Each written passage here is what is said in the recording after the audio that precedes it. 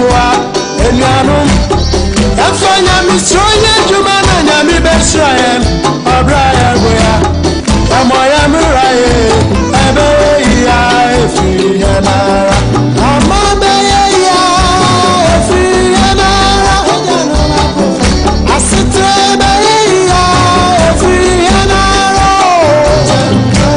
Amabaya, Fianara.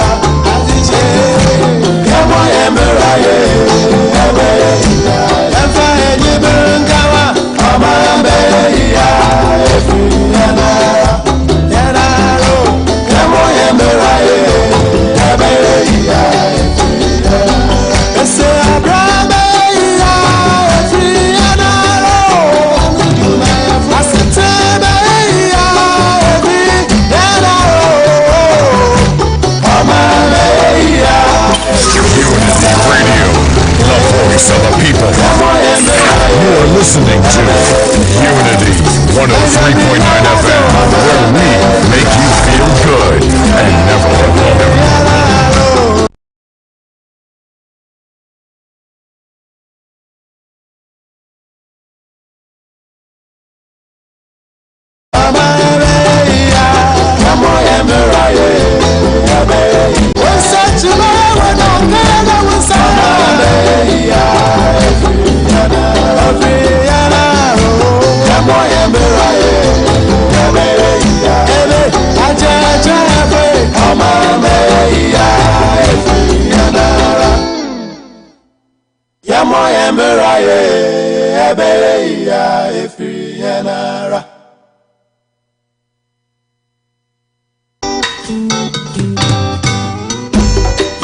Asampaetia Obanyansa fuso omunuya wankana asam Tema futu sam kakre wa supreme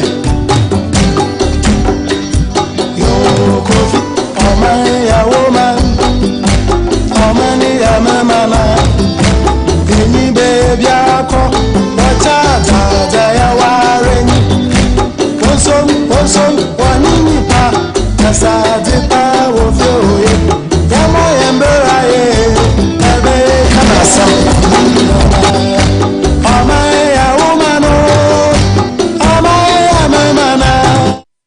Oh my, my social brand, non crab up on Sima Dunumsian or US Cray friend say, Musta Moon, and they are late now. Some franchise. I'm doing say a time no Ghana, Sasaka Cranty, and a man your ma Akko, a chirikakra, but you can be rest assured, say, Adia Bruni friend say quality programming Nidia Yetnasia, Naya de bro. I have Unity Radio 103.9 Anopa Bosuo Sunway, when you unya.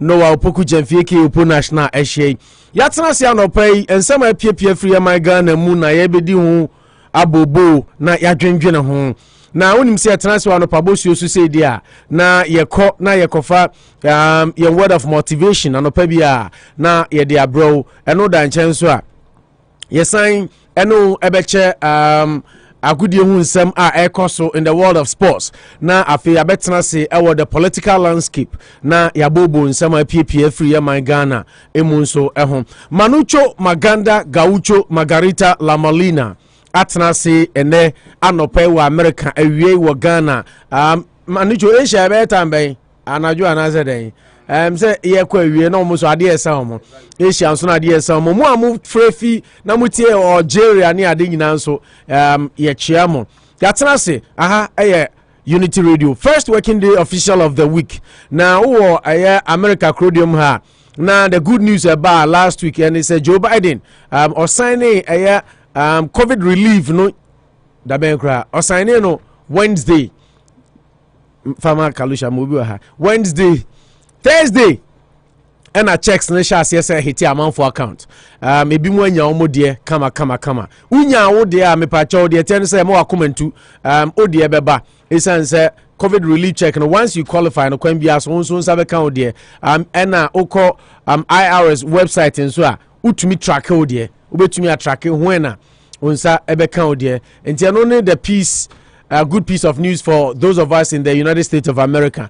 Aban sika was what they bring on said na Kalusha ne Manucho Kasembi. Say what your mamu na oman na ho kyerɛ ba na oman na recognizes a ho kyerɛ ba ntimi me mindful me mo musika na mo de atete omo ho ba ukọ Ghana the reverse hold and e be the budget government be ready kyerɛ na no ifiada no yenya da jamba ba mu no ye be new taxes by the aba COVID-19 health levy ye be no na ya hwɛ the sanitation any sanitation the pollution tax and so aba experts and economists asha say kasa say oman no ye ho kyere yen right time say ban inside the new levies eba na.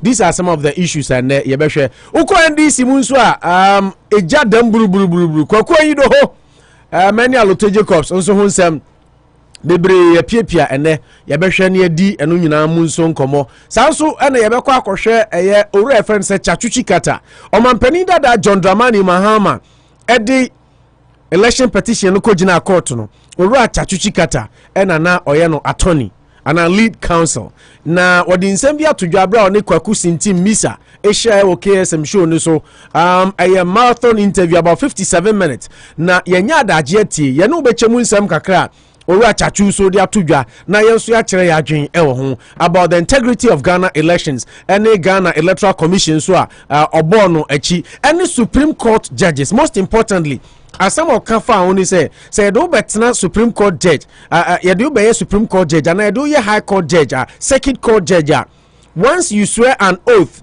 you don't swear an oath to the person who put you there and our president Crown Abresu unya as our position but you swear an oath to uphold the constitution of the Republic of Ghana said the Krum hayi nyina nim say no Joe Biden at the Supreme Court judges kotana on so election petition sorry Donald Trump at the Supreme Court judges kotana about election petition no ba ya Supreme Court for who say na asem ode ba nsuo nim no omo ankasa ono na de omo betena ho nti se chinchina omo ka bia ma no omo botugu ye eno na Tsatsu Tsikata kasa Ghana judges nso was omutumi ye. But the question we will be asking is case number merit did the judges do disservice to Ghana? These are some of the questions we'll be looking at on today's show. Say them di kan no Kalusha Boya kaneno yenena na Ghana ye radio na Asbog da bia asem we meka say Asbog for bobola na Kalusha no ntimi nhye go otwetwe no ase ball no Kalusha kwaba abom design Kazagasi na weekend na ya show headphone no what your voice no say body nest wono nya ho kasa na kasa na bibi aboko there yeah mami misamo how was your weekend starting with you Kalu weekend we na come etunya kwan relax kakra ofia reflect e budget ya na ebe kan wasemi come weekend come. The weekend was good. It was good. Manujo. Yes. Drew. Yes. Nana champion. Nana. Wakame home.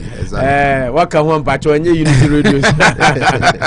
How was your weekend, Manu? Our weekend was good. One of the few weekends I spent most of the time on the comfort of my bed. Inti as much as it was a good weather, na me ba ta na ma be hin heli kakra. Na ma come dey makwa eseli inti. That's what I virtually did the whole of the weekend. Inti for me, it was a good weekend, well rejuvenated for this morning. You said no can auntie. Yeah. Ya buy a bobo mu. And then sweater no more day, a bit chilly, but I think the sun is still up.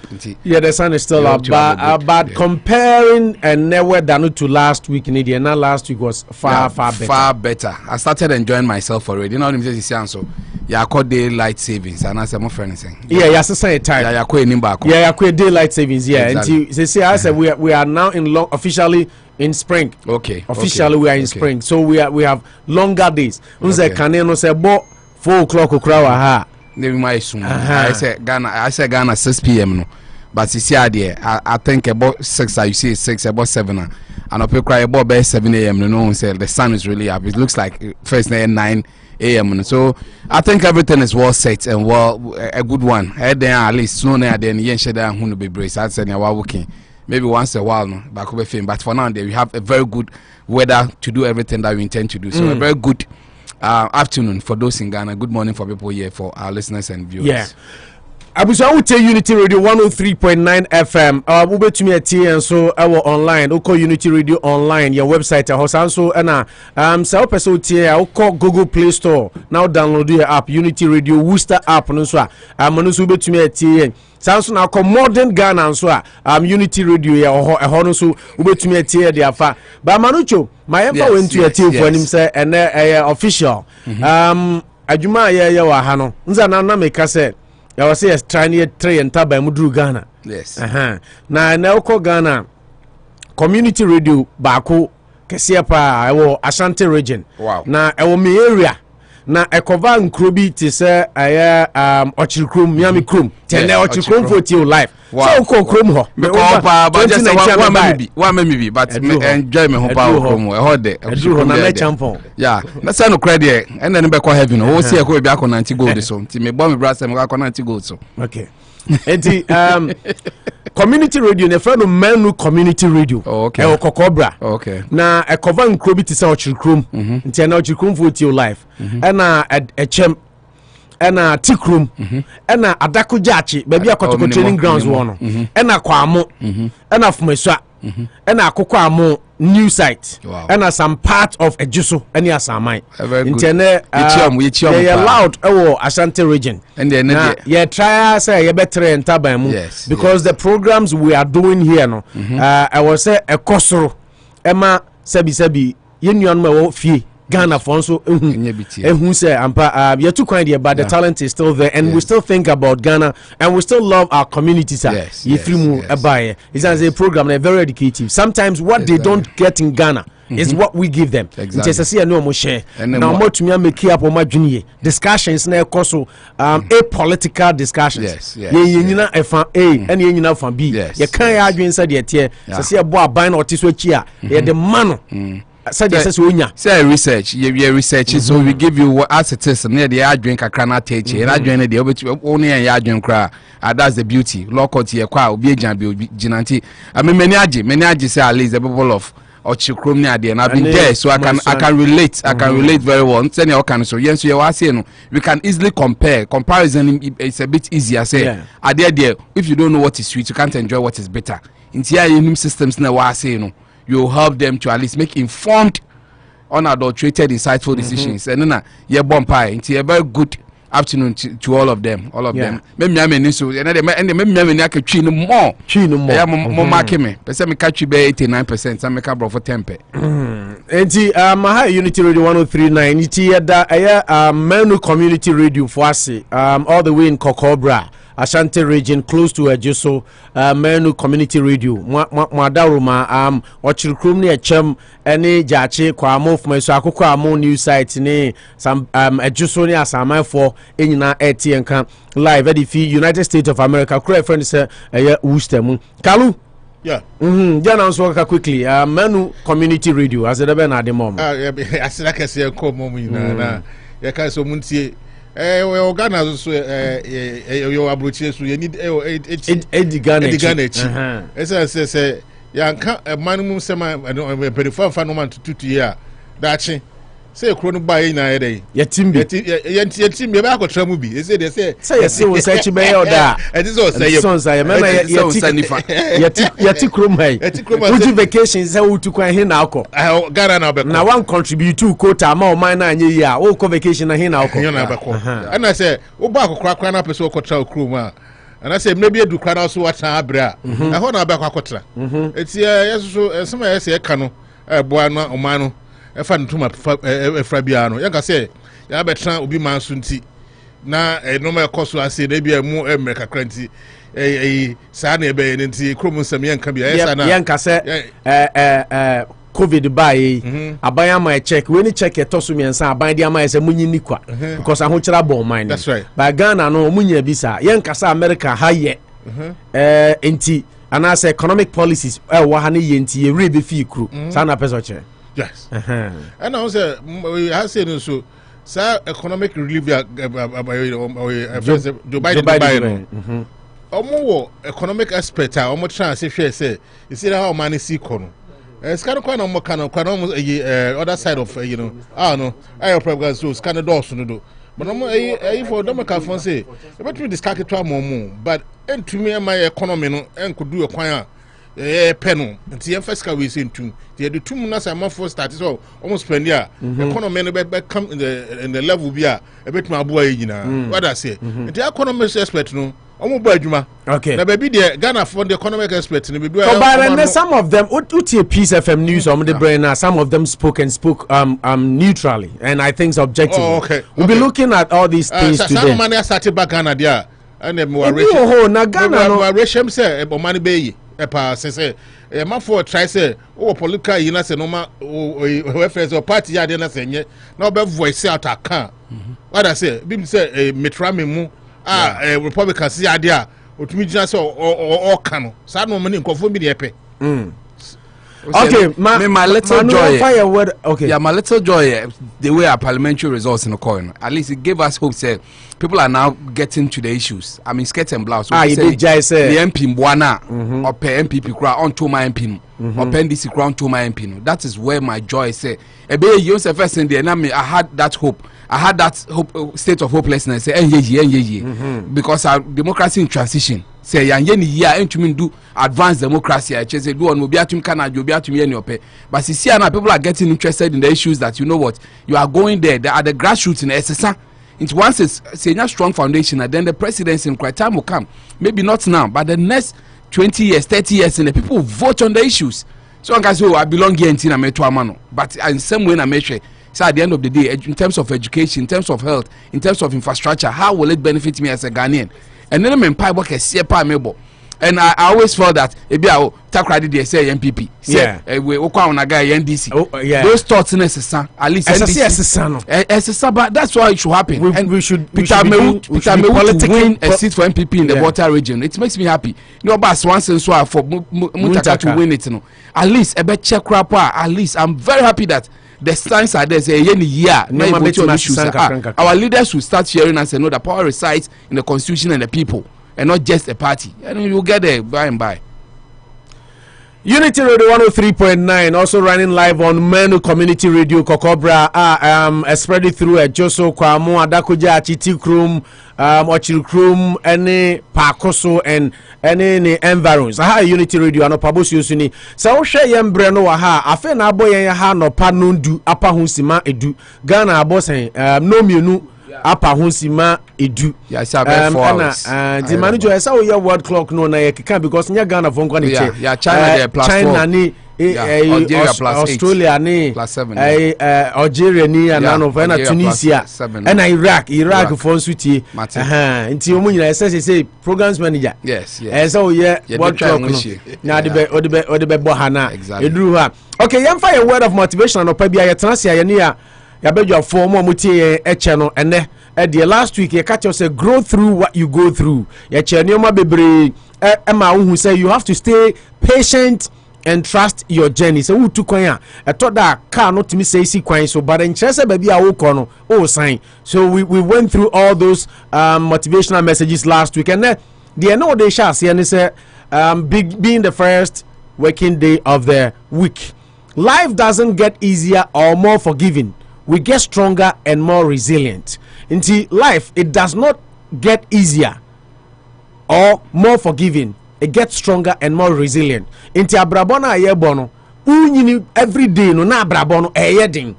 Uko enim no na eyedin. You remember say sometimes manujo ya na yetaika say sika fokra no omunye sika omunye den omunna. They think about their businesses, they think about their jobs. They have so many things to think about at a time. Yes. And it's a unya bi na sa wonso o fefe ba.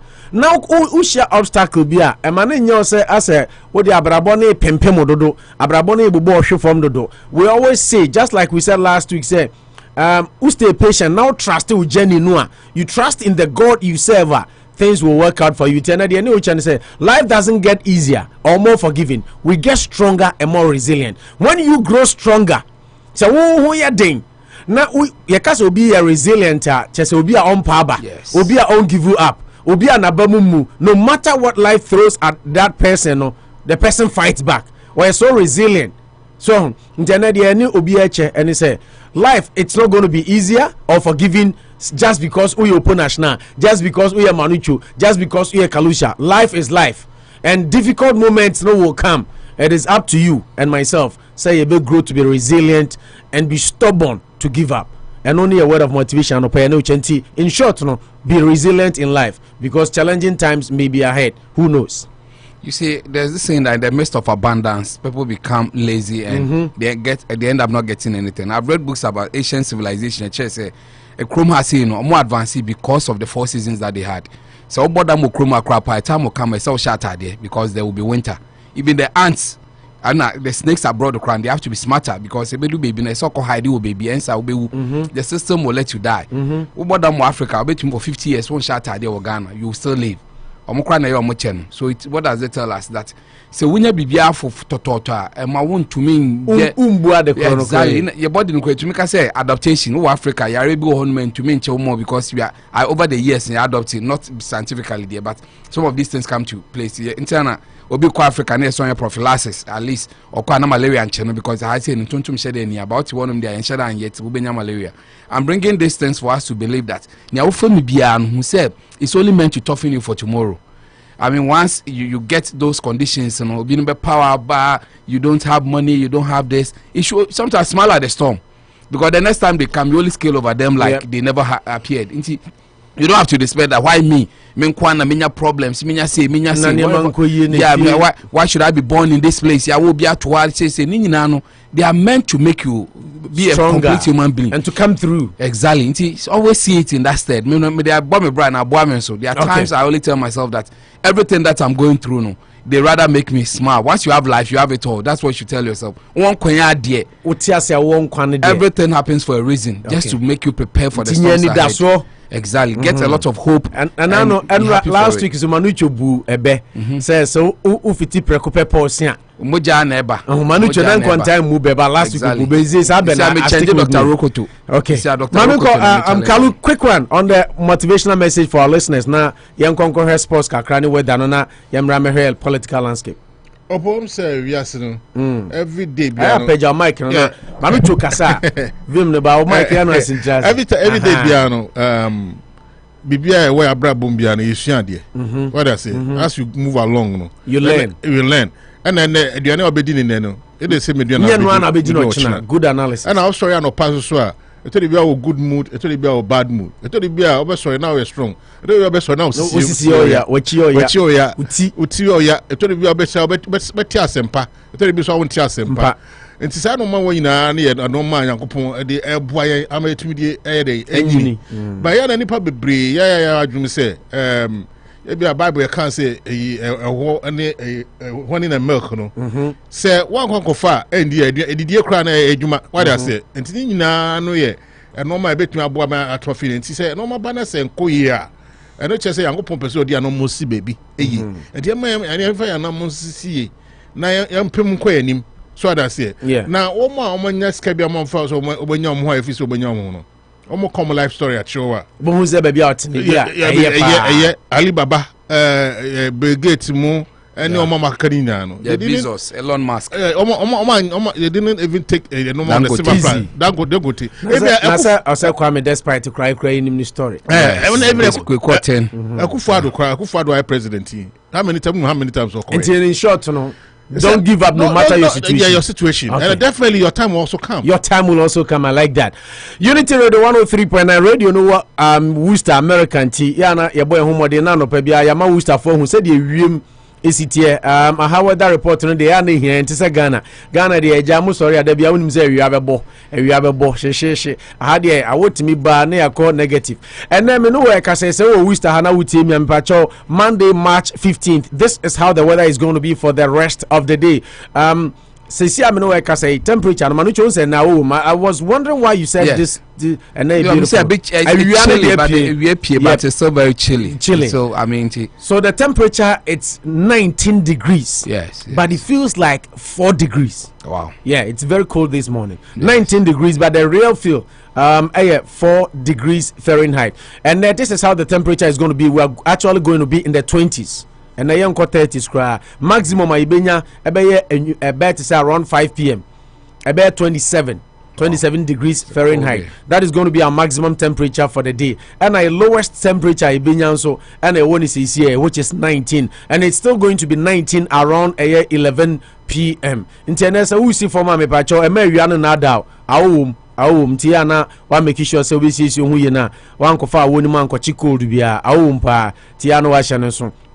Kaisa weather reporter Edibro Anopa Biano Dan Auto Repairs who Worcester Crodium ha now car no problem wom dia onim say Mr. Danso na so deba on Unity Radio na neighbors yen studio ni ano no so workshop ni otaye chi say Anopa bia yemfa weather nimra said e be ya ba bia radio yankasa wo ye Worcester no so abusuanfo be hu said ye Anopa bia so wiem city nti Dan Auto Repairs 45 Fremont Street was yen kancho say ne awo be wom ti wu pia bontia sisi hu ye said ebeya onyare and a word of motivation so I did bro Anopa bia no kai say a rich way auto school adaruma and ye de bro rich way auto school say wo ye Ghana ni no abakruma na open American driver's license afi no wabedu a America crodium ha na wo Worcester high there bra na be hu no na onjo driver's license emfa amount rich way auto school ono na ma ye de word of motivation e de bro na Dan Auto Repairs enso ama ye de weather report no ede abro ye kwa agoprama so ne akofa ye sports news Anopa bia ye de ba e ma amanfo hu agudi hu nsam ne ye no so ede abro ye ba na afia behwe political stories ane ye bebobo hu before that no se wuti adwumadi ewo Manu community radio okokobra ye ma munyina akwaba ye chia munyina ye da mo asese mo join the show ye mfa sera kese nso ma omo hwe o Facebook Frances Punamani Nana Boatin all the way in Canada. Frank Ajiman, Miami of us in Nana Ajiman, also a Chiachi Krumfo, and Michael Dante, you know, who used to have Michael, thanks for the greetings. Ibrahim Rahim, Joanna Esuman, Koku Yabua, Nipane de Ados, Akonta at the Zay, Koku Yabua, Miama Konta, Akonta no Pay Michel, Mijis, Ohun, Aye. Abusuanfo mo hwe o Facebook na ye dama se bia fe na wutie na so pese o hwe dwumade na o Facebook o ko Facebook now search for Unity Radio dwumade no nam ho live opo national me page so ma share e wo ho manucho so a share o ko Manucho Magandi a page and also betumi ahwe but radio station ankasa page o ko Facebook Unity Radio e ho so ubetumi ashe dwumadie no ama bibia nso atumi akọ enkan omunyina etayechi na Anopa yatumi di dwumadie no ede bro Unity Radio na sedem di kaka na yenkofa sports state bet yatuni din warm up sports kakra emfa emremo na afefi agudi hunsam so na ye ba behwe ensam apiepie na se ye kwa agoprama so akofa agudi hunsam this is how yekofa agudi hunsam ede ebremo. Champions are not made in the gyms. Champions are made from something they have deep inside them. A desire, a dream, a vision. Opo National, you are a true champion in sports.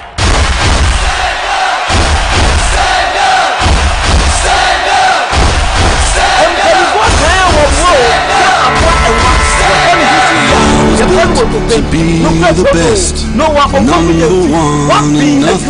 less. To my destiny, I have waited patiently. I was born to be the best, nothing but the best. Unity Radio 103.9 FM. Agudi won sama Anopa bia bobo ano edi ebramo ne bra na edu ene musomfo no wa Koku Anyidoho aka Opo National Matnasia medini nyina so de ebramo na trase de agudi won sama ebra de ane de asra kese ma Anochi Chrome restaurant wo Worcester Crodium ho America na ope Ghana aduane edi say jollof rice bankoni tilapia wache apraprasa aduane bia no ubenya bia di 687 Millbury Street sanso na okopiem ewo 2 Coast Avenue Anochi Chrome Sibra na ebedi de pana bibia nso ntumi nkonkan wo kroma na apese obon kwan adwene mpunam akrantie otwe ni nyina no pa cha bra eye Anochi Trading ewo 54 Hamilton Street and 58 Hamilton eho no na Manucho fish na e friend say Paplona. Hey, Manucho Pompano fish. Enamidie.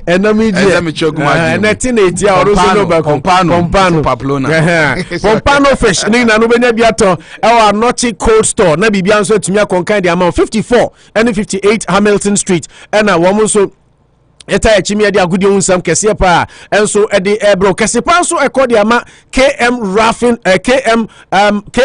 Roofing Company so wo obi anyame ya adom wo America krodium ha na watumi asidan na wo pe company kese bi o Ghana ama na boso de ama na wo Ghana na wasidan na upo bi ama na boso de ama Peter Mpinsu o awieu me pa chaw enyunu na coating no be solid na me pa chaw wo dan no so kala no empade na eye KM Roofing and ono so taichi ana yatena se a yede agudi ohunsem ede bro sanso na Big Olu Beauty and Barbering Hair Salon Anopa Bosuo team ni nyina Olu ono no yiyen ema ye ho ye fa Anopa bia itumi betena set so camera so ni ade animu edi djuman Big Olu Beauty and Bagbin Hair Salon ono so etaichi na enenso yatena se a yede agudi ohunsem ne ekọ pa ede bro ye tiesi agoprama so ni wa chensem ni nyina nanso Charles Kojofo so aka Dadulumba so wa sembika Dadulumba ni mitie opo national sports presenter or demufua Yeshem Sam Nasi Adiafi eye Ghana former Black Stars legend Ora friend say eye Mohammed Polo Nasma ne wode atudwa eye asembia it's a cause for concern say the Bruni beka no Mohammed Polo asma woka enyina ne say aya na yakobo tournament bi African Cup of Nations World Cup Ghana for susu senke ekoya ni agi kruwa no de aba na Ghana kruwa pa de ye beji bia ade bi wo ho asese ye Mohammed Polo kire say Black Stars down for ye ko tournament yetumi ko du fana na yesen afem ye ko South Africa World Cup 2010 obi ase Africa for the first time we dey here dey na Samoa penalty shane ko semi final no dey abo ba panyan ni nyina no Mohammed Polo se nya bibia se ekwan ya nka ne mpanimfo a na mo hwe football eso any aban treaty old players no enu nti na aye curse e dey ama the senior national team the Black Stars na se mpanimfo anhwe na o ma anya ntotoye antene de achia no na so mo se da bia sa na mo be ye pa dia Mohammed Polo say bad suffering Black Stars has suffering no a bad treatment of old players and only some of their 20 say a percent national team ye dia and a yanko echi na de ye ya anye ye no yanko tenetene no na entumi yenko di achia no yenko tene no ntumi nye ye fraud ya na ekwa kopiem ewo club football na ye sha se e de afi Kumasi based sensational Kimfaza Kalusha o boss Alhaji Karim Guza inshallah ebe ye I say use my head and now be no kasa Alhaji Karim Guza CEO bankroller president Edema Kumasi based sensational Kimfaza na nsema ba betodwa se abrante ba kwa friend se Kwame Pepra and now me no kasa Kimfaza management no omo ye divided over transfer of Kwame Pepra ni nyina ne say Alhaji Karim Guza ono chief executive officer edema boboko no any management no omo ye omo say we si ma onko eno akofa wantwi Etumi Ede Abana, Chief Executive Officer of Kimfaisa, Ansar Sadat, has revealed the club management are divided over the possible transfer of their talisman Kwame Pepra. Yamanenko, Ana Yamanonko, and Oninsama, and Ababetu Ija. At management meeting, some want the player sold before the end of the season due to the current situation of the team, whereas others want him to finish the season. Yamanko ana Yamanko, yes, was Usikeswa, was some so yay. Iswa. Inter team no cotton in Chichemu Naba. Management members in say COVID ne ba no sika sempa Kimfaisa wo mu twenwe so enkoye kura nti abayanka Kwame Pepra na teams we bredi sika abegu wo mu pona no ko mu nto abrante no munya sika kakra mfanye team no nanso ebi mu sese da bi season no ba bi eda no enhya da anya ya hweye ne ekoto na league ne emonwe ye kopepre na afebo ho ni zoom relegation na ye ne den ye konso a ye ba no na form nti si Kimfaisa management no ya ade a emu ache na eno da nchen so na yekopiem a enye Kimfaisa nko a ene boboku a enei manucho wo mu ewo problem with division Asamoah Mensa Jan enso eba Legon cities no na nko obi anim se sesi ade nka ne o ma ekoyie pa na nso nsema aba betodwa che se we are gradually breaking even after signing Asamoah Jan. Chief Executive Officer friends Legon Cities Football Club say we are se wo sika yesi enam credit nam na yeden ene yi na meboa nti so wo sika unya sika na ni nyina ne se abrante friends Asamoah Mensa Jan oba Ghana na nko ya akotoko fo anya sika omse ne demand wo ha Legon Cities for koto no na nka ne no wo mu eye adwuma so wo bo kan nan a na o matimu baako so atiase so mo spend 4 million no mu benya 1 million nanso abrante friends Asamoah Mensa Jan buy no aka kitikiti no ma break even bobo ko ne bimponsi da se omo amoka omuzo omo anya mfaso enti Legon City CEO ura friend say Terry Maswell Adam ɛsɛ sika de wo bia ɛde asamoagyan ba no nhyira no ba na ɛba edema Legon cities there's say there the first Ghanaian club kra mate say they are almost breaking even any Legon cities na che say eno so eno no na eno dan chen so a yenkɔhwɛ quickly Ghana mrante bi a ɛnɛ Monday omusi akan ɛwɔ ɛyɛ amanɔne na okɔhwɛ mu dia na abrante fɛn sɛ Kingsley Safo or climb off the bench ɛbɛ she go ɛdi ma team fɛn sɛ OI Nicosia ɛwɔ ɛyɛ liga ɔmo ɛbɔ ɛma bibia ɛkɔ so John Entry, Ghana striker, also was on target for the team friends Pyramid FC Saturday no Egypt to meet to Atanauko England and so Ghana Premier League now Brent friends say Jordan the Maestro Ayew. They say Maestro Midama Jordan because Jordan performances no it is an answer or Kosro. Yeah. Jordan Ayew and Jeffrey Schlupp were both in action for Crystal Palace. Omu Eshe West Brom, Ekabakwa, West Brom, and Tumianti. Samsona Mohamed Salisu so Otana bench Edema Southampton. Yeah, almost Lusu 2-1 Brighton. Thomas Partey, the midfield dynamo, the talisman. Say me my unofficial captain of the Black Stars. I tell you say unofficial captain of the Black Stars. He was the Enra no na ye chim no nwan no mfimfin ho. Edema Arsenal odi Steven Oduru ade. Abra Arsenal it me inflict a painful 2-1 defeat.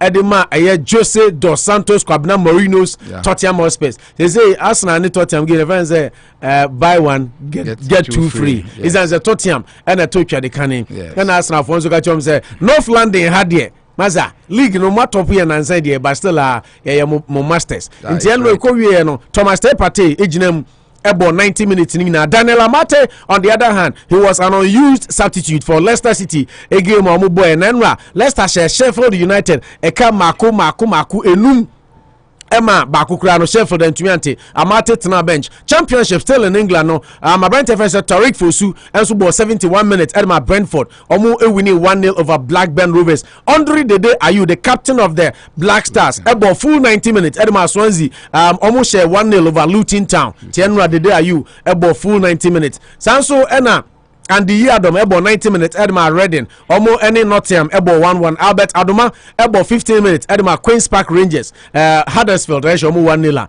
Omo Ntumiante na ebreninti yanko Spain so ne hwe amukọ Spain na League 2 no Baba Idrisu Mohammed ebo 67 minutes Edma Mayoka Omo tumi etwa Gijon ekamienu a omo ntumi anti sanso na akọ Italy so a Abrante a friend say Emmanuel Jesse ball 90 minutes Edma Spezia omo so ewini Alfred Duncan onzo no de obebo Black Stars pen Kevin Prince Boateng enso ball 80 minutes Edma Monza omo share Regina 1-0 Alfred Duncan ne Kodwo Asamoah enso ebo ball Edma Cagliari omo lusu unfortunately Enra Cristiano Ronaldo ball hat-trick Edma Juventus na Kodwo Asamoah botia ni old club Juventus but omu lusu 3-1 nti de ko wie no France Majid Waris about 73 minutes Edma Strasbourg omu dinkugo 1-0 against Rennes but the Ghanaian interest in say Majid had some minutes under his belt. Alexander Jiku and so etumi MSC game no for Strasbourg one more John Boy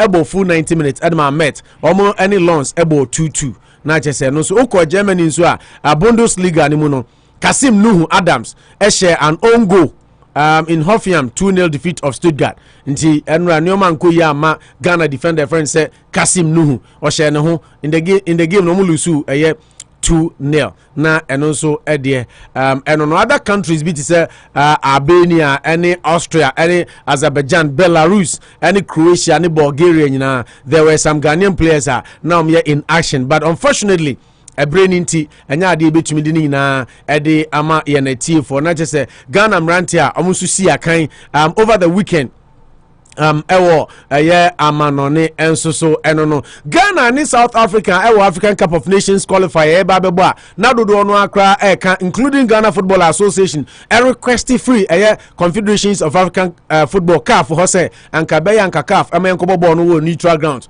match no amaso ampene anko neutral grounds bia yakobo no South Africa no ana Wakasu Mubarak ene your Black Stars players omukosi sa kan ho work camp e dia betu dwa say Black Stars players no motivated and confident ahead of the game which say say everybody neutral grounds say ya mo say amaso na nu mumrante no abam omo arishim say kwan bia so ye bobodin ni say amaya ekogina ebibrem ha esia kan African Cup of Nations I was say all they know is that Ghana's name must be present. And to me, I'm motivated going into that game. Now, and what say Ghana Premier League no so buy ye bono, and or buy so local players no who's a nyoma eko ye pass say Ghana League no idea eko so pa kama, and also any some any. Abrante friend say Wakasu Mubarak edia to Ija. Brandon T Yankosha man on insem kakra because I say the league can elite did that. Share foreign stories. League matches of course over the weekend. Kalusha team. Na Kalusha crowd team be Liverpool. Oh Liverpool. Oh any mumunya moy. Liverpool mbabone. Is it set 3 points for free? He has some more chicha 3 points. Promotion in your day. Anna promotion. You know, onti side money or say timer na ebo bottle kano. About end. And na kasakra chesa as a man. Me say said money. What time na bottle kano. About ye. Don't say a team no defensive setup no Van Beek Van Dijk number but say Kazakh be a confederate fe yaba Kazakh no say ono obeboa kakra na no nim na molusu oh say ono afi no aba premiership ni munti say after kakra gradually no obetuna ye na won say last time your boy any if for the boy question two near no time jogging club omoko no oni akowanya Fabino enya som on your fracas discussion discussion be also be ball man be ball midfield and the corner coach be sense and then also ball boy dem and say we person ball me in 51 or say am person be ball 51 na so no midfield player and win but no team no watch on the team is better as a number 6 why are there that is his position position I to say Michael Essien said maybe Mourinho no watching no Chelsea no issue is on defense. Black Stars. Black Stars. Real Madrid cross ko born number 2. And Black Stars so actually cry use no 5. No ma dia man no born home modern say home because of what the born home modern. Fabino he's good. He's your favorite player. No yeah because of the side defenses instinct you know. Time na Van Dijk no Gomez nya born home. So mo born so mo ko many ma. Obehu no stay back. Well, yeah. Move points. Let me be say about you guys will take 5 minutes each. Friend is saying, oh no, Monaco, crowd botu. Monaco, botu. Fabino. Yankasa profile. Fabino. Let me say. By a good pass of the ball. Menkasa he's not. Maybe so simple say. But points to channel Mojai. Points in the Mojai. Yeah, points in the make a factor. Okay, enjoy that.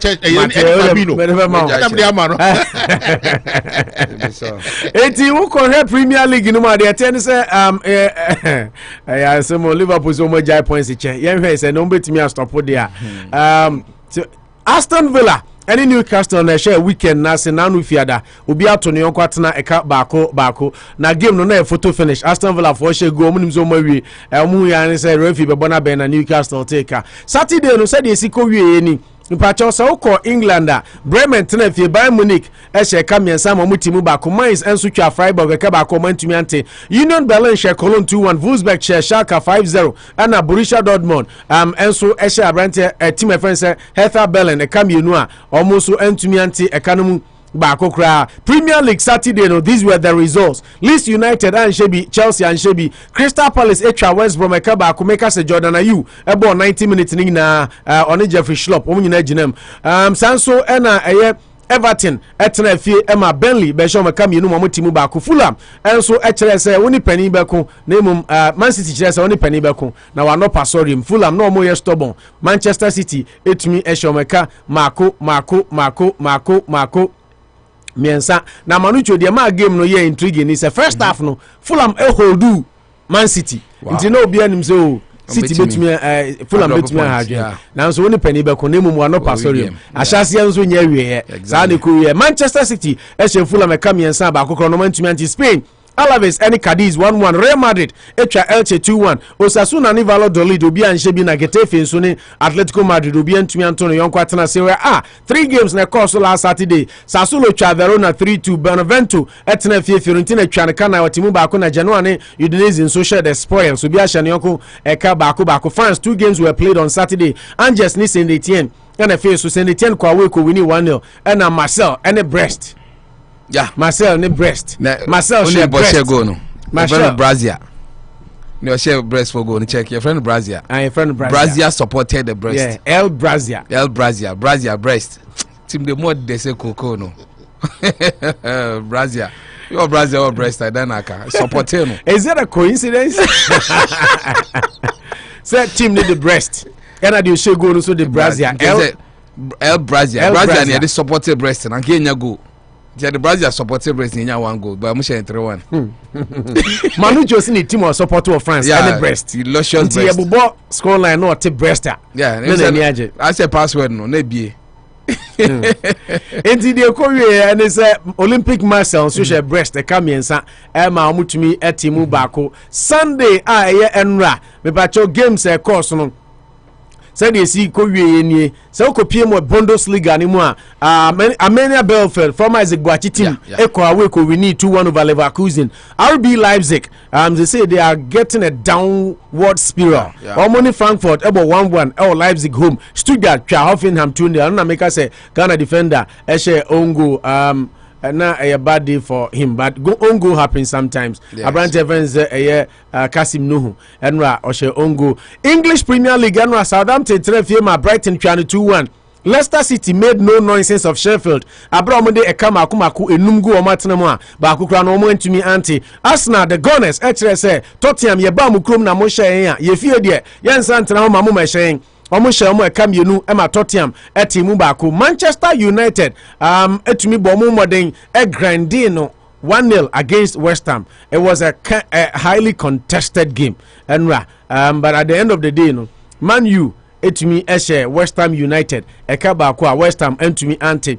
In the La Liga, Celta de Vigo etumi any Athletic Bilbao the boss obi Antonio Nkwatra. Granada eshe Real Sociedad eka baako entumi anti. Eibar enso etumi etena ho Emma Villarreal 3-1 and Sevilla Sucha Betis eka baako ntumi anti. Serie A no mu Bologna she Sampdoria 3-1, Parma cha Roma 2-0, Torino tenafie Inter Milan echa no 2-1, Cagliari etenafie ma Juventus 3-1 and AC Milan enso so etumi ebo no mode tenafie ema Napoli be she ne ka baako da bia sa Ope League age na mo bi be she sa aya na de make ne se wabo ho moden.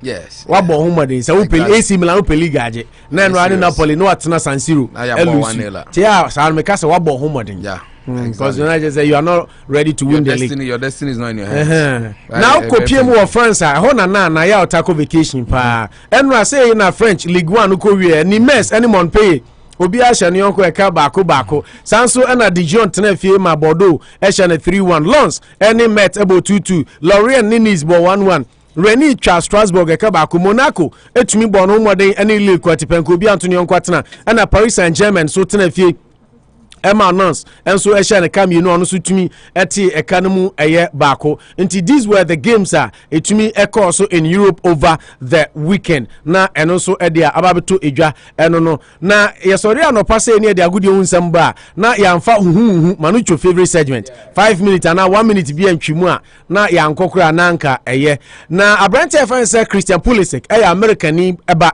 If he say coach friend say Thomas Tuchel take over no. Now man start kopim last Saturday against the Leeds United. Now rumors bebre kwa bontin sa Brandon no nya onya bi moninti Manchester United, Bayern Munich and Liverpool nyina so munya no a omope ene Pulisic aba bontin nasema oka enyina ne se nya de free Chelsea Bemma said de nane ye ka no se okon ugina fa akokon nsuo boa na no nchese onum nsuo bio so nsuo fa obanzo a nchese men thrive on competition the Christian Pulisic say on free Chelsea who fight na Abrante friend say Erling Haaland say de won say o ka sports news no amoni dia na say wasa akakuma na wanye de wanjwam no na de akowie ne say Haaland say sisi ano de onya decide ba bi okọ na mo Manchester United say o number 1 target for summer with transfer target Haaland.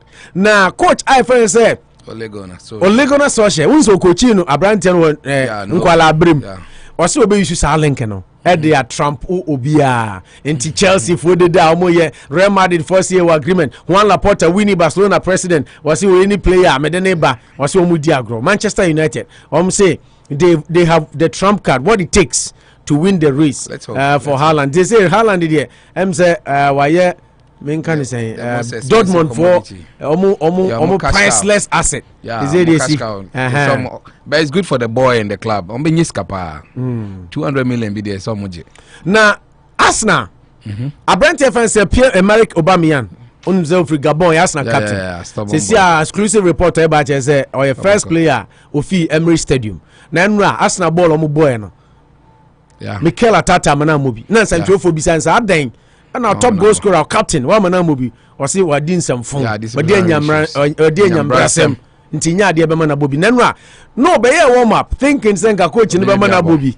Ana coach ni se hwe na nka ye hye ekura nka me ma mo na masan lead. Yes. Nti ohun se coach na 3 substitutions awie na ana ne bufu he was the first player to leave the stadium. Nti se say Arteta say anhwe ya sama we because on pe bad not. Yes, abe sen katie de aka ni nyina. Eno say na ma me atadwu be we. Yeah. O ma me atadwu 5. Yes. But first one me de 2 manum na nye tie ma de aka ni am de good trash. Wow. Tata so on pese. Tell no one charge your battery. No. So how did you? No, say nya da bia na so charge. We see normal strength. The battery o charge it me check. Okay. Nya da onye so charge. So charge battery na wu charge na wu na just say problem alternator ni nti agree. They say Mikel Arteta say won tra ho mo Aubameyang so nchen Arsenal. Thierry Henry mu nyina akro mo abako. Ti wontimi ma wo ya ma osika wo je say 300,000 pounds a week. Now we be di dwa three team no na as captain so only one bantam. I mean the only problem is he did not join the team early. Oko France and so akron se come de omo. Nti players mienu omo bagel omo fi Angel Di Maria ani Marquinhos. Omo Holmes. Omo bobo Ejina Park so bobo ma PSG no. Na akron so bobo omo fi. But surprisingly obi an show omo fi at that time. These things happen even especially in Italy so it is England. You need to keep somebody at home. I mean for whatever reason you always need that security person at your level. Very painful. Yeah, inti almost inti em say and how much I just omo ya no mo jiwers ni wie how players no for music and how much omo jiwers the relics I be on my onya the same thing be na the memories na na Portugal ni abrante fan say Cristiano Ronaldo so the other abeto dwan say or say ono represented the future of Juventus. Nya de oko ba bia said the amount for ase na o say the o say Juania Real Madrid ni ade ESPN and this asem na Barcelona so say omo close in on a deal to sign Man City striker friend Sergio Aguero. In fact other tabloids now report to say omo agreement in principle into Sergio Aguero. I don't abeko Sergio Aguero ono na eko okay. Now Manchester United manager Ole Gunnar Solskjaer so say obe offload Abrante fan say yes Lingard. Yeah. Ntinya de obema na samba back. And I know no one matter. And Diogo Dalot.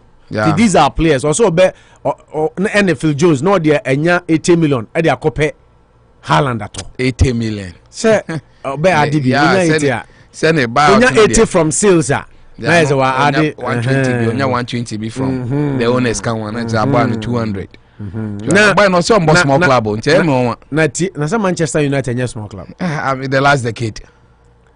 I mean football I'm story now made by on BBC Sunday about an American midfielder Christian Pulisic 22 linked with Man United. Liverpool wants to fight for his place at Chelsea. I once as journalist your friend said Fabrizio Romano. Romano. Very authentic.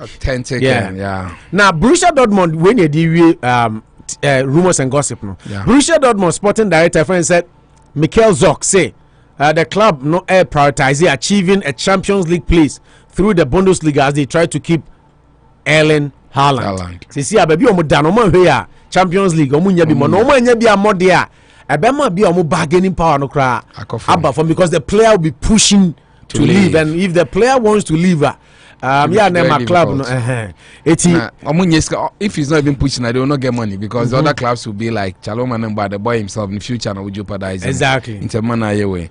Yeah, quick one to send your kind. I had a good one. Yes. Manucho, you have Exactly. 3 minutes. The stories are many. Send your work and I'm saying as programs manager, 3 minutes. This weekend the very extensive sports into I mean on Sunday. On Sunday sports review. I think Kalu shall be host you. Exactly. We are there now. Exactly. I guest. We are there now, so you go to our first love to and really give it to you because in some of the doors when I say the basketball now we wish there was time for us to really discuss, especially basketball. The American Celtics here, and Celtics had a fun. The Celtics about basketball. Makuma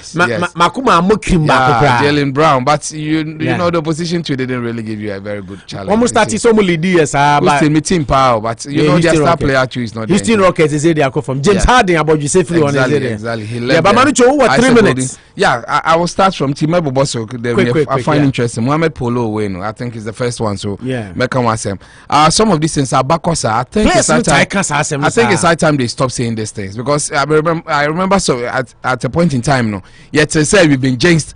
And now some of the leaders decided to compensate them adequately near there. But over the years, if you keep saying these things that Ghana there because we are not paying the right amount of money near the end of the year, we've not adequately compensated them. And I think it's becoming way too much. We shouldn't win so that they continue cementing some of these things. Or not cross here to folk at a point in time. Remember, not say in Charlton's way. But they've been winning since he left. Haven't they won to the extent of winning? They won 6 times in a row. Exactly. Maybe I don't know personally now why be against the team. Maybe I think we should curb this issue once and for all because it keeps coming back. Maybe he has some evidence to prove because you have got very close.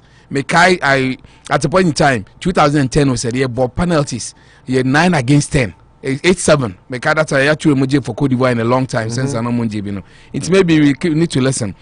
Kwame Pepra selling by Kinfesa. It's similar to Haaland situation where initially I'm seeing one turn in this car, but on the second thought, what turn so you might just drop again. Look, I say they nearly went off to Champions League until you breaking league near Besambo Bibi when you chance to play. I'm thinking that for whatever reason they should keep him.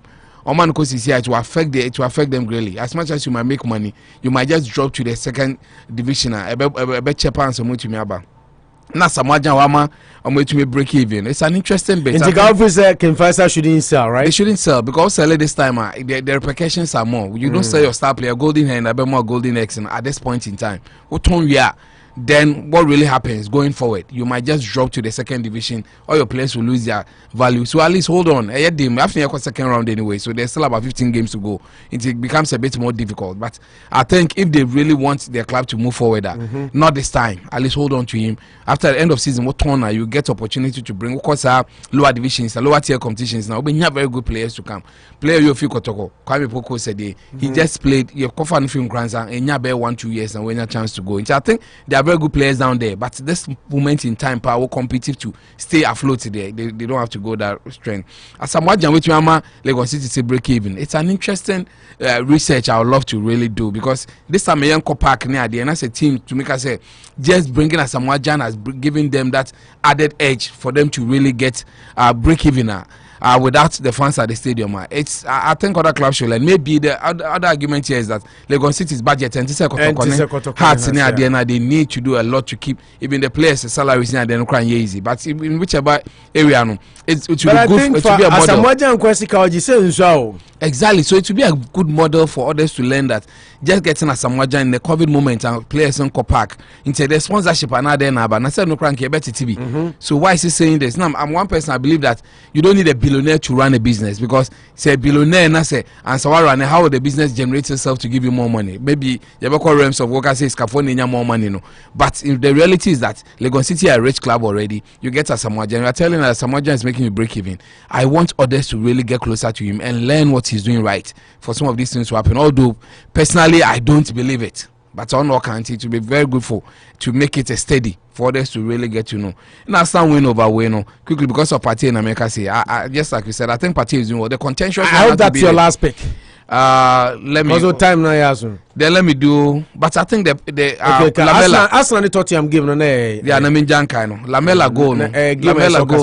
Lamela goal is a beautiful one. There was a back heel which was beautifully done, twisting and beautifully scored. The most contentious one had today the penalty na Jema Arsenal. I think a lot. Mourinho even said he's not happy. Anka Yema referees in Cranberry post match near there. The truth here is that you see. as much as I agree that Lacazette lost control of the ball. Manucho, I will cut you off.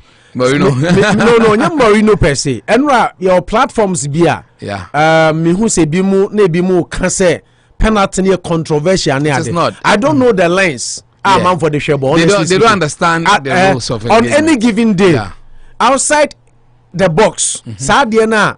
Was it Gabriel? I think Sanchez. Sanchez, Sanchez. Sorry, Sanchez.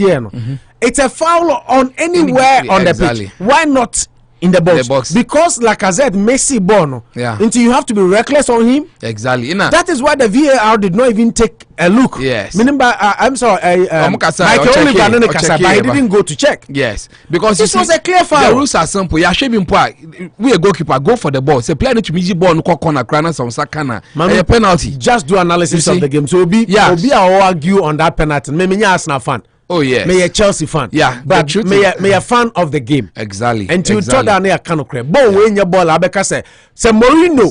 And you see sometimes, sure. I agree with you. Where Moreno sometimes makes Sanka Moreno special of himself. Harry Kane. Yeah. Echo ball winner went to me and more. And David Luiz and Gabriel. Who the way recklessly. You see, you blame the player. Said David Luiz na crank. My baby didn't attempt. You see, the truth here is that sometimes I don't blame Moreno. The Pobisa questions, they try. What's your more? They have that penchant. That is you and my job. Yes. The Bisa questions to get controversy to discuss. No, but he didn't. But who Moreno who say? I mean, my defender made a mistake. Obisa said, or is it a penalty? Now, Moreno, you know Moreno. It's only take a deeper turn as Arsenal fan to say it was a penalty, meaning to say that we are biased as an but we love of the game. Centroni now Obisa and question we wanted to do the same thing with Aubameyang's situation. So Obisa said, so do you think what Aubameyang did was not right? Do you think he should be sanctioned? And the coach was like, I told you what he did. Aubameyang did. It's a one indisciplinary action into one bobino. And I just said, Ateta at that conference. I say, I'm only telling what he did, but whatever happened in the dressing room and after the Menka. So the same way, when Moreno could have done it, also when Lamela had a red card because he knew it was an obvious silly incident. But when in the air chef from the fact that at least he missed the ball, but the rule is that we are defender go for the ball, have a touch on the ball, then there's no issue. Ya sure bomb ball near Kuchan, ya foul mano.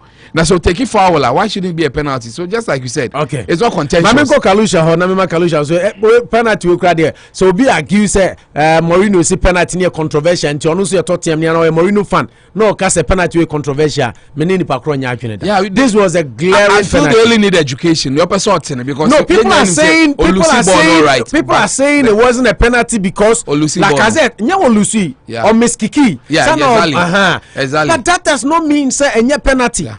And you only need to take the ball on the player. Don't we give fouls on off the ball incident? Exactly. Obi kra to make chena kokona but e twa no na age penalty. Now me bobo na mato ampa unti ana be be I don't know why it's not Sanchez responsible. That is typical Moreno. Mission my friends Alaji Gruza. Yeah, Kimfaiza. Kwame Pera. I'm say season is start here no. We shall no more da from near show left right center. What I say? Ona I'm say Kotoko player bi akon Daniel Nieje one of the players no or so ball hoses here. And don't be saying no saying it bear 3 months try and show muka. Oh, out of the blue I no started show my yard. No my yard and maybe say it started say we show more country on my yard. So if that is the case there, maybe it's a selling of Kwame Peprano. And by this time in there, they should wait to the end of the season. But say on the second round now most of the clubs should say still money is Canadian. No share there. Na say because football any power penable. Na say if some this kind about between modern na say players no more hono between etwa moka no between abo amama between escape relegation there. Things say onuka so motono. What I say? But say we say second round omenyaska na say comedy mama kana na no kwana because as I need to get some service from other players a bit more abo. That's say other places almost say you trauma can to modia as one tone. Because I like what's your next pick? Time we said Manucho can Sunday will be doing extensions. Yeah, many times you know it is a same and kui. My second me picking Bear Manchester United against West Ham. In the case of David Moyes. The David Moyes season. He's never won. Old Trafford. The winning mentality, winning a person, but the way I was here, what's your shit team? What's your shit team? Yeah, West Ham. I'm not a crowd.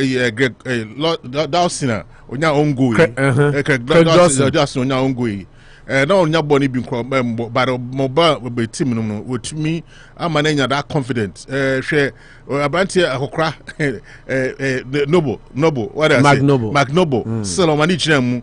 They can rise me now, boy. And now, this Manchester United team and Chem Akosha City for 2 years. No City home. Was City home. No more Bonner or marking boot for boot. Share Mikel Antonio.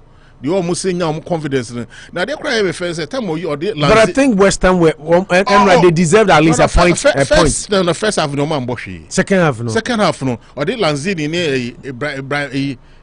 but first half no cry no. No, first half no next switch. They were good, but one shot on goal. But second half Lanzini mobile and those kind of stuff. Then Chelsea Liverpool first shot on goal 85th minute. I don't cry. While now the header be no header. Mendy channel. So Ibrahim and Lanzini by Mona, so we change the phase of the game. I can come to me, a Caribbean and Nanka, or Matsi Cano. We should also give credit to the Manchester new Henderson. So I Henderson, I'm saying, trying a new one. The Vidia new horn, Bassano, or Ponuma, I'm saying Manchester for no almost a chikra. Finally, rumors I batch say David De Gea might be sold this summer. Finally, but finally, men can't say me Man City. Man City for team. No, this year John Stones friends, Ruben Diaz, and then Laporte. Now I say quite about first John Stones and Ruben Diaz more. Yeah, Ruben Diaz in the Omona the backbone of the team now. By Oman or the last season, they almost about this season and the last season the same thing like Liverpool. One boss a high tempo and a high tension game. No, now defense setup no and you good. Them say they born a bar now for a moment to be to this year the way Man City for a ball no and Laporte more especially John Stones. They will see any rhythm no. Opo, me leg no. Me fi say if league need City. I don't think anybody ever questions City are champions elect. No. Because Manchester United are Lucy. They just had a blip. Oh, but no. They are 5 matches away from being crowned champions. Yeah, that's right. They can do it. And that 5 matches, no. I don't be Messi. What I say? So I don't bet Messi. But for look of things, because of defense in conform American, defense setup no more bono. And now Australia striker here now acquire friends. It can go the guy. Also, be now what pop up. I bet that goals made it for me there. 5 games. Because I can't by me 2 minutes there. Because I catch beside say 1 league now England now. Definitely, Pep Guardiola. Yeah, right now it seems like only a champions elect. Yeah, that's right. It seems mission impossible to overtake. Yeah. And they are playing at such a high level, and for them to just bounce back from that shock defeat of Manchester, no, tells you it was just a blip. Once usually derby games. Yeah, derby games. Just like Arsenal and Tottenham. Yeah, he knows how to play some of the big games. Mourinho did Arsenal 10 before the game. Yeah. Ochabo mo bisa ni say. What does he make of the game on any league table? No, or see, or no, Bebo League on chef form. He looks up, he doesn't look down. Because Arsenal, does say it's more about 10. On there, that 10th, West Case 11th, but I think we've been on 10 for some time. Tomorrow, trouble Arsenal. I see, oh, there be a can't. But so for na show more, me chef form. When it comes to mind games, there is it's general or lose game no na any and or share first goal no him said the magic was going to work. Yeah. And just like you said, it's the biggest game for Arsenal fans this season. I mean, the North London, the rivalry is so high. The petulance. Now, the last 5 seasons, wait for Yadi, Spurs has been on top of Arsenal. So it looks like this was the cliffhanger. And so Nyan home and I win so the Ankebe Yamo because now we win it 3-1 already. So it was a good revenge moment for Arsenal, but it doesn't take anything away from Morino and his team to say at least they're in contention for a top 4 finish. So more. Okay, abusuan ya da good on some isi ana ya dan ya ho ne aba behwe amanyosema ene eguye proso Anopa Bosuo so high Unity Radio 103.9 FM Kaisa Jumadi Echo live ewo Ghana eye Manu Community Radio nkro bebre ti se ochirikrum fumeso achianse kwa mo adakuja achiti krum echem paakoso ni ade nyina nso etie no live. Oti Manucho Maganda Gaucho Margarita La Molina Mempeme Huasem, the man with multiple names enka and Kalusha Boy and so ha. Upon Ashna is your host.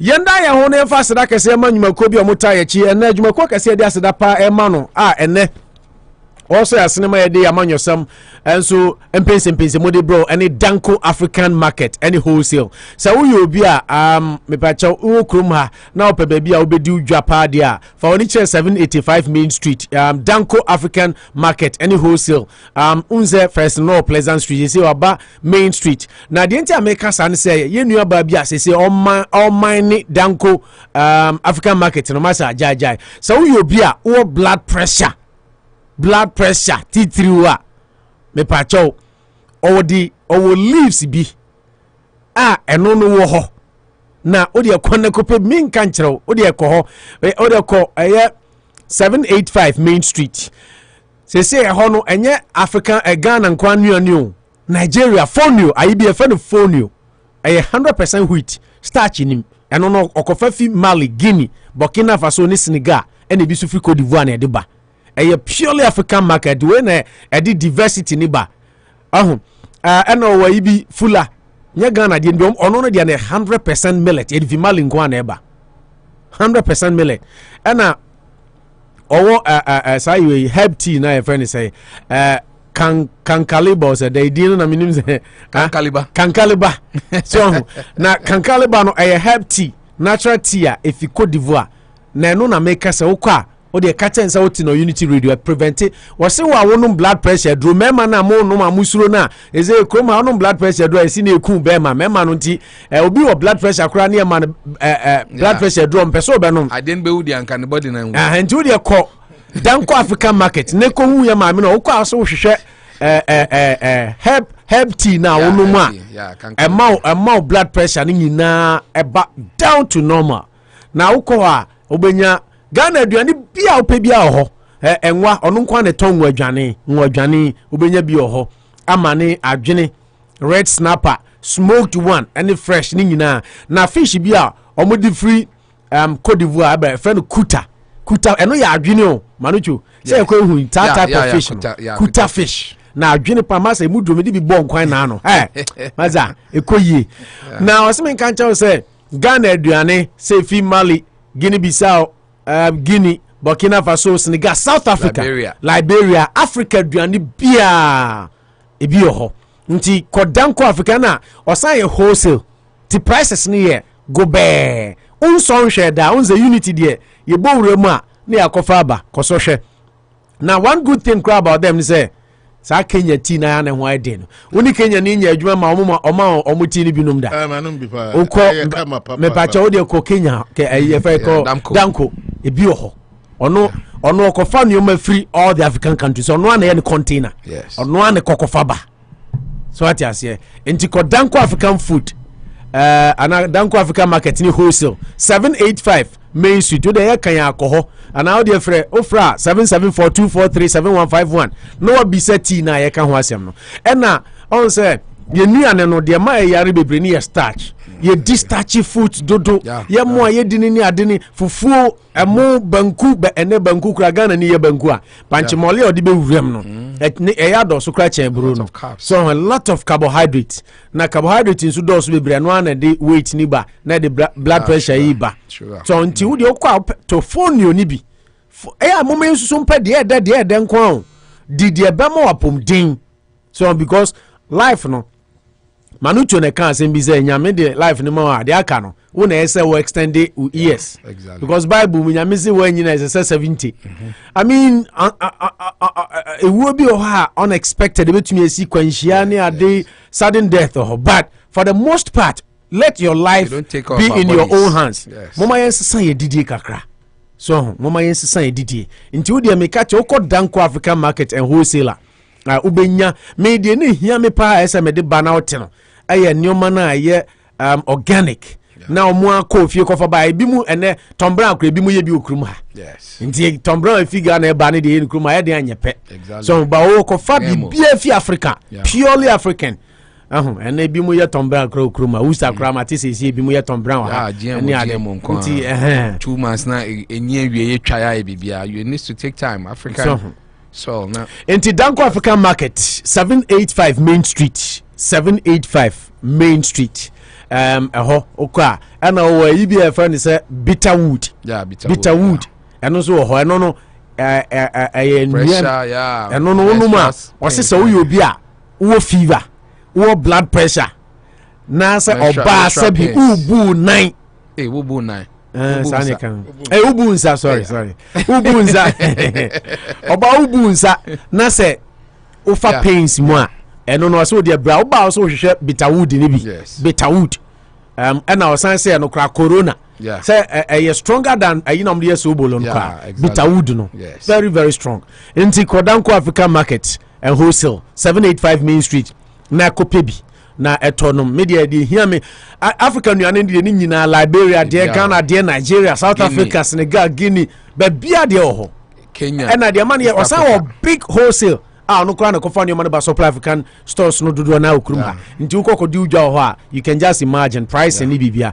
amala nyina ho uni amala dia alata fufufu kaza alata fu ni amala nyina we nya bia to okay then otaye chi ne de this segment the bro sanso ne de asada kese ma KM roofing me ba cho so wasi dan wo Ghana na wo pe company bi amana bodan ni so amon na edan no so color no unze say Ghana ye bodan so a coloring but coating no factories ni bebre omo nye papa ma because unimu technical area chance no size no kra no ebi ko omo so mo pe 4.0 4.5 na company na jiska no twa 3.5 da be bo omo dan so madam fu bi okrum ha ne dan so nyina osan ko pai ana born for KM Raf na bo ma no enti sa wo be ya de na ye ne papa preko pe obi ayi nim no aye gini dia obeye adwuma papa amount KM Raf roofing say o de friend no 0549315774 0549315774 edan no obema coating no a color no sa ope green ope red ope pink color bia ye de be ya on chance no empada eno no KM roofing obo adwuma yi pa friend no 0549315774 90 KM roofing enkasa nti wodan no o boss amoni na ho because ade no nimu na ko wura ba bia ye bu a onye den manu jo me ma typical example of madam vu bia na nka okoton chense a me best me bonidi o code company DBS company ba ko ahensan a nka omode 3.35 0.35 ede ya no 0.45 so exactly because thickness in so here pa you say me feel the bone say I use in point but aluminium no you need minimum 0.45 minimum 0.6 near there but be kon say woni mu I know say very small you are talking about 0.6 millimeter into less than 1 centimeter into woni mu na one right place at the abia integrity at stake at the basis especially once if you are approaching body so go to people who we can even call them and discuss exactly your corner here no I bet you my friend man no aka chen say what commercial or Unity Radio until for KM Raf 0549315774 what dine no eso bon so atworo number na to ho eduru amane more than so coloring no so yes if be coating say no so na ni coating no chance no bi mu de pa go be 5 years over go na so to wi boy na pa begandi na dan yellow so you use the right one because well coated power coating here very good there then you can trust it say at least 20 years when you share you say ni biabo so and I call them finishing and me dan efe cement ni ahwia na ayo rot ni obi hu but inside ni ebe mo obi hu na aka say this is be man no you don't joke with it go to the right places and get it okay if for KM Raf roofing I was 0549315774 almost bo enchidom ena ne ya di we bro tie we 19 say political landscape no so and then some ya be hwe no a budget our mampani na nado Danko Akufo-Addo ema majority leader. He's still the majority leader, right? Yes. Minister for Parliamentary Affairs, acting as finance minister. Caretaker finance Is minister. it the position? Say Jean Mensa. No size. Obe ready budget my last Friday.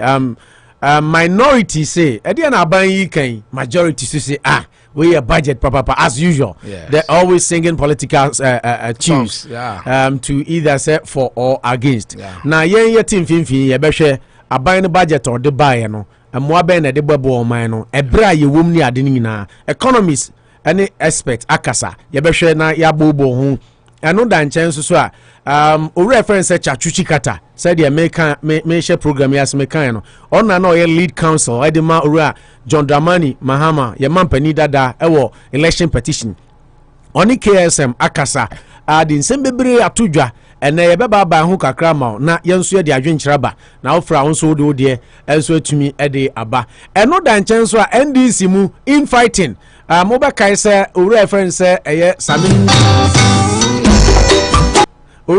Sammy Gyamfi na eyade last week or attack members of parliament represent on one party, notably Speaker of Parliament Bagbin and Muntaka Mohammed and Haruna Idrisu na Muntaka de or to be mano kachenze maza wahuma so anu dwe na nyama boboano Speaker of Parliament and so I educate Sammy Gyamfi or see opese Sammy Gyamfi ti ase say onye Speaker of NDC or a Speaker of the House, or a Speaker for NPP, or a Speaker of the House. Into Speaker of the House, you only exercise the duty assigned you by Ghana. Yes. And yet, so if you're NDC, no, koye NDC sem. Now, okansa asem no. Ehwana Koku Anyidoho, your best friend. Yes. Or see, me two chairman, Speaker of Parliament. We are tough. I am the so I can be actually Junso Krobono. Yes. Bedwetting infant. Yes. Akwala Junso Krobono. Alotejo comes to this party no. Matisa Musimu be yimedi. No, he was suspended. Okay, you're suspending. Was he quit? Exactly. Was he said or no across we jai? But according to inside source, say NDC for decided say they are going to take more action against the two people, but before the action even comes, no, Ura friend say Aloteji comes there. Ono asi part in Miakra Maiden, Mejai Dada, and also another issue. Openi bakwa friend say Victor Smith. He say, "Mami friend say Jean Mensa for the rest of her life, election our conduct to nano, a be hunting for the rest of her life.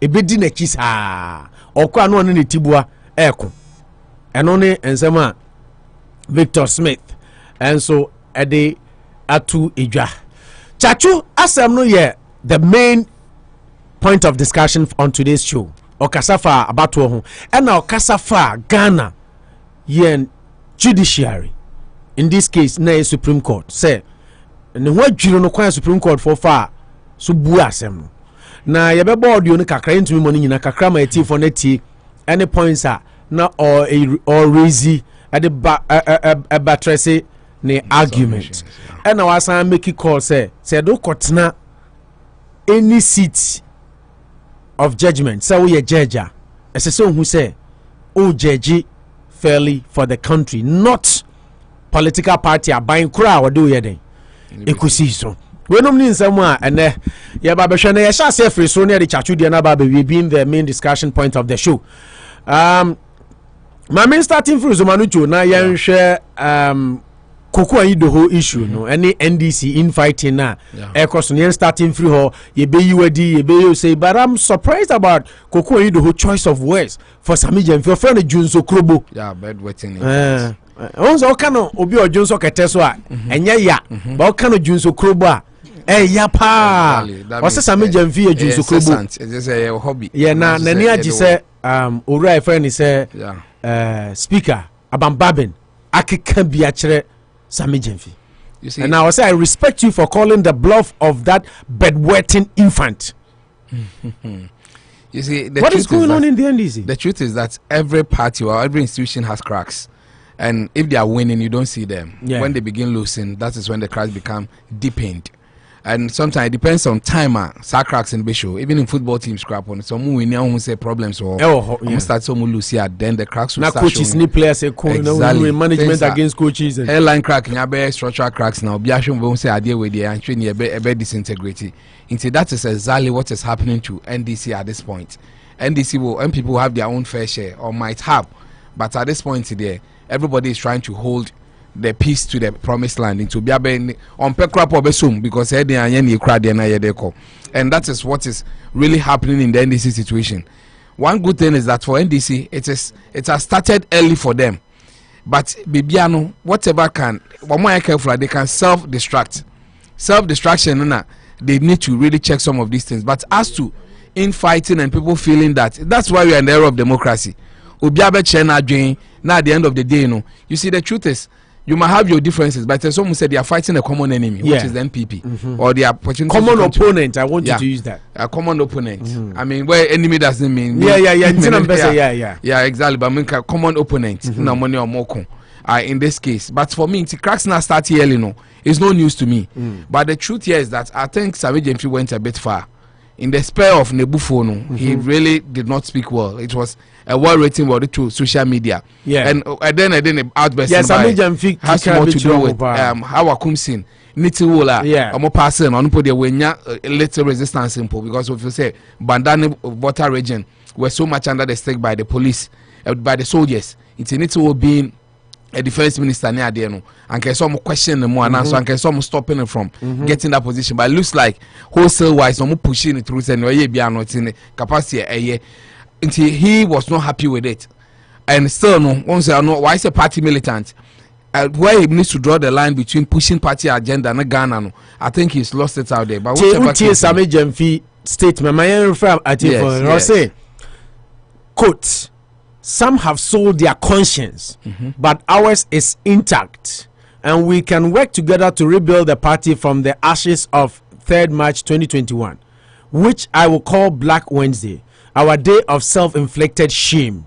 It's a very divisive comment. Very divisive. Referring speaker ton adwene Mutaka ton adwene Haruna Idrisu so ton adwene MPs even MPs ni nyana they went to vote for how I continue to get honorable continue 166 was there. He feels that it was not, but it's say democratic dispensation na okasano and osan to asokraka say more importantly it's about time we understood that we don't have any NDC speaker of parliament. Yini adwin fi so say papa na wakotan say speaker no or the horse speaker of parliament, which is why Bagbin in his interview with Class FM or say does he think I am at the beck and call of NDC? I am speaker for Ghana. Yeah, it's an interesting angle, although I think Bagbin could have done well not also blaring this words because they have some hope in you. That's why they all fought with their lives to get you there. So once you get there, your biases. But if your integrity is at stake, now you're speaker say good, but what on what that is him. But the point is that Beck and Caller have a problem, but you have to be there serving their biases and interests too. And they're subtle. As Shasia, Makoko will never sit in the chair and say that I'm there for Ghana and not MPP. There are some things you don't need to talk about it. Maybe say he could have done well by ignoring it, but Sokoka Sana, then in principle, some of them too will be very disappointed in there because they fought for him. And I don't think they were fighting for him because they were fighting for Ghana. They were fighting for him because they felt you'll be there to serve their interests and maybe the likes of Freddie Blay, Money Adeni opportunities, what they did. Because at the end of the day, I was trying to read a way speaker, you decide some of the issues that should be brought in here together with the majority leader. Exactly. So all these things, they know how much they've suffered in the hands of maybe Makoko money idea. So they are expecting somebody who will come to and make them feel a bit relaxed. But we know be best media for Ghana anyway now. But in principle, there's nothing wrong. The man has to let them understand. Say, make sure you say, you know, basically one you a puppet. Why NDC MP for more than 6 times? So you are there, it's for us, you are there. I think that is where they're also losing it. Sammy Gyamfi is young, he's just about 31, 32 years. Age has nothing to do with it so much, but maturity and experience there, it comes with hot-headedness, militant approach, and he needs to be careful. But on the other side, too, Alote Jacobs together with Koku Anyidoho, I think they're doing a bit of the service to their own party. As much as possible, maybe almost you are maligning That is why they are using that approach. Before you move on to Alotili Corps, because we are combining all the infighting stories. Exactly. Mami Misa say, speaker dey say okase ufisenko okana no tumo nkaye no. Unyini say just like you rightly pointed out, say be Sammy Gyamfi utterances no might have pushed him because say okase be we are just disappointed in speaker say because say but to say your tone, what tone conscience. Unza nice or attack integrity. Exactly. And for people of Ghana to know, say, no, I'm this person, I'm that person. You don't think that was right? He also came because and say, oh, yeah, disappointed. Passing speaker crown so my passing away, just a passing commandant anko into death to the point say speaker tone conscience. I agree with you. Say, I say. Some of the because I can't say what tone conscience Amanucho. It's very big. It's your reputation and everything you built over. Because what Bokronokra. Men you sure say say be catch us what tone wagin. Yeah, you've sold your mind for chicken change. You know, most of the time we say I'm maturing in my journalism say questions simple never. I don't think speaker went there Ibisa or say hold on, let me talk about Sammy Gyamfi. The interviewer no be sure they Ibisa that particular question and you have to answer the question. I wouldn't say speaker made a mistake talking about it because your friend why ready to talk it here. The background who say when you know said this is what Sammy Gyamfi said about you. What do you have to say? Yeah. And you can't just go dodgy and evasive and say menka. So sometimes I can pardon the internet do more money and I'm going to say I understand why they talk about it. Who could share team be cry just before your game the baby sorry what do you think about your opponent? Into that is how we the buy. But maybe the answer he decided to choose a sport that you know what baby I meet the NDC for Munji Fumaju say I'm here to help you. Membo MPP small Ghana. That is why I'm going to be MPP NDC no just hey. So who did you really fight for? You fought for justice or we fought for ourselves? That question will be raised in their chambers. That's Omon Timfi, the lives of Okoye at the end. They didn't alter some of these things, but maybe because it didn't come up. But then I say once you alter this one, so it has a negative or positive chain reaction. There'll be MPP and then so they say and it's for we trauma you don't have anything to NDC as a party they should forget him in principle. That's what you are saying. In principle they should forget him that he's there to serve their interest. Right. So if you want power, if you want us to cede power in 2024 getting the the hierarchy because he president a vice and be vice speaker of parliament never and sana chief justice about in that hierarchy they felt that sanko for crack or bopobia he being one of them will be a reason for this thing not to happen. That is why they had him there. Saying I represent Ghana as the speaker of Ghana doesn't mean say at the Bonnet bar or Besusoso. And my follow-up question to you again before I move on to Kalusha Namako, your new guest and he said now kase Michael Okwe emetana hon kase I'm not there for MPP. Exactly. Any ade unyini say bia Bagbin is also setting a new standard for foreseeable future. Say speaker bia ba ubehu say Michael Okwe ye mistakes me Bagbin dey me meto nti o set a standard for you to know say partisan politics not doso. So let's do politics of nationality issues. Ghana home first before NDC, before MPP. Bagbin is also setting that standard. You see, I hope it does. Last time Okachem said your favorite president is Atta Mills. Yeah. And I thought about it. I said it's good. You know why? Because Ghana is 60. There were a lot of issues that people felt that and come prosecuting idea. Yeah. But he said your committee. Chachu, surprisingly, did you have the time to listen to Chachu? I listened. Chachu spoke about that. We'll get into that. Or see the NTR. Yes. Atta Mills by, which is why Atta Mills had a problem with Rollins. Or see. Oh yes, then it was huge. Or see time now no free prison. Chachu so get it out. The first conversation our name Mills and then the have we catch the Mills say so Nimna Sadia na ko president ko former the year no. Yes. Or the be ye MPP for. And as the opponent, they will go to the streets and campaign and fight against him. Yes. Until it was one of the things in here. Emma Rollins and Atta Mills one year which hunted. Yes. Exactly. But we'll get there. I wanted to use it as a way caveat to make this one that we all felt that Atta Mills own was a watershed. After Atta Mills, the polarity will reduce. Ghana is highly polarized. And I also train beba from beba more to my train more. Yes. Ye nyane empire bono say ebo dru onom no. NDC MPP ni ebe train because they do baby na say NDC MPP program NDC ni bi ankobi. Ube say MPP see a program NDC ne be ankobi. So at a most when people say that it was a unifier, mejitum, because that's when he came, he said let's pursue freedom, not justice. Because there are some people also they justice and freedom member. I said for. So as much as I agree with you in principle that a best set standard bill. Abakwa Sam chairman said when they MPP for you their mom James Samuel NDC so and James Samuel NDC not try as in Atamelson and Yejuma say it works there. Oh Ghana be unified. Obiaba he fights for his people. The same way, in principle, no NDC for because okay, and can find certain standard. But how sure are we? The MPP vegetarian say you want to be certain standards. But Manucho say it doesn't go for MPP. It goes. You don't know who the next Speaker of Parliament is going to be though. And we can also think say bia MPP for Unisa Bagbin ayeno. Ebe twa se bia to ha ma obi nso a oba na hu say I deal with the SMS Kotana so as say, don't we have to? My point is, don't we have to start from some point? That's where it should start. But then I make sure say so. I know the national policy blueprint near the end, but subjectively now, what I say, okay, me Bagbin there as far as me NDC ni true and true. Me ko akwa very neutral for we know. You can't be sure that the time comes now. So MPP in the bar, he will do the same thing for you. You see, so we have a national policy. Nyaka say when you follow no. So no it's not an imprint on the one coming to do the same thing. It's in principle they can yeah. So at least a Bagbin gets to the seat and see that say NDC MPP is in power, but the speaker comes from the stock of position is comes from Ghana. The stock of NDC and see that and can say you say things should now start normalizing.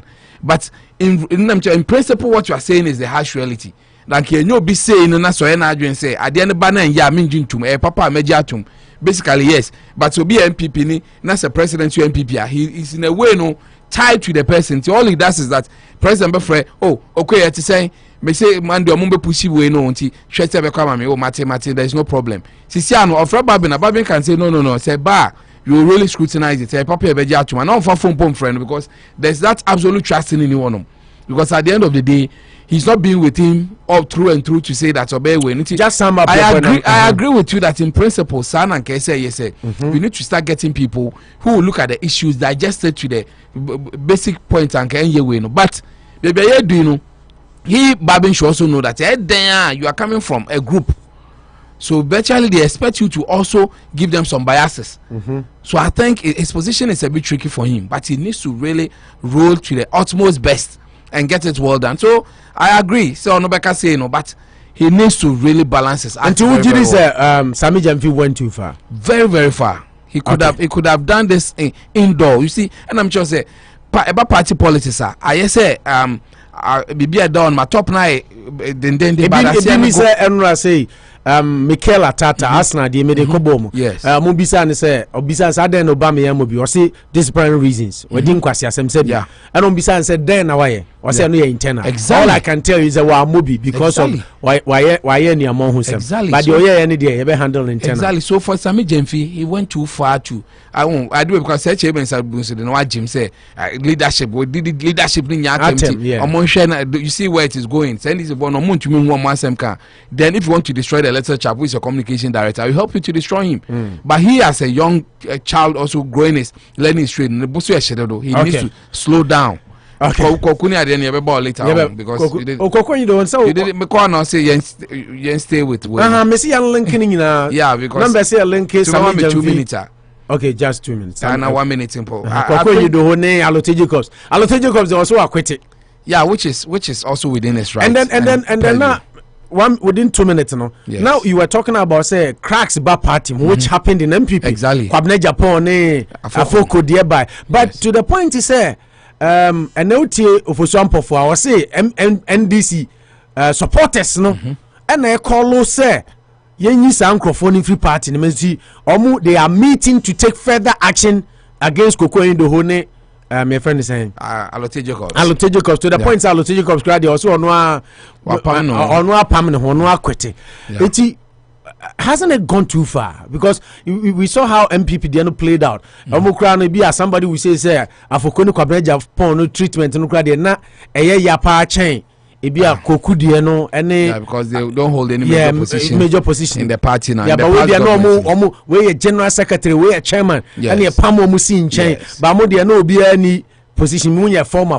Yes. And don't you think, sir, as a Kododo, to the point, sir, Lotejo so are quitting, you think he's insignificant to the party, and Koku possibly also quitting, or NDC Becca say, yeah, you were the cry, terminate your membership, you can no longer be an NDC member from the way it's going.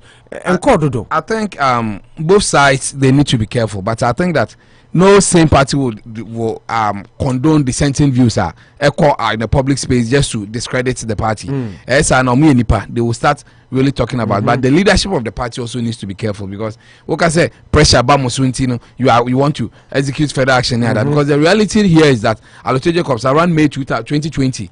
Because Koku Anyidoho have to be a man of Osuampofo, or a coward, or need courage to be the leader of the NDC. Exactly, because Uncle expect to say Sammy Gyamfi can't win. He should have been the first. But the story, other NDC members are also in support. Yes, Koku Anyidoho has some kind. That's outside the idea. A party, that's the beauty of democracy. I'm expecting Nina said say in a nutshell they are fighting a common enemy, a common opponent, like you say. And the sense I don't mean the issue. It's allowed. I don't think that people should not be allowed to share their opinion in the light of what they feel is not right or wrong. And this time, it can't be any better time than now. I say football team, we bet my mistakes now, but you're bare at the end of the day, I know you're straightening your rough edges. But you're making sure say end to me can affect him and you're more deep. What I'll say is that for Aloteje Corps, I don't know why they said they are going to meet to discuss him again, because the point is May 2020 I'm also suspended in around this time about say Jai party. So usually I say okay. Yeah, we wish you well. Don't talk about us. Issue no ba say amobeso mo we no. Na ono so wajai. Na making say May 2020 no mo suspended no. He shouldn't go on networks to talk about them. Mo boycott Peace FM cry because of him, because now listen to Aloteje Corps. You see our interview as I now former Central Region Chairman of the NDC Bernard Aloteje Corps has unleashed a scathing response to an earlier statement made by National Chairman Samuel Ofosuampofo. Ofosuampofo during a radio interview urged supporters of the party to ignore Aloteje Corps and former Deputy General Secretary Koku Anyidoho. Now, and I quote, "What I can tell our supporters is that let's ignore Koku Anyidoho and Aloteje Corps and focus on our party. As we speak, they have all been suspended from the party. If you wish that we take further actions against them, following their action, we will listen. We will go and look at exactly what has to be done to ensure sanity."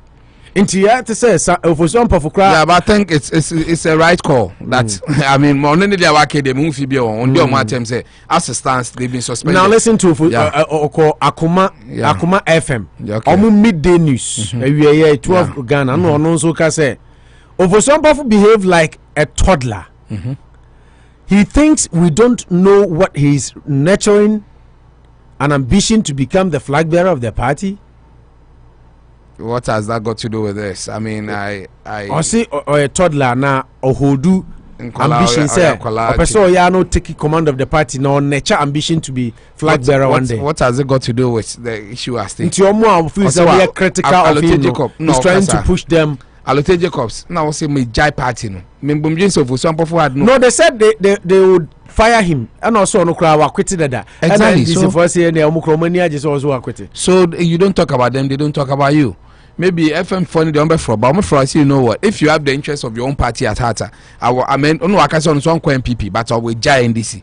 So the point here is that when they ask you about NDC, I'm suspending and further action bang. Missing me Jai party, a voluntary organization. Sometimes Ghana and say it is a school and okay. Party for Koku Anyidoho too no. I think he's still there. I'm the uncastle with Jai, but the truth will be suspended. They should use the party structures to solve some of these things. Yatua baby, does John Mahama remain leader of the party and answer say he's not? If he's not, I don't think he should take Koku Anyidoho to come and talk about it. That's why I agree that the leadership is becoming a bit weak. Now maybe it has not come up for discussion, but you set the record straight that as we sit here now, Ofosuampofo is the leader of NDC. John Mahama is just a member. Of time so I know I found far no so have a contest TV. But someone to be defined when I say John Mahama is still relevant and he's still leading us now, it will give them their own problem. That's what. So it shouldn't take Anyidoho to advise them that he feels that John Mahama is no more the leader of the party. Okay. What is the position of Sammy Gyamfi any flag bearer, their leadership, your chairman, and secretary? So they should come and say that so that the Mahama issue will be laid to rest, so that they can move forward as a party that Obia to me contesting Mahama and get his own final opportunity. You are still on Unity Radio 103.9 Anopa Bosuo Suno Asugu Awuti, running all the way back home in Ghana. Manu Community Radio, Joso, the community radio is in Kokobra, but surrounding towns are Munna Pekino, Joso, Orchid Kwamo, Fumesa, Kokoamo, Pakoso, near Dina, Omutianka, all the way back home in Ghana. Yada Manu Community Radio, I say, Sell mama esa akwenya no mayemfa akwenya we so enche yenu abema andi amu a wo share live on Facebook adom binti opon ansan so wo London Dominic Bonda apom to say my big bro Koku Yeboa Joanna Isuman ene ebusuafo a mo share on Facebook na yada mo ase o join ya na so wa share said obi su betumi anya bia hwe Kalusha ma memra so quickly the infighting in NDC Alotejo Corps Koku Anyidoho, Ofoswan Pofo, Speaker in Parliament, Lambastin, your friend is saying Sammy Gyamfi, back and forth. Mama started from Bagbin. Mama started from Bagbin. Issue, no. Yeah. I'm said there's some friends saying, nice Bisbee. Kosovo, Ghana, your political landscape. I mean, for the first time in our political dispensation, Parliament 137, and a formula breaker. One friends, one Mr. Siama, on a breaker in terms of maybe numbers. You did push government agenda, but Tama election time and almost a speaker no. For the first time, no, we say time na mufi say bia ye de MPP nipa no koya na ndi nipa no koya no. Na mufi say at least nka MPP nipa no benya be kokoto aba ni wie no. Ya kokoto aba ni wie no. Kokoto aba ni wie no. Na na me scribe na bi e kire say MPP ni bi kura na ato ama abambabin meboa. Enti no no a kire say no first na ye me kan say e de be wholesale a wholesale accumulation. What I say, you're quite a quarter, yeah, near the man. Right now, only there. Tama, yet to a banquet speaker now, or say, or yeah, and this, you know. Some of MPP for no crack or to a man, a may, you know. What I say, and he said, oh, but can I say, oh, my mayor, friends, oh, my mayor, speaker for NDC, no, but yet, Ama. Or minor speaker for the country. It's a new Bisbee, a boy, Ghana. You have to, yes, some. A new breeze is coming in Ghana. Yes, so much. I bet my boy. As I say, now, if say, Sammy Gyamfi say, Abamba Bako town, say, normal MPP NDC for near number year now, undermine government not just in India. Because what man say, or no him say, NDC MPP ni be atwa abama no ayebe yi no say MPP for kwa we shame say he can be a neutral person. They say he neutrality o. E wo Ghana. He neutrality o Ghana. He partisan politics. He partisan politics via the first time in the history so Parliament now 137 with a one break ana makano. Yeah. And no chair say Ghanaians want something different. It is no ya dey betro na say ono ka say oba be on a personal offense political agenda there. Let's say Oman already no. Even now focus on say Ghana a politics and I say Ghana a political landscape no. We are 300 years behind. Friends say political advance of politics. Yeah. And it is very, very true because agenda bia no say every before the baba transfer no the agenda bia yes na the call. And this one the baba yeah na the call. It's a benya statement now. On this says sa a bit more boyana ama your politics na akonkaya. Opo this is it is the best interest of the nation. What I say sometimes say you better translate say you go for no cry idea na propaganda nti say when this there when people there nya sad no me there we should get some people on be neutrality na say nya.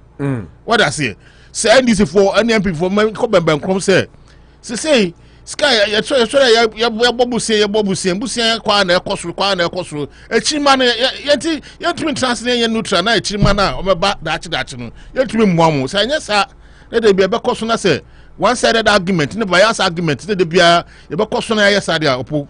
And would you say sir you agree with speaker reacting to Sammy Gyamfi you ka bi kire no Koku Anyidoho so ani age say na ani age say abamba bia ka bia kire Sammy Gyamfi or temo Sammy Gyamfi as bedwetting infant. Let's analyze this word. Say what on conscience. Yes, that's the word. Yeah. What on that word. Speaker of Parliament. What on? Now, Ghana, me cry beats here. The contest of the it will be different. Because you are talking about because you're describing our manu. Oh, Sasa, Nasa Ghana there. When you say different, Nasa Casa, what on you, Manucho? Say, and yes, way you are doing that to Marco. Yeah, you just say, I judgment. What done I can say. Term Belcrani, robot, zombie. You are being political. TV new remote. Channel like the Belcon, her neck. Remote channel 2 I know asano channel 3 and teach say the TV cannot do or change itself without the remote. That's the MPP for a ton more or less. Oh, say or Casadia Nebiana say politics behind us no.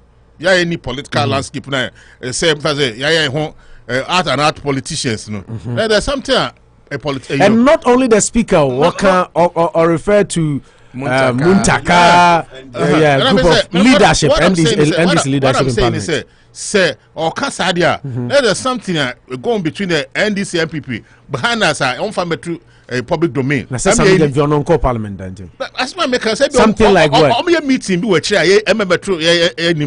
Say, who to say, maybe NDC ni na say, me person me agenda number by beton one. On to be no be so moton. Say more cotton agony.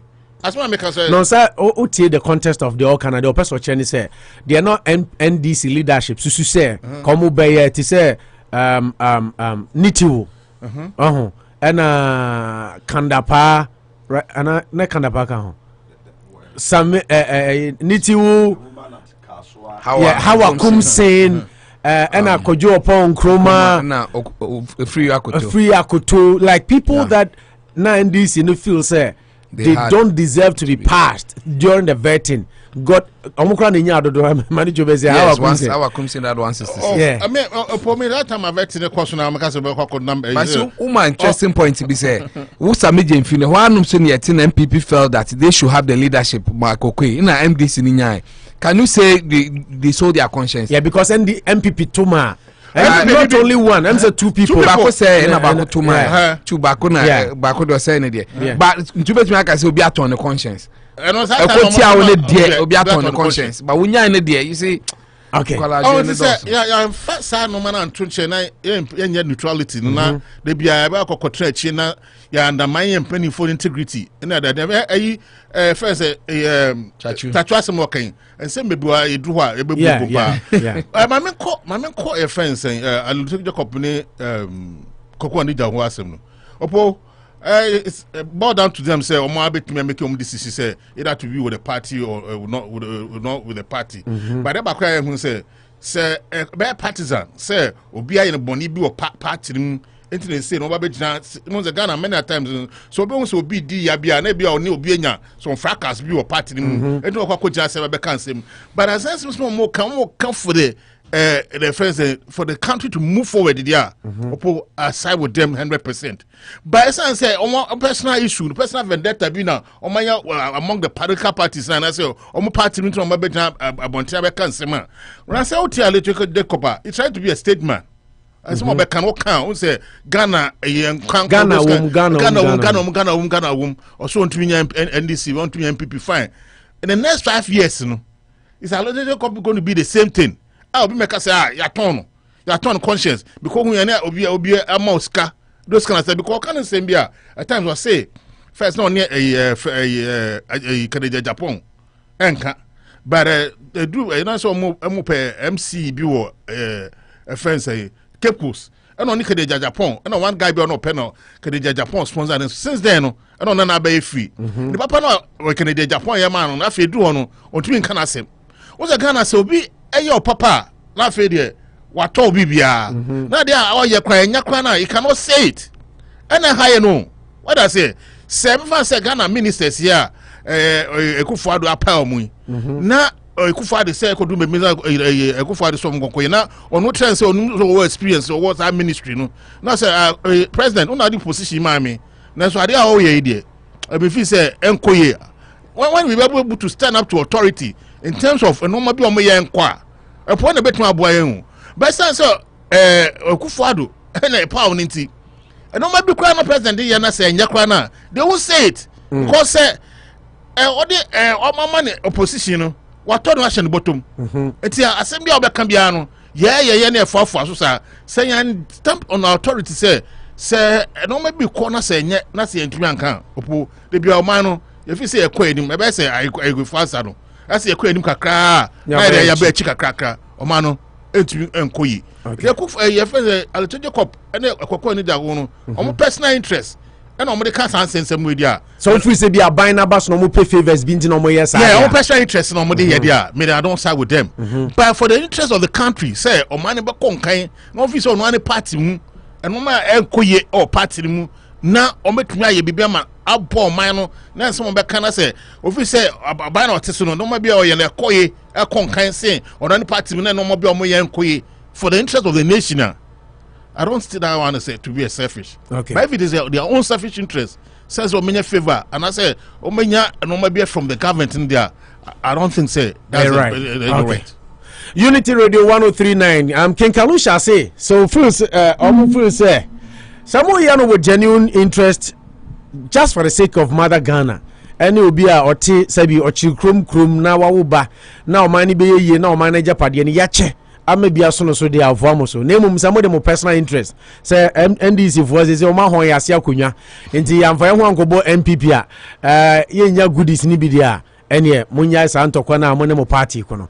Unity Radio 1039 Anopa Bosuo ni makacho say obetumi akọ Play Store sisi I know ka say obetumi akọ Play Store na wa download your app no Unity Radio Worcester baby on bia no you can listen to us on the go.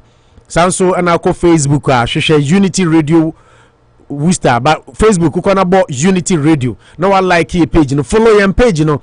Said about in programs in now, so ubetumi edi na wasan etie. Go to Facebook and look for Unity Radio. Jumedi no nam whole life. Uko YouTube unso a YouTube your page near Unity TV Worcester, Unity TV Worcester, and also nam YouTube live. Ubetumi ajonie ena yenya baako a ye frɛ no nana yeboa nana yeboa nso sɛ de yenyina nim yenyina ye Ghana for o ye Ghana ni a afi na ɔno nso fi Ghana aba United States of America be bosome be mienson se 9 December ena obaye na oyobi a na ɔno nso aye radio adwuma ɛwɔ Ghana ɔman nso ho dɔ ɛda na koma so na wɔsan di amanyesom achipa na ɔyɛ adwuma wɔ Sika FM oye program my friend of the word enti ono so oye obi ana odi dwuma ya yesu yedi ya bi enne na ye boa aba be kan yensa e wa ha no so join dwuma yi nana akwaba yeah mejo so apom ti sen nyame adom yenim se oba na wo Virginia oba Worcester 3 days ni Worcester ti sen oba ehun ze oh yeah make say me ba mani aka o say it's better to meet your said okay you know free Ghana and so over be your countrymen as what about with him what feel home and make us I feel at home you feel at home okay nana feel at home nani aje but quickly you get into issues actually be din komo high kwa ho nana mi misa Koku Anyidoho ni Sammy Gyamfi ni speaker mon sensem Aloteje Corps ye pam no ofo so ampofu ye week ni ade ebufa so what's your take? Well, I'm saying me fa konya so achia watiefo nyina. Na me pese me bisa question kakra before I make go deep into these issues no. Come to think of Sammy Gyamfi and speaker issue no. Me pese me bisa abedwafo say me share from the angle say yen how akumsin. To yenya e if we were supposed to be voting. Nka as a ministry na no as a minister of fisheries and you know obi o deserve na ankai obi abevo to send that is the question. Okay, and you started from me. Yeah, that o deserve. Let put politics aside. Deserve in terms of the qualified to hold that position. Qualification, don't be so specific. Your educational qualification. Let's put education aside. Your moral qualification. And the knowledge. Your the technical know-how, the knowledge in terms of agriculture. When it comes to ministers, sometimes the technical know-how is not really appreciated, because you've seen people being reshuffled, taking 2 areas out. We don't get the chance to ask them again. Manito work how okay what the yen street for say bear e betumi akwa that topic so o say one ka be vote how comes yes or no. Considering everything, we are thinking about our country. Let's break it down. National interest, behavior can everything. In terms of behavior, no, but in terms of the competence, yes. Put me together. To me, yeah, to ababako. How comes in the necessary scale, and you vote to who are part of the vetting committee, and the amount mandate say vote to Ghana. Yes or no? I wouldn't vote for her. Okay, Kalusha where? Yes, because yes, because also our Yakubu Ansana you find the nomination crime the fishermen diarrhea hono and I'm recommending fishermen well vote no ultimate control fishermen who found vote no you share issues say education fishermen recommend no man what you be explaining because fishermen are I say oh yeah. Now, in your own estimation, I dig an assurance. I say, when I vote in a mounty, Vertinipano, what's here? Yeah, no, and yet the fishermen can't. Sammy Gyamfi just want to conscience about fishermen alone. Sometimes we say, "Can say question behind the demand yes or no answer." Your question, no, but yeah, besides say all things being equal. Yes, from what I know about her, I wouldn't condone people taking powers and misbehaving. Simple. Into shift your mic, no. Very good. Me extend no. Okay, it's the me person make I was praying. Me vote too. Okay, why? Me vote to no. Very good. Me, I will vote no. Let's put on jokes. Me vote to no, not on educational grounds. We are not me vote to no because of the attitude. Yes, putting all together. She doesn't deserve that. It's your tutor near publicly that you don't do that. Very good. And you can vote to no. Yeah. So the Ampesa me Kennedy, until I may be asked a question in it. So you could know say the Sammy Gyamfi, the supporters, any ordinary Ghanaian now were expecting something from the NDC in Parliament. Say okay. Say who say from only NDC? No, for now no. Partisan politics need government in power no. Yeah. And for the witnessing from previous years, who say Abana Uchusu ministers are majority carries the vote. Na umunyina avote very good. And this time when I said any brand can 137 very in a way na NDC for no supporters and ordinary Ghanaians are because of floating voters they were expecting so much from the NDC this time, which are issue we buy, let's put all jokes aside, So, who steady and now we social media, ultimately say a whole or not NDC supporter, and people be very disappointed. So, you could tell you say Ghanaians were expecting something from NDC. Yeah. But idea maybe when Sammy Gyamfi how are the choices of words? Yeah, and any tone 100% wrong. The Nankeso Muyeni, the party as a whole, no. A structure and leadership. Mubetimi organizes some internal meetings because they do parliamentary. Very good. So within meetings. The NDC, no, Mubetima from one party headquarters. A putu speaker no waka whether he like it or not, he's an from NDC member, the buy. Mubetima afresh internal meeting. No, Mark said no. This time no, this particular person, you who's a Ghanaians, MP, and to Pekwen BI be you my day. Yem vote. But this time Omanye into a say so they were disappointed and so Sammy Gyamfi was speaking from where they are not supporters and the press. So who steady a bear or no na send na nipa bibu of supporters ni bibu of fu any send no more kasafano. To me who say guy no communication director no because they're not supporters as Sammy Gyamfi. Or more did in or the kasa say how do you know, you don't have. But also equally, who feels the leadership of NDC could have done better. Very good. I know there are no two ways. So they have caused to complain. A whole lot but the of harm. approach you think was wrong. Yes, the approach was totally wrong. Mimi who sank a meeting be on my friend or much next time as we are going forward and say you may be in your day in CBM. Yeah, but then, see, personally, I agree to disagree. Because oh yeah, and come to speak and all. When the Americans say you can be more Catholic than Pope. Must speaker Nyana Jen say even though say he's trying to serve the country. Me no me any one in him say, oh you speaker, you are serving the nation. Everybody knows. Tinyafe na kwat na radio so. Abekame who say I say wo de self your self righteous say it's good as a nation say you be nya obisa. Such people. But me masem ni say send me break kan na ni sanka Sammy Gyamfi issue or if it were me I wouldn't even respond. Meka say yes, you very good. I heard now obit defend who say you as a speaker and you were going through the process what's supposed to be done and what you've not sold your conscience, you've not done anything wrong, but just to defend yourself. Say, how does the speaker become victimized here? The house voted. That is why so you could have even because we have a vetting committee. The committee brought their report and the house voted on the very good the speaker into leadership and also attacking the leadership of NDC in parliament. That was in line, but was just single out handedly say Monsan Kaiso say the new speaker. I'm saying Mimi who Sammy Gyamfi say as a speaker of parliament and now expectation konumum ebe control the minority caucus to tell them what to do. Yeah. So Ophélie as a leader and Yamena make from no I understand. So we read meanings into the interview.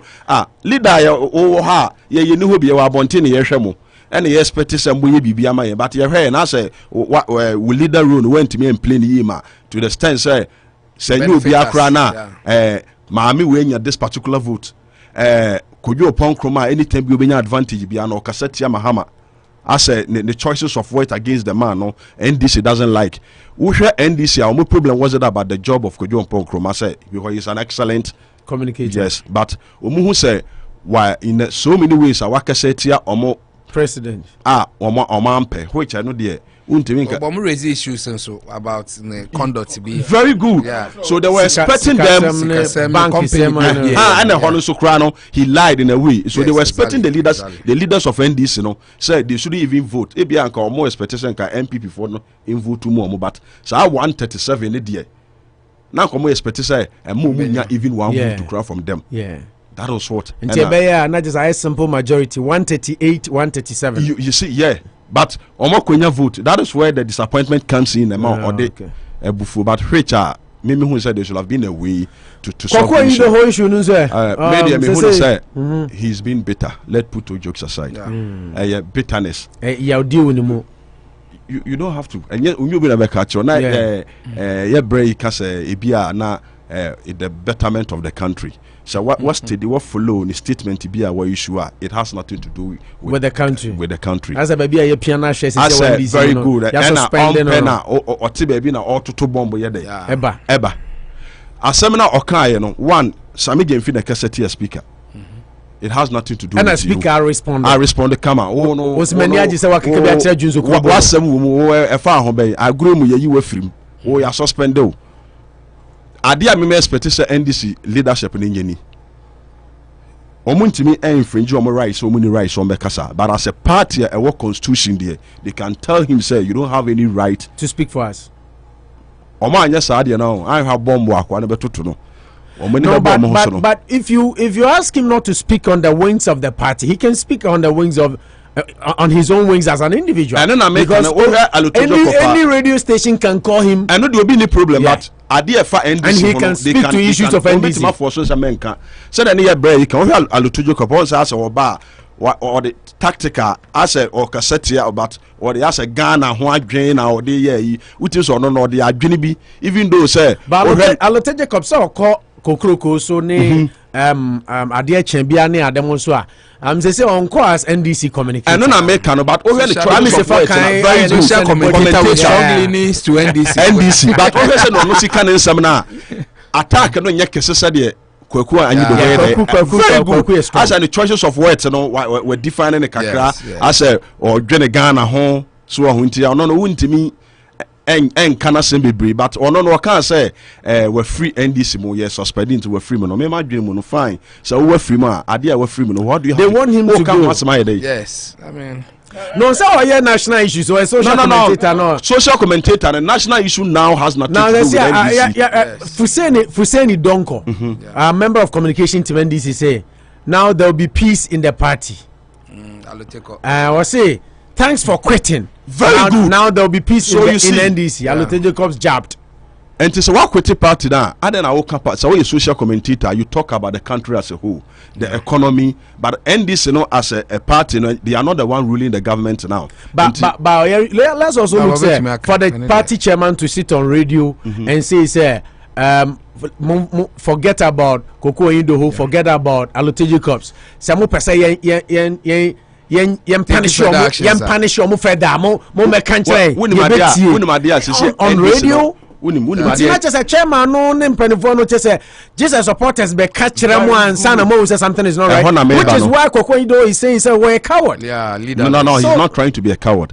So what's the Nioma air course we she say politics now NDC need a lot of members. Yeah. Because her 2020 election vote to but you say you need a lot of members at the same time. Let's forget them. Let's ignore them. Koku Anyidoho is just one person.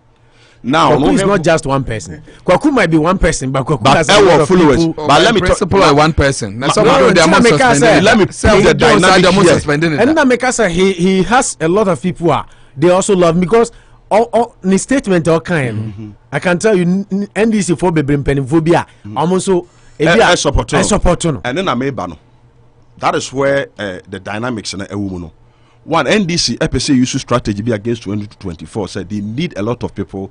The you can say floating voters to come on board because West Ghana you know a lot of decision election you know so we be normally majority ni jina omo na as onye NDC ni onye MPP ni 10% or share the air corner and no na NDC person we use our strategy and they bring omo on board now so they are trying to do a situation whereby they are opening up to every Ghanaian see and the mo bi akonya ubetima ba be kan wasan so officer asumesi ya di bi na ompa bra be kan ye ma so akonya to talk about our leadership our ekwan your socialism kind of politics na ye ye no nti supporters na for omadwene ye de emra enye so we weak but is adie bi omo ya they are also giving the supporters opportunity for them also to share their point and say you are giving supporters opportunity to come and tell us we don't want Koku Anyidoho, we don't want Alote Jacobs in the party.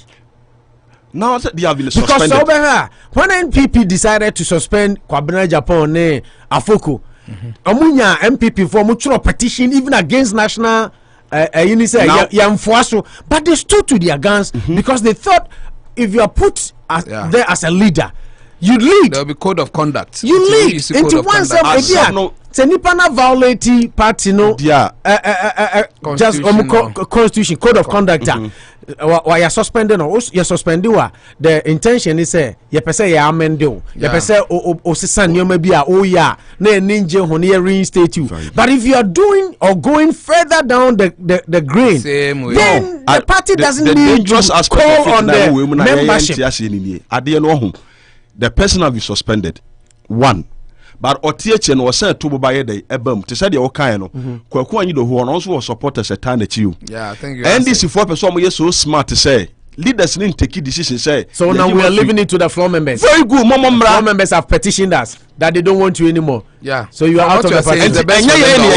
Our support. You see, the guy is from Volta region. Yeah, and omoye mistake be up and share hono so because okay yenso ye nipa mo yina of Volta, and he has a strong support from Central. Very good because of Mel's link. Link in it, you know. And to a man who said there be a DNA question, so man, yes, smart, no more yama supporters, yet ye baby na supporters in our bar say, yeah, they're not keep say, reform, but supporters now, see, I know when they bet to our man, almost they don't need you again from the party. And so, in your opinion, you feel say is healthy? Man, and yes, sir, national chairman or a very weak-minded, but it's maybe who is a very strategic idea. 1% one more year to the extent so one or more lose. When does this leave NDC going forward? When him pay me my genuine say NDC 1% or move forward. We year 2024 it's just around the corner. Yes, a beya woman ignore they shouldn't give them that attention. There are so many things. Just leave them. On says what's the Ghana yen sama. So we can't some nasa be trendy. We'll be so. Now we so. Now radio we free we now or judge and we ho. We'll be one as some trendy. Making sure so because I go mic now. What am I say? Into the best thing on be say won't be to my afraid internal meeting say. Or more communication director no. Or more free communication team be what within Ghana say.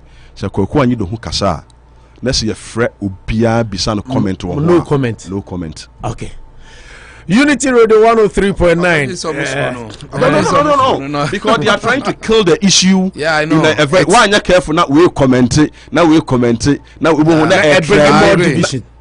Money baba monster na bomb wa matu tuagu party ni mono.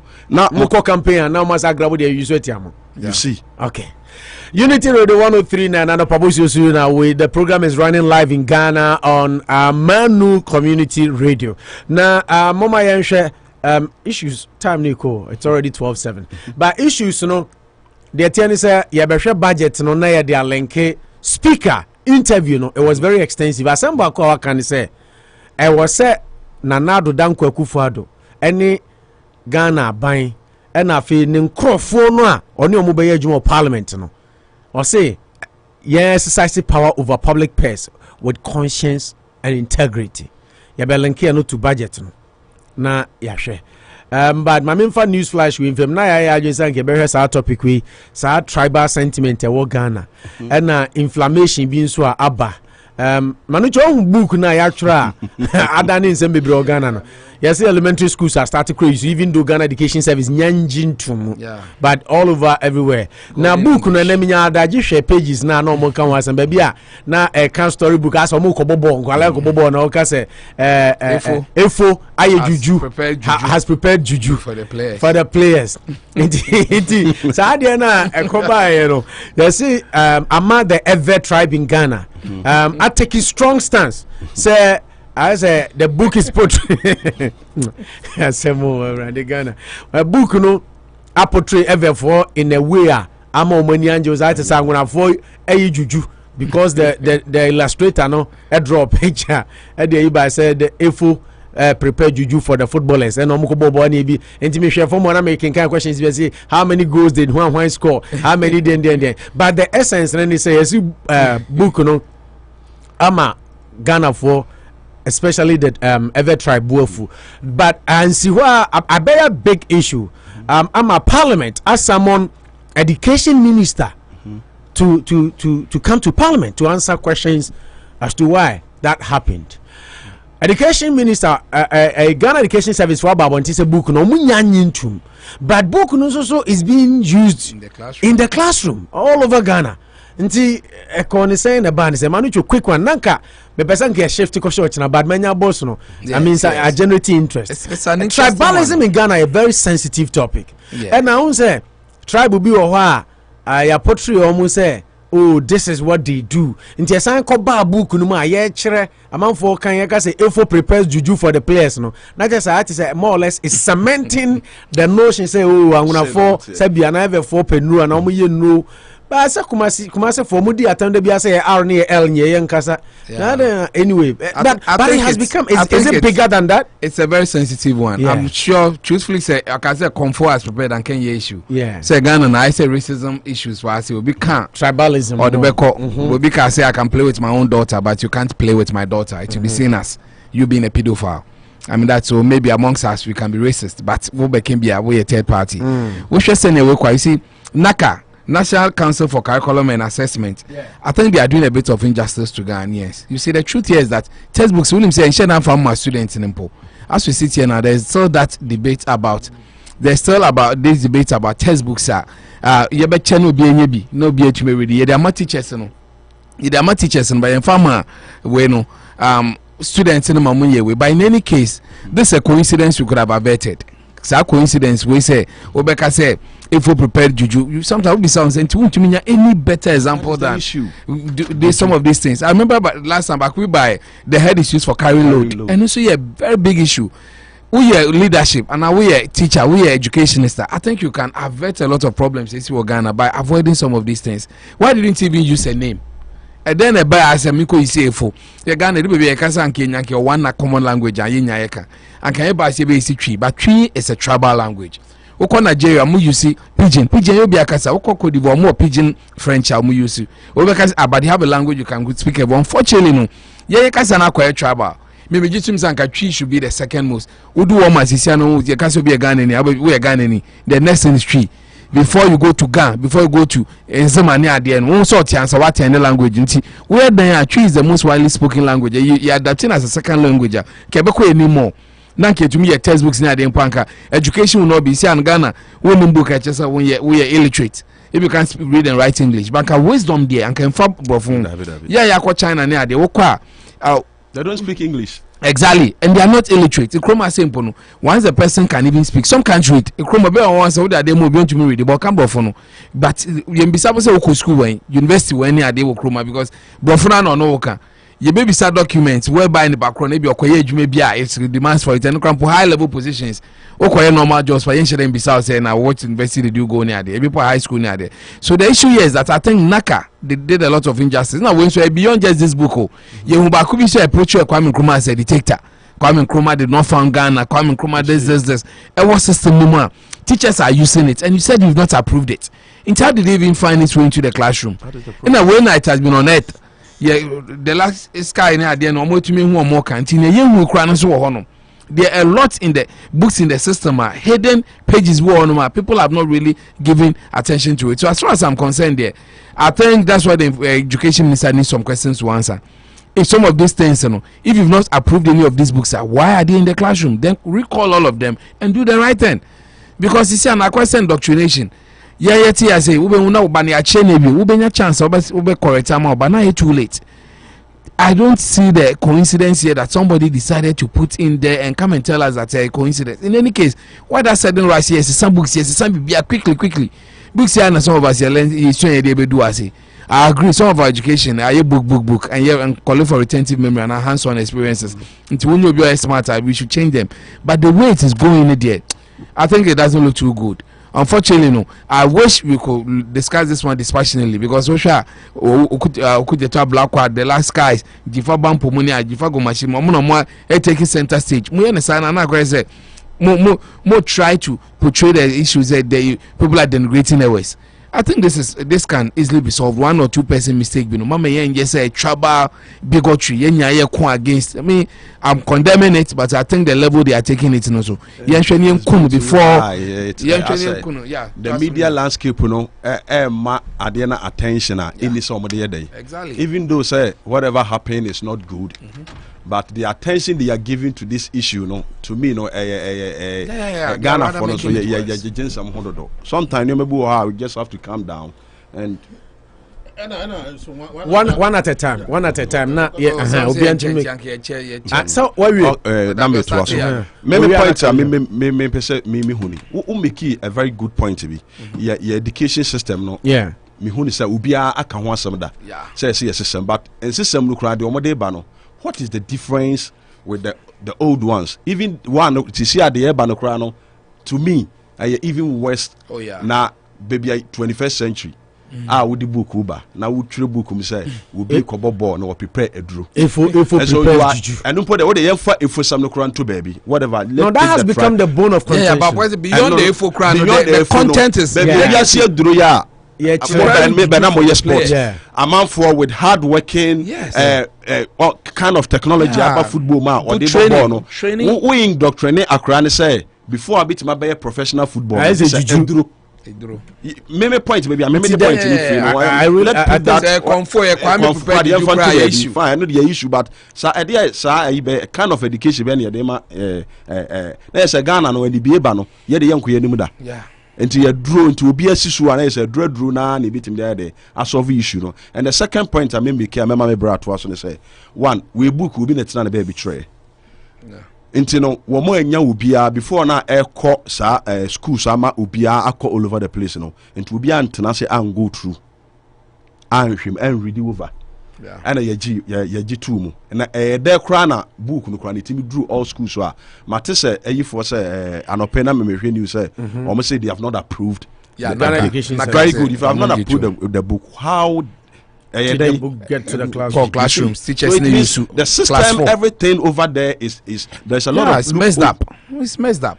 And looking beyond the end, me condemn fine. And I me kind of say ma for the shada man how we be brave. We need issue. Brothers and sisters who are journalists in the media. Richard the last guy. Comment how. And my mom because said can say me see other tribe. You can't say me black other tribe who we didn't pay much attention.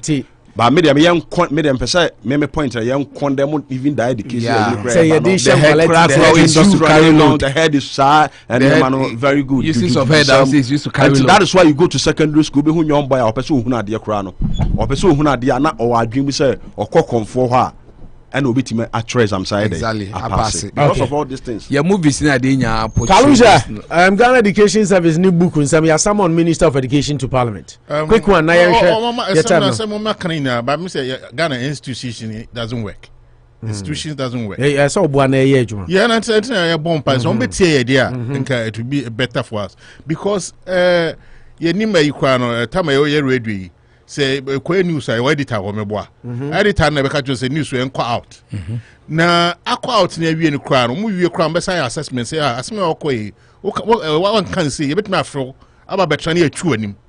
Na obi akokotro ni book na e de ma Ghana fo nyina na yakokosua.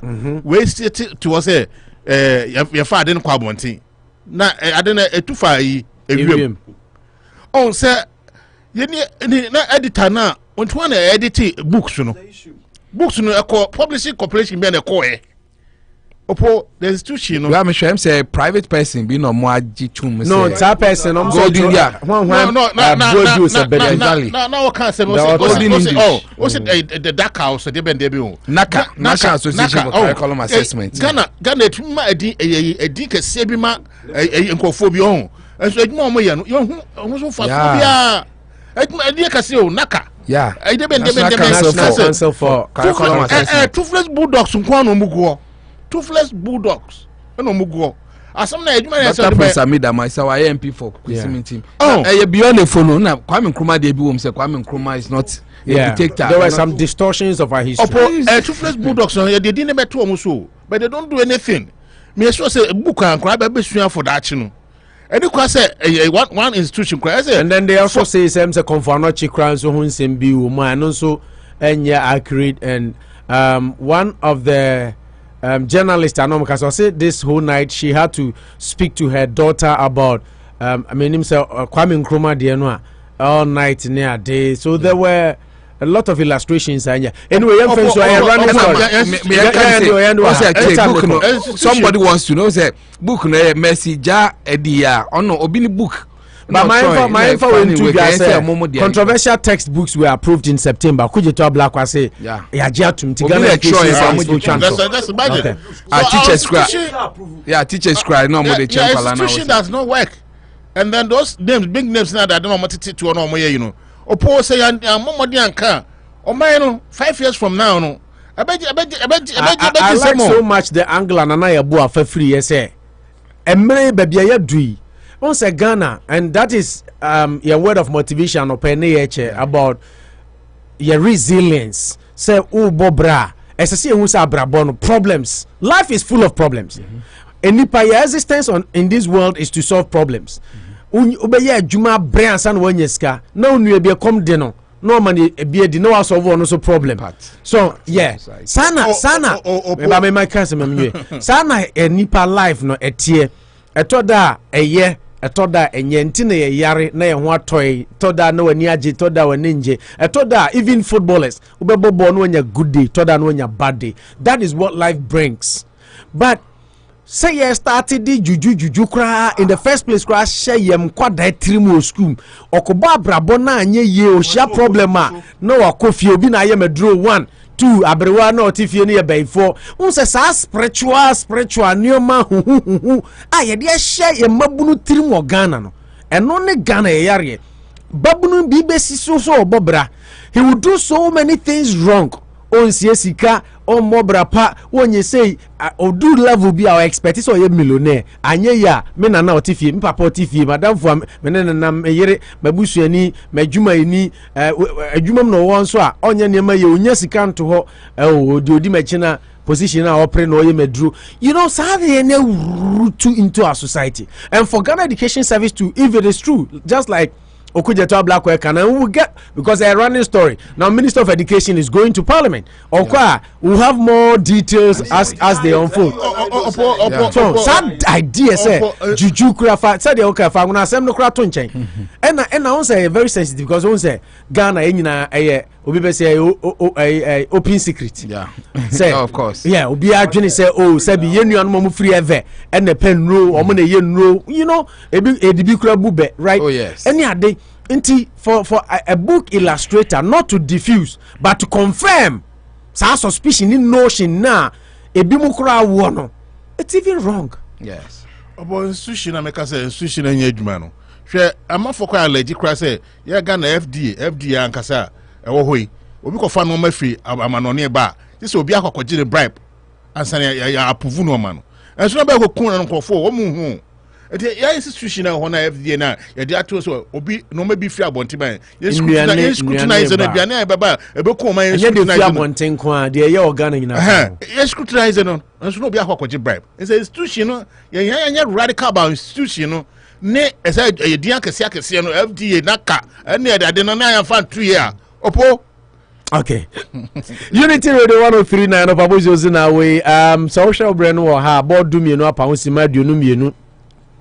Nice answer na ye breno asesane nti na ama program na konanim kakra and so honestly speaking ye late me nkasa me late because Kalusha do haja obia me late amanuchi automatically but I am mama baso o sama bo abaso last time when I'm chastising adana ofre 10 abedu 12 no na de oba half first na de yeah timu fanche e be phone lines no ba kakra ye wo about 2 topics me pesa mabedwa fo no hwe na afi etumi bia homatrofo no na monso mo de madwen kire de aba na edi kan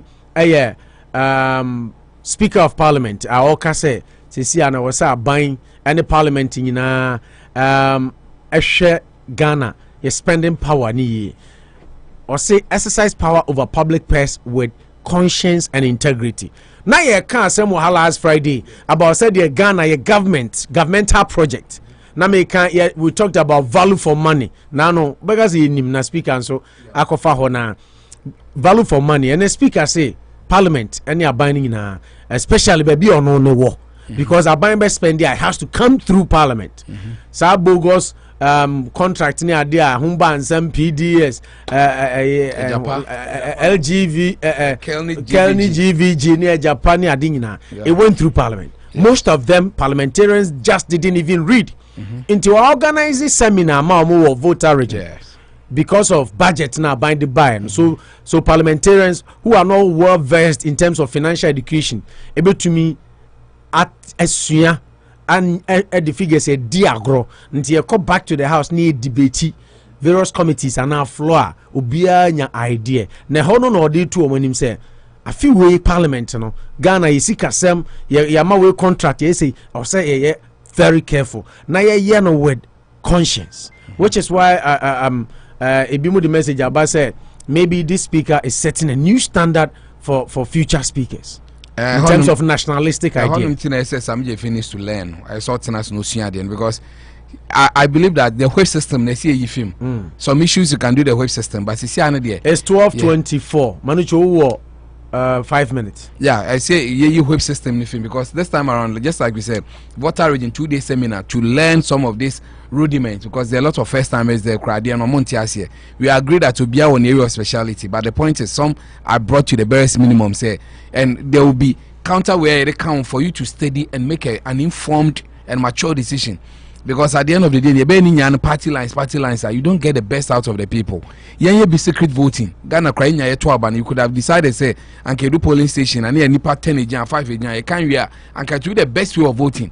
I always advocated for that, but I'm saying no for very good reasons. Here in secret voting, we need to be to and for problem biamba. otum for to aba obia to aba Ghana until they will have where they believe, but people don't want to know to create unnecessary tension. Kroma na bia no crystal a secret, but the people identify as Muamewa. Until the principle here is that or two or more for say you are getting to that level like we MPP in Ukraine at the end bar. Which shame no say M1 too much. You just don't agree. Anytime I just say for me to take no less than 50 years to for us to get there, say Democrats inside the team, you are still in transition. Yeah, bump I say but this is a call in the right direction that you are not there for party reasons. Be there and be voting based on the issues. Yeah, we were two anymore. Especially 99% of the problems in Ghana is Sikasem. The bloated contracts, people wanting to be at places they are not supposed to be near the end, and then they last to enjoy what you don't deserve near the end. And your biggest issues and problem in Ghana, it's just giving them a bite of the cherry, the matter. Young voting based on the issues. It's one of the biggest. Cost has become one of the biggest issues on the African continent because quality, affected time, affected BBR, affected human resource in BBR. Mona, you've been given the power to approve some of these budgets. You should not be put those to wait. The executives no be the two anymore. Now we be president say no waiting. So no, we should avoid it. I think once you're able to do this tonight, to solve 50% of the problems in Ghana. For me, I think it's a call in the right direction that resource them well, and beyond that, resource your muye. Let's resource the people well, so that in principle, they can have the time to sit down, diverse into what. Yeah, I say I would urge members to engage in thought-provoking deliberations and take home lessons from the workshop that can enrich debate and discussions of the budget at plenary. Exactly, because and in your budget in a controlling what you are going to do. It is too higher, you give it to them, go and reverse it. And almost some crab well-versed knowledge in some areas, and almost some they should be deeply. That's why sometimes I say Parliament is not for everyone, because you have we're accountants, we're civil engineer, we're architects, you are there to enrich the debate. That I did with engineers estimates, engineers since 10,000 by I did nearly 500,000 over 2 in him. We are not technocrats in you see more because it looks like assembly bar. Oh, the circle bridge is over bloated near holding Muhammad to wait. Into Sappers highway director and I say engineer not one of them. What are we talking about them? On Mona, they have the technical know-how. No, what is their role in some of these things? Near German politicians, some cotton pokwasi yatum ya say. I think that is the direction we should be going under.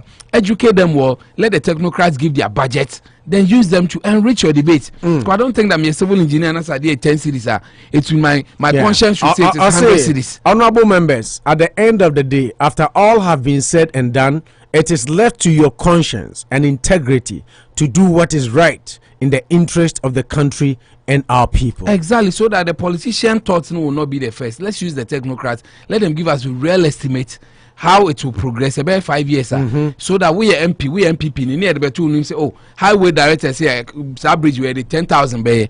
That's will be the 100,000. I bet to one Manucho, president I'm going to Dixon say what boy you man to we a brabeji lunch or something control. Also we are brabeji lunch. But that's one boy we are lunch bra. Nice one. Also shock crowd the bus street. Set down auto repairs. Oh yeah, we the any Dixon watch the any $2,000 and I go the cash day. So I just say on camera. We are caught on camera. You see Manucho Menu community radio for Manu community radio for so what Jiska on camera. Oh wow, sharp. Ghana folding in at you. Wow, sharp $50. Dixon. Or $50 on air. Ejuma mi jana mi kwako. Yes, I will. So in principle, no. Yeah. I think he's only urging them that let's run away from party decisions. That's why I don't agree with Sammy Gyamfi on any given day. What be government? How the government machine should run? Your conscience should lead you. Maybe MP don't go there and oppose because me oppose. That's where Japan and them catch us. Remember na shame ye. Make an informed decision. Okay. So speaker is making a good call. Very good call, and I'm hoping that they will also listen. They were almost selecting. They were almost passing our senior there. That people now are using their conscience to make some of these decisions. Sammy Gyamfi will not be happy. Obinsu ye Kweno, Professor Marco Kweno, MPP Nibiso Onuma, like Carlos Ayenkra. He's so hurt and there. But at the end of the day, our democracy is growing as far as I'm concerned. So make that direction and I make sure say if they will listen. Says the Siano Parliament, on say mom court some yeah Japan no or they had 169 or so 170 say about 137. What time yeah and he said what of you couldn't go again because you're a more 2 months. They are not looking at the issues. Say me MP no what call no okay me NPP ni but me pay Japan deal me pay PDS or bit one more NDC ni me MP your boy juma or call them so yeah. So I think that it's a call in the very right direction as one commit it will really take us to a promised land. Okay, so Mubetia will take us to a promised land. Message with the opinion or see a friend a Jamafo. Meaning, or see, good evening, my brother. A Jamafo. I am listening to you live from Menu Community Radio from Echem, Ejuso, Ghana. Menu Community Radio is in Kokobra, but no tea free chem. Tia Jamafo, ya chow ni Echem phone na. I'm honored, say me krumu for maybe for chilkrum. Na mi krom for team. I'm very humbled and honored. Tia chao chilkrum for me so chem kwa mo ejuso adakuja achi kokobra pa koso aprade ni akoko amo area for amutie nyina ye chia mu nyina yada mo asese mo agibre na mutie. Okay, we are still cruising on. Mamenko Nana Yebo Nana Speaker of Parliament to say last week after budget no the Anopa Bosuo so ane adwendwen ho ne say Ghana mpanimfo bu Ghana fo ache contract ya the contract ni aboskan kakraka obi minua bi ote kurase ya wanko school scan kro nimba say the city enti saa niam we ma oman na ho chire yen obi a ote echem ba bia open ejama fo text ye fia ne ba wawo miensa ye manu filisa as Ghana no onka ho eye mpanimfo ne dia na pani na ofri MPP mu ana NDC mu asan diska no na minue ya ote echem ana afmeso ana chikrum no na wasan ato na adwene ma na hu se wo ye MPP ni nti MPP ye bibia support wo ye NDC ni ti NDC ye bibia support sa brantia no so tichikrum ti chem ti fmeso ati kokobra de obedi kura onya ya yesa ade na de atoto mrante ni tirimu ama MP ba na ehwe di nachi MP ni buyen. I said this on the program last week say before MP be 200 cedis amount no biza who say saying eno onya omuma yem politicians no ma ye feel say as a Ghana japade no ye ya to abade osi so omo nhwe soman no ye nka ho eyomo dia oye kwan ma ye kura o ma ye feel say wa ye favor say MP DCE aban ye kwan a omuma Ghana fo hu say as ye humu mobo sabi and but the education is not there for the ordinary citizen to also understand. They say, "Eye me right, eye me japadi ye sika ne de ama mu say, monfanya japadi ne mai." In two bones say NDC ni wi Ghana ska, the NDC mabunu no etanechi ko against MPP for. Say MPP ni so ka say, "Hey minister, where this guy na NDC for so start here the day, na MPP mabunu so sorry." They forget to say sika ne ye omu esika and nipa ba ku bi wie di nti se so mo kra ne sorry gina.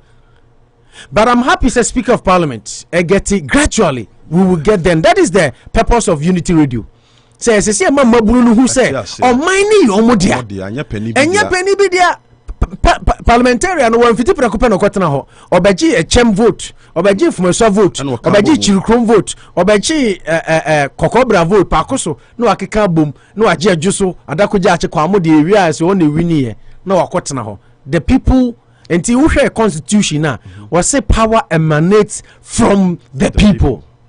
That is a preamble. The power emanates from the people. But the ordinary politician will make the ordinary young woman in Ghana hopeless and make them feel say, "Yama 200 cedis, 10 cedis, your favor." Yeah. Speaker of Parliament is a parliamentarians, no, and from conscience, no integrity. Omo your workshop, mom said the omo ni nimdie osika 7 budget 7 transfer debate a obetumi edi. Na last week na me manu chomi show ni e kan ha Joe Biden. Na pointi tenden odene koy dem ono Joe Biden aban no an nkrofo kra asan tutia no said they don't want that person and they feel said the almost national interest. Enti no na Unity Radio e pese duro na Ghana mabunu no titiru tia se love as I say Ghana ho first MPP buy na Ghana ho NDC buy na Ghana ho and Ghana will remain forever. Nana do beto Ghana, Nana do go Ghana will be there. President Kofo beto and Jerry John Rawlings. Yawo me on the president ye be who no and no. But say ya Jini Ghana one. Ye nananom ye nchirima ne ekodi politicians echa ombeko so ahia MP is making a good call here. I mean your take. We there, to be frank, yen kanokre we a very good wake up call. Yeah. Meet Makasa for now no Speaker of Parliament be baby and Makasa for this one day why are there? We hope say any early days very good. Yeah, early day on the be now. Oh yeah. But I mean me person me speaking from a different angle. A choir a first one into person bisa say and then it after na yehunu say ye the budget to be by Ghana and you started say ye budget no ye discano amana bro so ye waste or money sikano da ben yehunu say no. It has been there for a long time. Yeah. Na me point me person me kasa free be see speaker de enusuni. So we choir first one ye election and answer ye parliament ye first to abana yani ya ohe nyina se sika kutami ametima ko prebi wo mikro meboa. Yeah. The fact say some education level was through say in this row eti say you me come me constituency na me kugina na yeto abama me ko ade a mabaye member of parliament. Yeah, I'm this away and collectively no say nya sa 275 ayi ni nyina na ye ba na say nyame amfa sa ama ye nya well educated people na koye say peja mic no koso kakra. Na kwa say omo anko excuse me omo knowledge technical know how no was no knowledge I know so yeah na ye nyina begu parliament apɛ mmeremu no so ye the budget bad sa ankofo we so na betena ho ye dey approve budget no nti nipa na oto no approve budget no ade ne kura de ama no ontiase onimuhwe runs on the ought to be party lines nti let me put it my funny say and menu me nim say over more than half of parliamentary candidates no e bi nim and you na economics e be crime knowledge about how even budget is run. Yeah. And to one of the only say me MPP aba na aba. My buy the budget aba. Ya ko vote by your hands. Yeah. Then 165 vote. Maybe aba na the se project ne be boa Ghana. Very good. Akwa we skedi. MPP will be on also press our contract be. And one thing I mean who say am why ekra ne say one yes say you ministers no say free. Sa parliament ho na. Vetting yeah, 60%. Yeah. 60%. Yeah. Ebi kra na me na me minister of road no ade we ehyehyem nti same ye ma wo mo approve ade we ma me scan kra me ho na ye the budget ne ma obi adi enti me hu say Ghana as a whole no kwa ye fa so aye kyekere ye ma no say until say ye betena se na ya hyehye ye nyintum say ye nuoma no ahwe agu enye na ye hyehye ne foforo na the speaker ye ne de ye but me dwene say Ebre nura say budget ba we should call people from outside not parliament to sit with down with the expertise knowledge right, technical know-how and sit down and go through the budget now more the report budget some more finance and budget committee very good they are choosing on their fields one we so still a background as a bigger debate no comes to parliament into who point in say many points so onimade no kra o vote on party lines very good and ebi also kra onim and wo ye ntime me point ni say say budget bi aba expertise na in vote we shouldn't even give it to parliament they should let people who have the knowledge go and sit down building very engineers civil engineers near there wo ho no but that is why they have the committees almost select committees and this committee are the same from but Manucho why you saying is the committee finishes its job and they ignore the above floor. The floor on any problem. Very good. Now so debate. Also name debate. We are debate. Yeah. Now say party lines. Yeah. Me person me madwem no the speaker here no why ade po ba madwem no person you free party lines okra. If you want to develop the country. But I say American system. I know debate. Come having no debate. Yeah, you can so debate. Debating is very good though, but after debating the decision shouldn't be their vote. No, but I think where we have to get to Nise as I said, the Yasha Sen Kakran Kakra, ye drum home our points no. as I say ye no kakra na ye bedru baby e beti ase hu say e say adweno man ho first. Very good. That is what we have to get to. The larger debate me ka bibi na to akoma so no ye ndc very good. No kind of We have to deal with issues more than partisan line. The NTS say Ghana in rules are level. Oh yeah. We shouldn't pretend. We know. America no debate no on what last week na me kan assembly was say Joe Manchin, West Virginia senator. Yeah. Joe Biden COVID relief bill or the buyer obre checks edi. Na audition say omo increase minimum wage to $15. Joe Manchin ono ya Democrat ni no.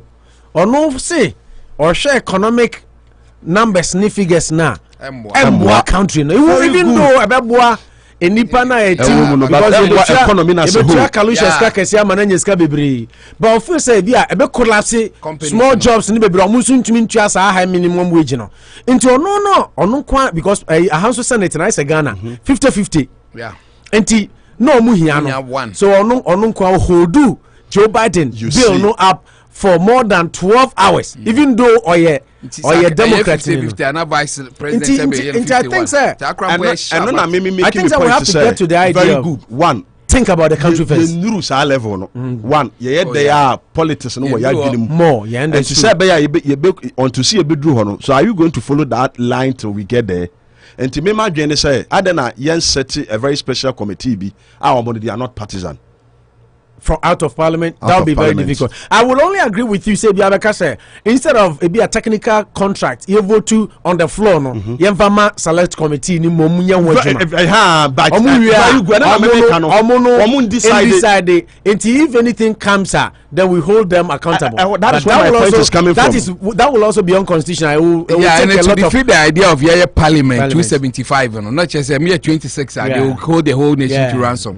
Maybe the answer. Mumbai wage man asked the right questions. Say people after the contract they will come and. But you know why the kind the debate? There should be a debate. But maybe support 100%. But after all the debate, let the technical know how. No, let's vote. Let the votes be on your conscience, not your parties. And are we doing that? That is the problem. Another message from Menu Community Radio. So we are listening to you live from Kokobra News site. George Asante. George Asante soon do we buy free Kokobra News site. George Asante a child. Yeah, that's said George Unsu T all the way. Kalusha. May wrap up on the Speaker of Parliament. I know why are there. I know the yin I am one about Sonny and Tanachi. Na enquire say and yan nemqua and yet just budget alone, but any idea biara a baba parliament be and we'll make sure say a bread dress a Ghana. Ya Gino man who chain party when you party some through our vote everything. Okay. Young fire door and my no manner a yet there when the yin I day. My infant to a team for him say and their phone line say your brain assassin and can usually see Anka Bo managing Cabozing. Anka about 4 Ghana 440. Say about 440 Ghana. Yeah. Intikaya had yanka. It's your time now. Ya nimti. We have 1 more hour. Yeah. Into your bank Ghana. Is any Ghana and time 4 hours.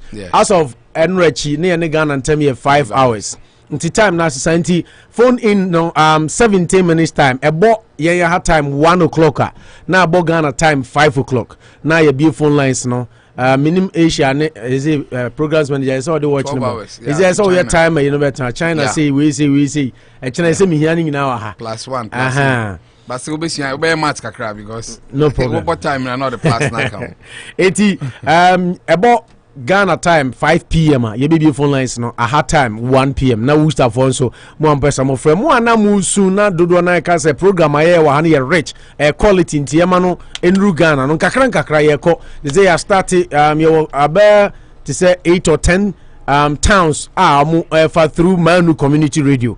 Yeah extend your wings. Say ye be drew and crying so ye ne other media outlets ni bi di ho nkomo timon fa sika meboaen na programs na ye wa ne nru Ghana ne nko Ghana mperifo na sum ne nko Ghana mabunu ni titiru because oman no oman ne yomodia if we are able to change the mindset and the thinking of the Ghanaian youth abrochire for ye ho atoyin Kalusha mame mra so speaker say budget no dey aba ya workshop ama parliamentarians omo ni sika asem hunimde ni ade to be capitalize na e kotena se na ye adapt issues ye approve na afi wo tiase na wo use integrity and your conscience and your party lines. Okay.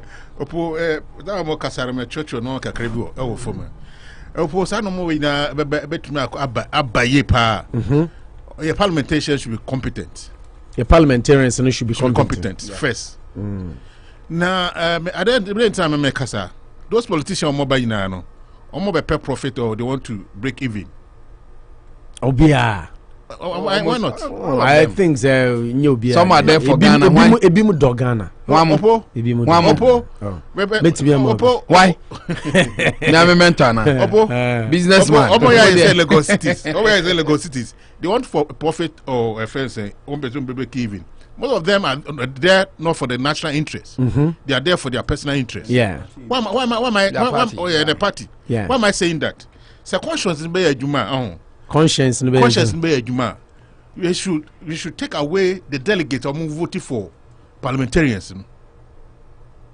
Are you getting me? Are you getting the point? Until yenyan referendum, to say they say Jusu cry day. But the man is a Jusu constituency. And I got about instead of using NDC delegates, any MPP delegates, now you sample few out of the parties now. Yeah. You made the whole constituency into Aba. Maybe I need to 2 and 3 B. No, you understand we are virtually for the MP no. No. He's talking about the selection before the candidate. Before you become a candidate.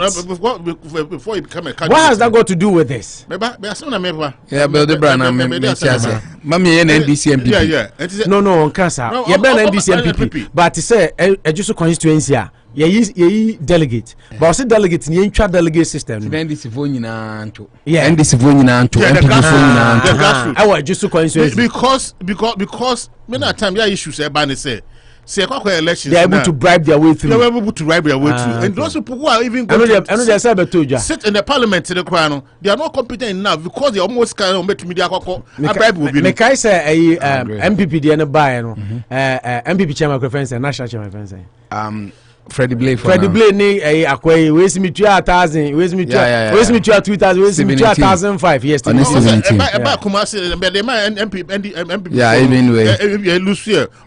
so what do you think that would do if we say basa okay one o point ni say ebeyi say ebetimi abribe delegate na free ho eyi ni free ho na nipa ne ba wi a obedu parliament I said the same thing will come up opo omu tuaskare ma omu wi a ensayo election time ni ba bedu a almost signing and crasi.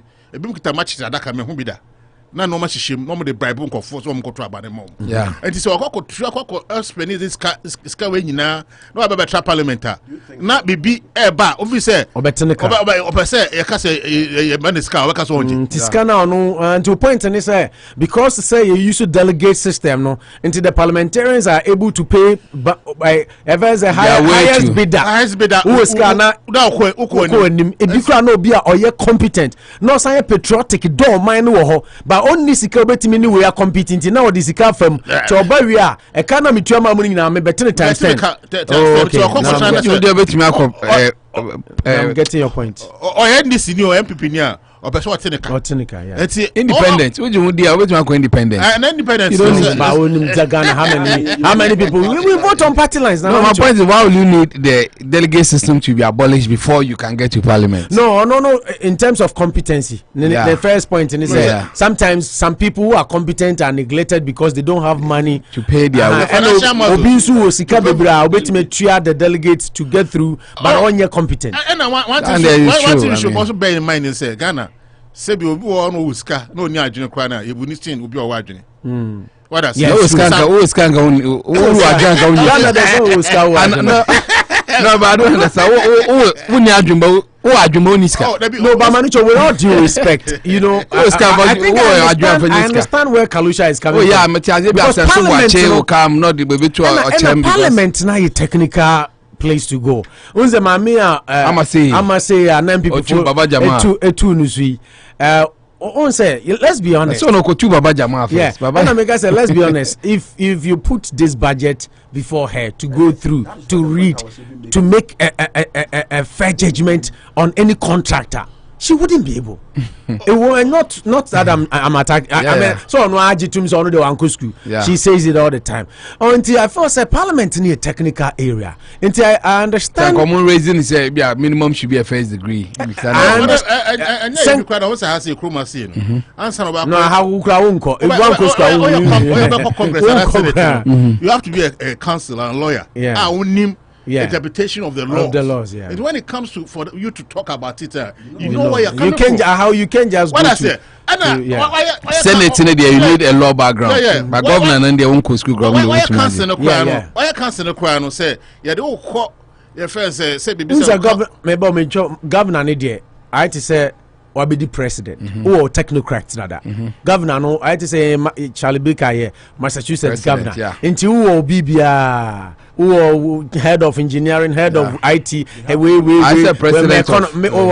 head of economy we were into experts and so the experts think nationalistic they don't think. But growing up Ghana Mantia said that because okay that's what I didn't know why MP in Ghana you do only technical know how cry you can be there because when the law near the end they are going to talk about it and technical no because nobody can because the BBI technical no but like level of health level it be a level of education I just did finish your point no I can say a law minded I can 9 minutes not time I can say a law minded institution I can MPD and can law kakra but the sad aspect and so they say omo law na omo sua de nkra na ebuen oh yeah and no dey ya no and omo I inform be omo akọ school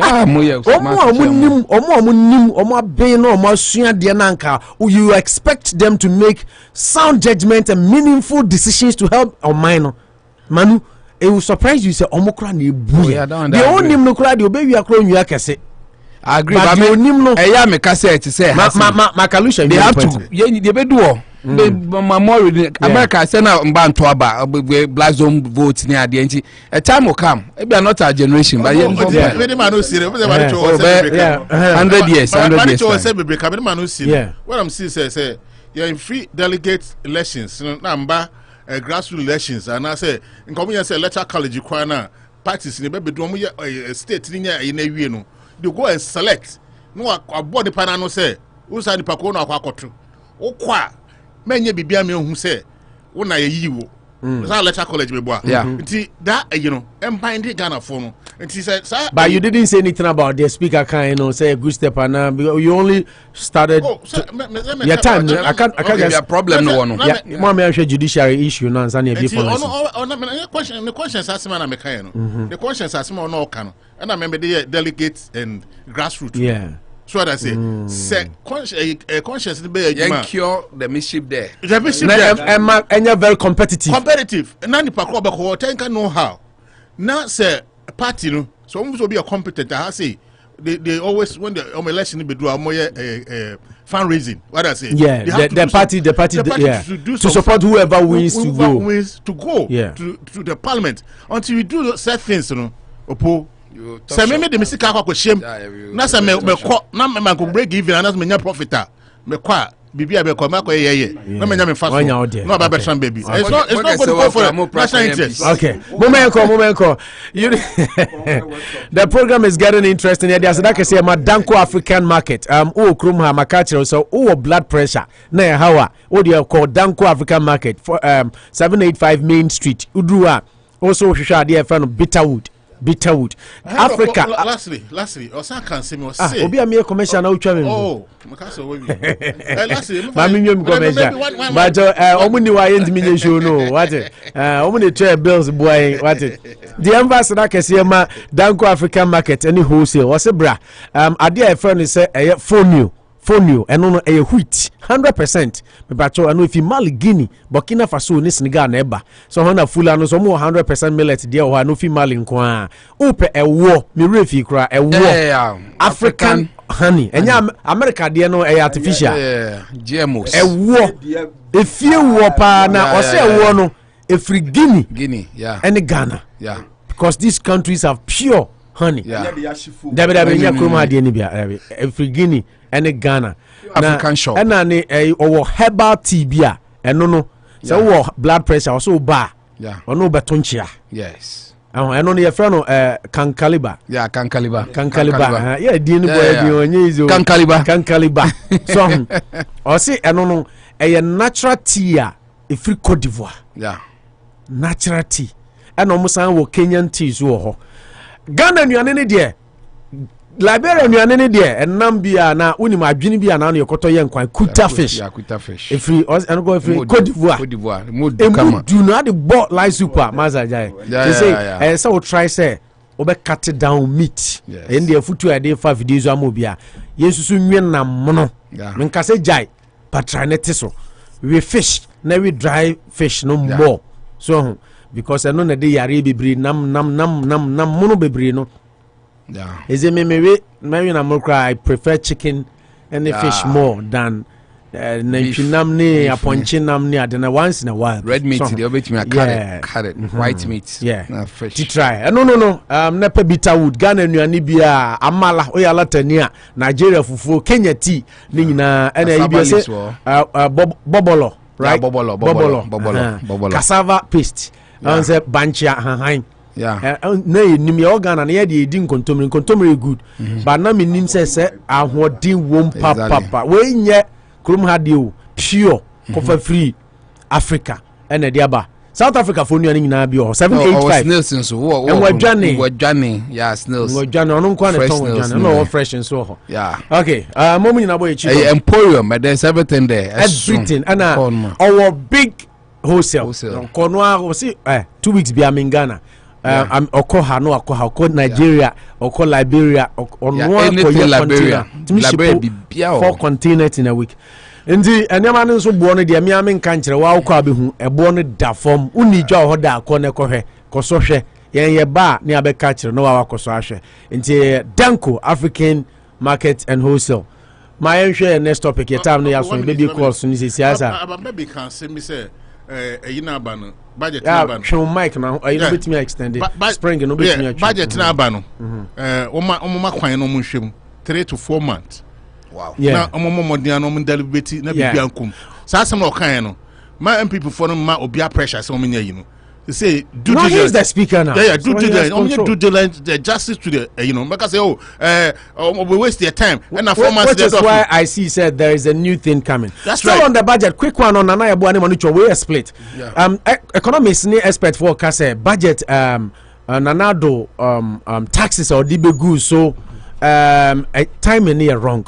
All the experts are saying say levy ni year COVID health levy no year and sanitation tax and also but sanitation go almost say more of pollution not sanitation because people are already paying for ball near day intimate ball and as betimia and economists need disagree say some kind of pollution because all the two petrol so there omo use car and a pollute environment and it should have been air pollution tax and come be agree to air pollution because sanitation there is a be mutu omo ball as Canada obi o tie crashes kura na you know untu be and I say discriminatory just like I was arguing with you that time say be mu betu be mutu but on another scale no the economists for no so can say o many more den economically every country is on the downward spiral obi ahun kire no nti for time enya time I say nko sande levy we ban say nko ma economy no recover say you was a budget why we will say to me what mid supplementary budget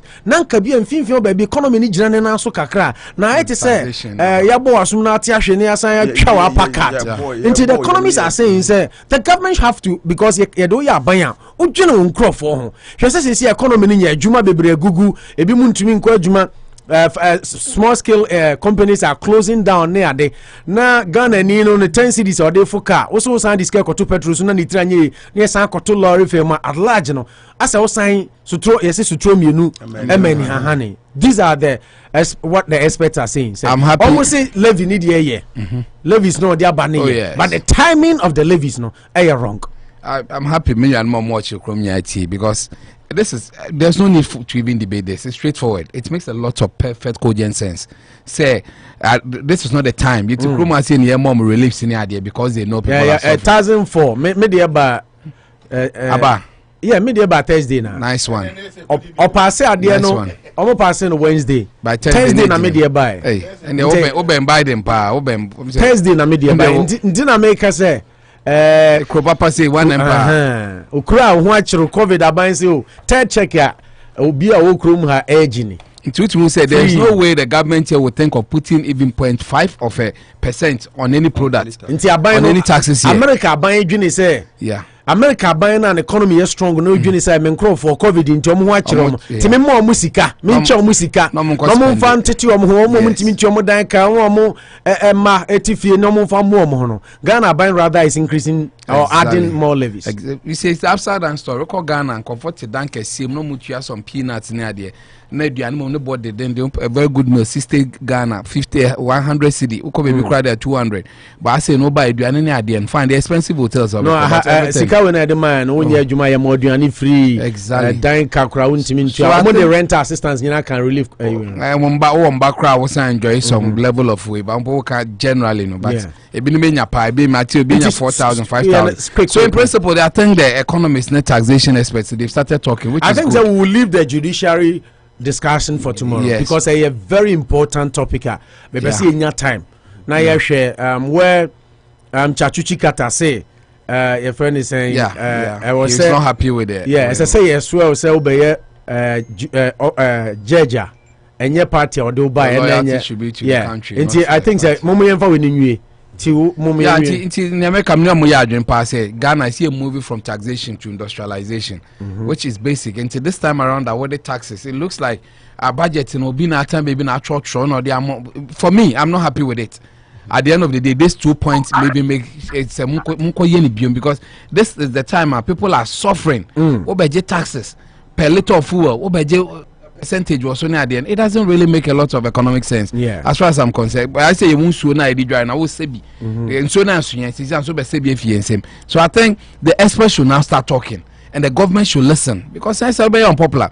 4 years down the line, people have a decision to make again. It is a way in TSA massa baby ye do the and kobon ye duma kran ye car no no and it will the replay effect to be there. Say once I would they are to no there drive a bit to baby just say at the end especially over long distances like I own na say 10 pesos there calculate over me Accra to Tamale we na acquire 200 cedi 300 cedi the driver must also make up for those differences. I think in principle there maybe they have other reasons but the timing it might be very good taxes pollution tax baller tax COVID relief tax near they need money to run as a nation but the timing I don't think it makes any perfect sense. Okay Nana Yabwa I'm sorry Nana Yab making sure so a very quick said I will be near full lines not too now. Man start to crave say you na be kaya assemble now within 2014 2015 Abrana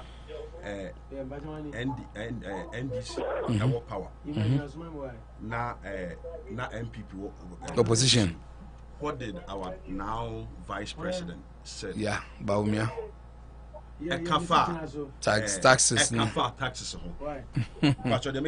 a lazy man's approach. Lazy taxing people to run economy is a lazy man approach. That is what, if my memory serves me I talked about this. Baumia said that. Very good. Lazy way approach of said that what have changed now? What have changed now? Ebane say, and also Ebane say, ubi a with economical know-how, technical know-how. We should leave you. We'll run court seminar by seminar. If you university we now corner, just with the figures ba, what the new ba. Intini him say MPP banediye. Now he's going to run away from taxing people to run the country, rather going to production, industrialization to run the country. But now, in the midst of Corona, whereby countries are helping their citizens.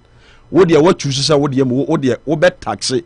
Now they tell them this are taxes swing in Abano. It's like the economy is going down, which we know, and and they need money.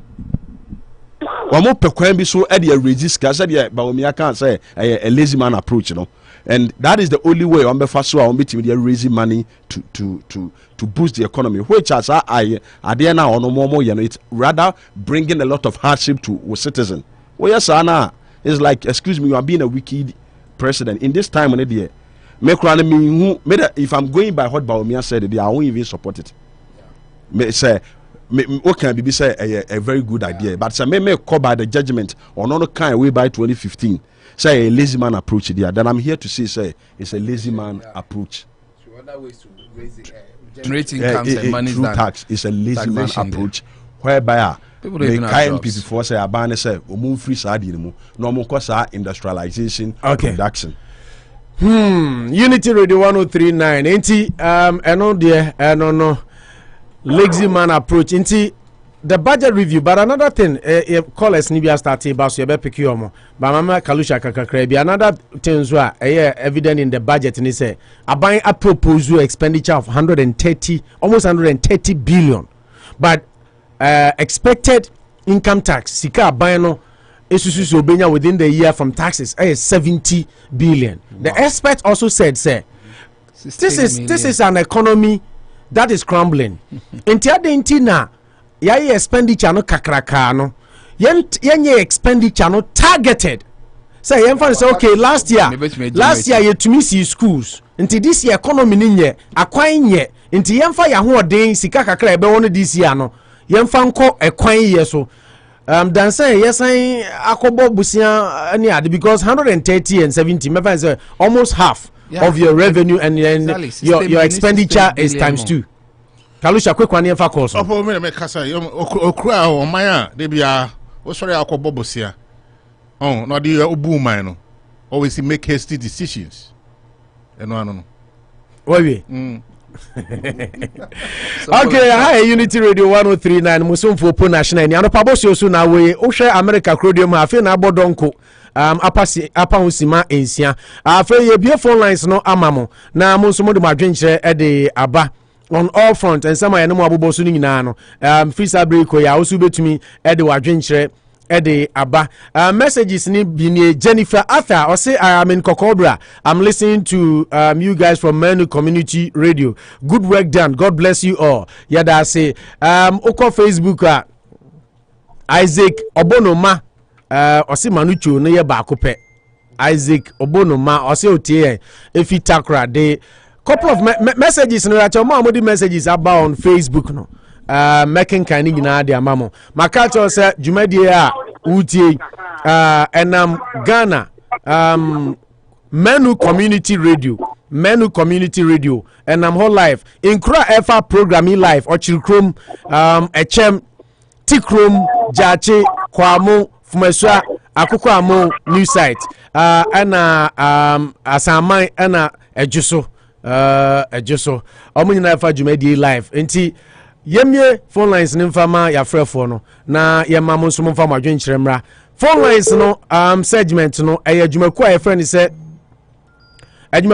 say Ralph G Man driving school Ralph G Man software German Ghana ni ba watch driving ewo Germany Holland France and as I say waba be do Ghana ha it is a upe driver's license there we Ghana ni ba there now no na ye kamfo no there amount say otikasa bia wote nti ebema driving no aye easy e the amount any Ralph G Man driving school enkasa ebra offer software German ewo 774-329-3271 774-329-3271 na one no akasa fefefe ye share phone calls na say anipa no bebre wo so miensa efi Ghana ana baako esofi US na nana ojambo ama efre efi oboase nana ojama pomti sen shase mai boko me mami diza musmo ya mani to hu ya ho ye manu cho hu ye nyina ho ye mami tia patriotic movement for Alan Chamato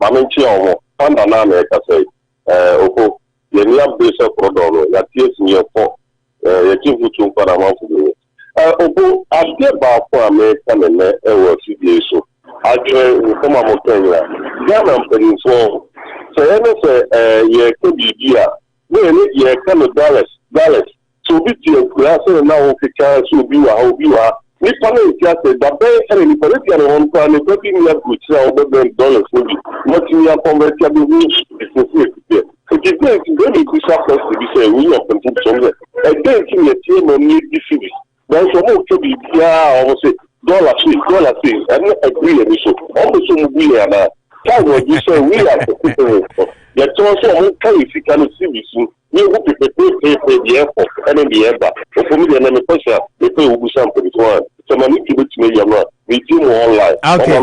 Yeah, Manu Jobe you are okay. Yeah, that's it. Manu Jobe na ojambo amase ade na Ghana ye cities. By ye budget I can no more can dollars. But project be as well no more can dollars. I'll give you time later on the show. Mamenko bar for Israel sorry. So now also to us mame bar for apom design. Hello. Yeah, bar for apom design. Yankopo ando boko pronounce. Erade adom ye bar for free hin. So bar for drobo. Drobo. Okay, my intio. I'm in share what you for na I'm more abaso. Na ku fofra e wo krom. Aye o mi atwaso. Ntiampa infoni na nso bia ho. Na uni NBC. The moment Sammy Gyamfi he said there's going to be crisis. Some of us try to pinpoint it, but as NBC for they wouldn't listen.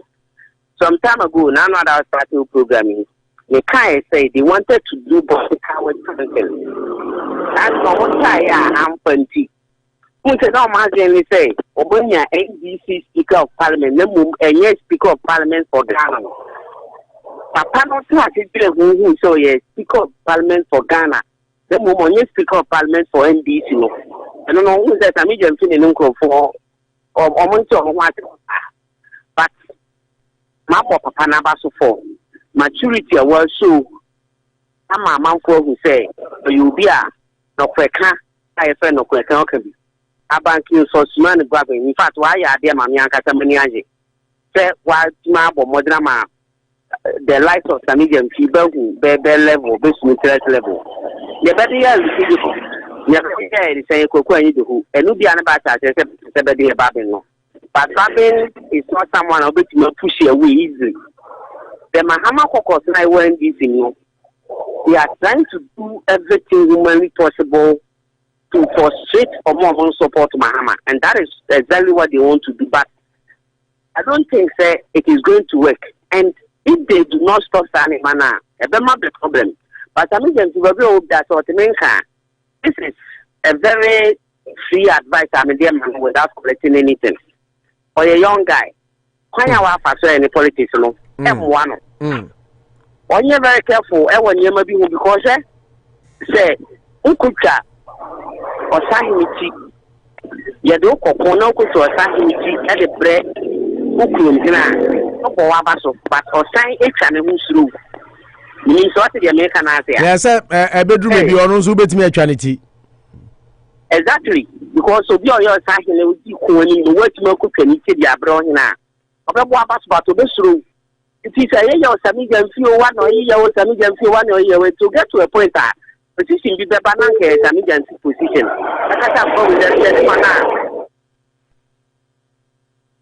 MP for Benya, you know, Yam Famano, and I said, no, yeah, but what could Yaman Fatten, the position where they should be a oil noble, Yam Famano. One of them say, Sabu Capata, but I have Madinati, so root treasure, Ejanema, Ewechra, no, we never say why.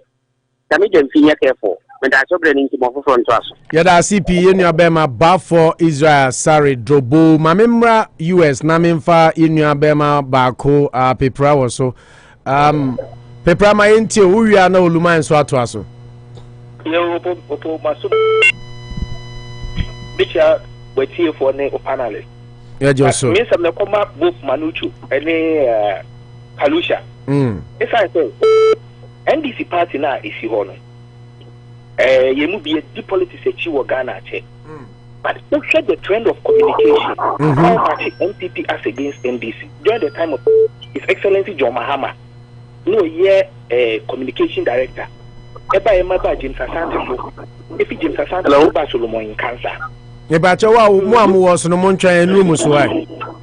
you look at the decorum, any the type of which is an omoma as against Sammy Gyamfi era as. So, all your communication director. For once, I told myself, say he was a good communicator, all right, but he was not fit for the job now, no, because they were pushing the guy, which was too early.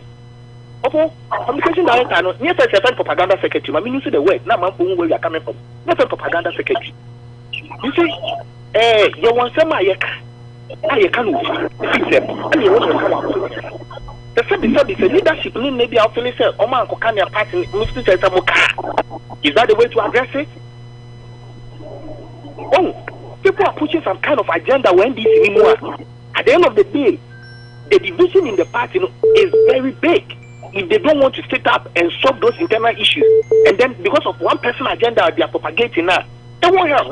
I mean, just some more kind and yet he has to calm down. Tone down his voice and listen to it. I was for Bagbin department and the communication. So he knew how to go about it and how to talk about it. Sammy Gyamfi, he was mature. He to me, it's not about what Anyidoho or what is it say. About no leadership style or the upper. It doesn't have to happen that way. And it's they have to sit the boy down. The way you are going, driving the founding fathers away, and they all have supported. I listened to me papa Adiko Aloteji and do you know the number for him to make such an utterance? It is Sammy Gyamfi. To me, he's was it to you? Why they? We're growing. Okay. It's just what back for. Okay. And then second tsunami fancy. You know, quick, I'm for now. Where cheaper, Miss Ron. What the message is here? It has got to do with the taxes system. Upon patch of the beef, our same. My sister say the taxes. Opo, when they get many sound, and I said, Opo, who see would die wrong? They bet you want to have so. Opo, the number of people paying tax in Ghana. The population of 30 million, no, only 3 million and HR tax. Opo, you say we are who would die, no. Who got us and so would you tax to me? Yes, I know, dear. No, Bobby, I would say, no, see that no charge you are yeah, that is an argument I raised last week. And no, I knew you crowd face or her. But the question is, Pepra, the question goes back to the question goes back. Entinana Kalusha Ebisa Kalusha Nakan as a manager. Hana can lazy we approach. Nana Yaboa. Entinana Nana Yabo Ebisa say Baumiaka say President Mahama a way of taxing people no. A lazy way of taxation. Until then, MPP by in 90, almost to me expand taxation. Emani include craftsmen.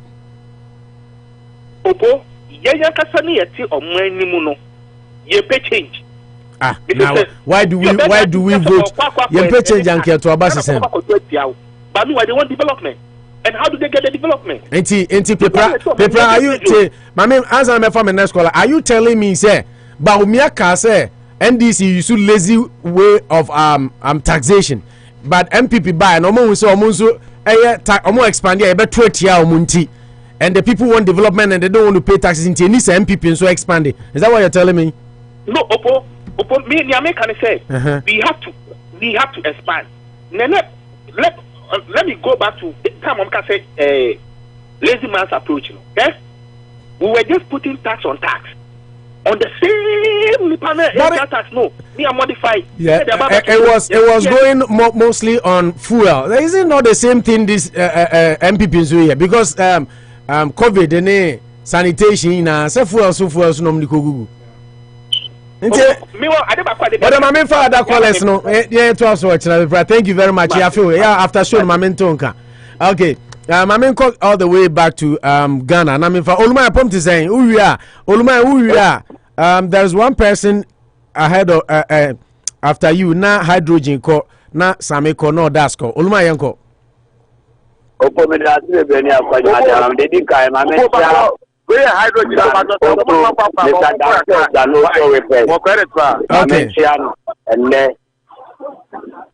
Opo me nya kasa. Hydrogen yeah Oluma ona kasa yetio. Aha, my mention is a dance of than auto repairs. And they are not pay our Ghana and you bring our and none of pay our America and you bring our Ghana. Amentia NDC before you now or more Monteswan Sunday Anopa. Or for me, or Casawi, about for Casawi, many about Munina say, Sammy Gyamfi should be careful.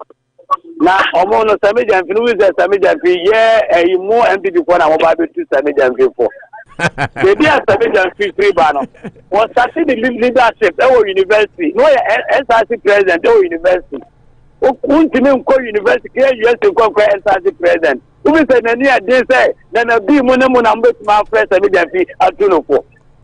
Who say, easy, sir. Sammy Gyamfi bow over the warrior. MPP minister, friends, communicator, Ben, minister, Sammy Gyamfi computer, radio to an TV. So, recently, our Kakuba could jump into a friend, a lawyer, Kuma, and go more. Dry what you call newspaper. You would order here, what Kasa with facts, evidence. One just Kasaka can say them communicators, no ministers, no MPs. Olumai, say approach you use no abontin on yes approaching a time be use of you. If you use the same approach with you like chaos. Sammy now could you come across the toilet so and some woman at 77 then a be one car or Ghana. And some women at Ben at 77 then a be any could you come among car. A press a year a way more. 2 points and say go ahead and make your point. I'm out for you. The point and say, oh, just Sammy Gyamfi like no member to Sammy Gyamfi for. Okay. And then nobody power 2008 and no lose election 2008. Almost lose 2012. And the DNC and the Sammy Gyamfi and other communication officer my NDC and the Ghana who bought the Mama D. Now, Johnson said, look at 10% ended before slow the fire, Sammy Gyamfi.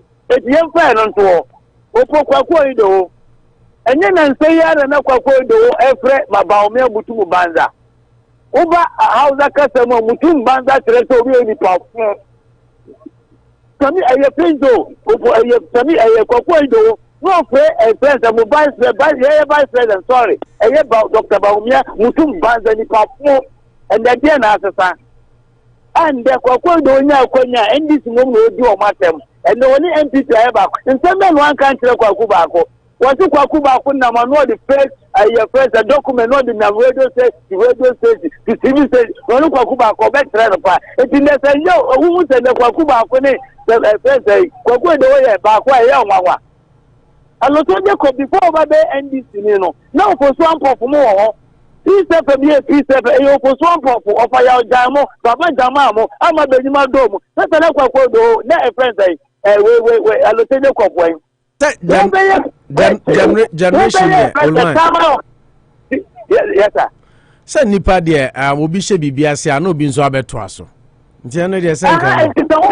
Oba, no one will pay for the bay. 2% and they book are going to Nemo.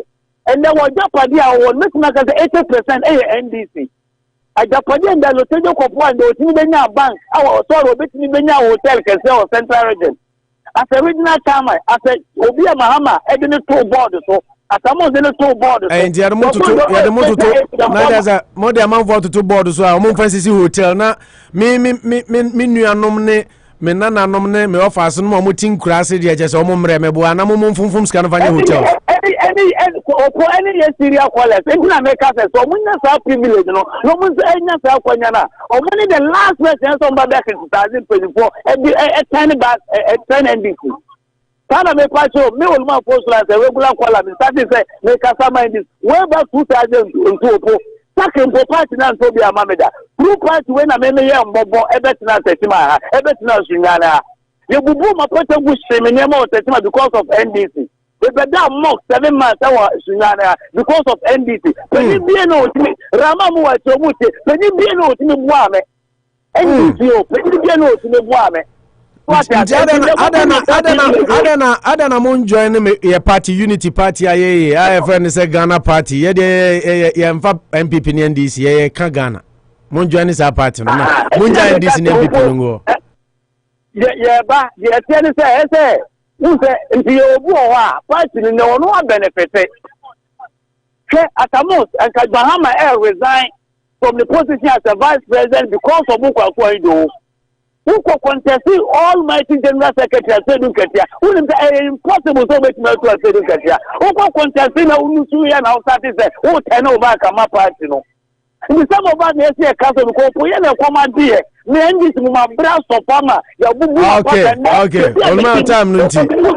Manusi. But yeah, me teacher here, me come papa and my mother come and I say, Yama ending of this month, the few runs over the book feeling in house, you was for ending of March, yeah, me come papa and my mother come and I almost for the ending of this month, you quite the public was when you start quite a problem. But you put them 24 previous year proof one is and no more that problem no more. But me as a serial caller, no, let me say, woman, that's a family. Why am I passing your car? And your problem. And so, when you're feeling that can say, what benefits of a woman, more casa, and yet, I will say, my money and this support them. I brought one benefit or end this one. And then you can lend out to my idea, and I obey you. Okay. Yani nyame baya adwuma nyame nka wonso ho a Unity Radio 103.9 me bacho the next person ansana hydrogen Sammy Odas aba me bacho ho ya. Hello. Yeah, Hwani. How do ana? Opo. Yes, Hwani. Hello. Yeah, me bacho me choka ho ya. Ajamani.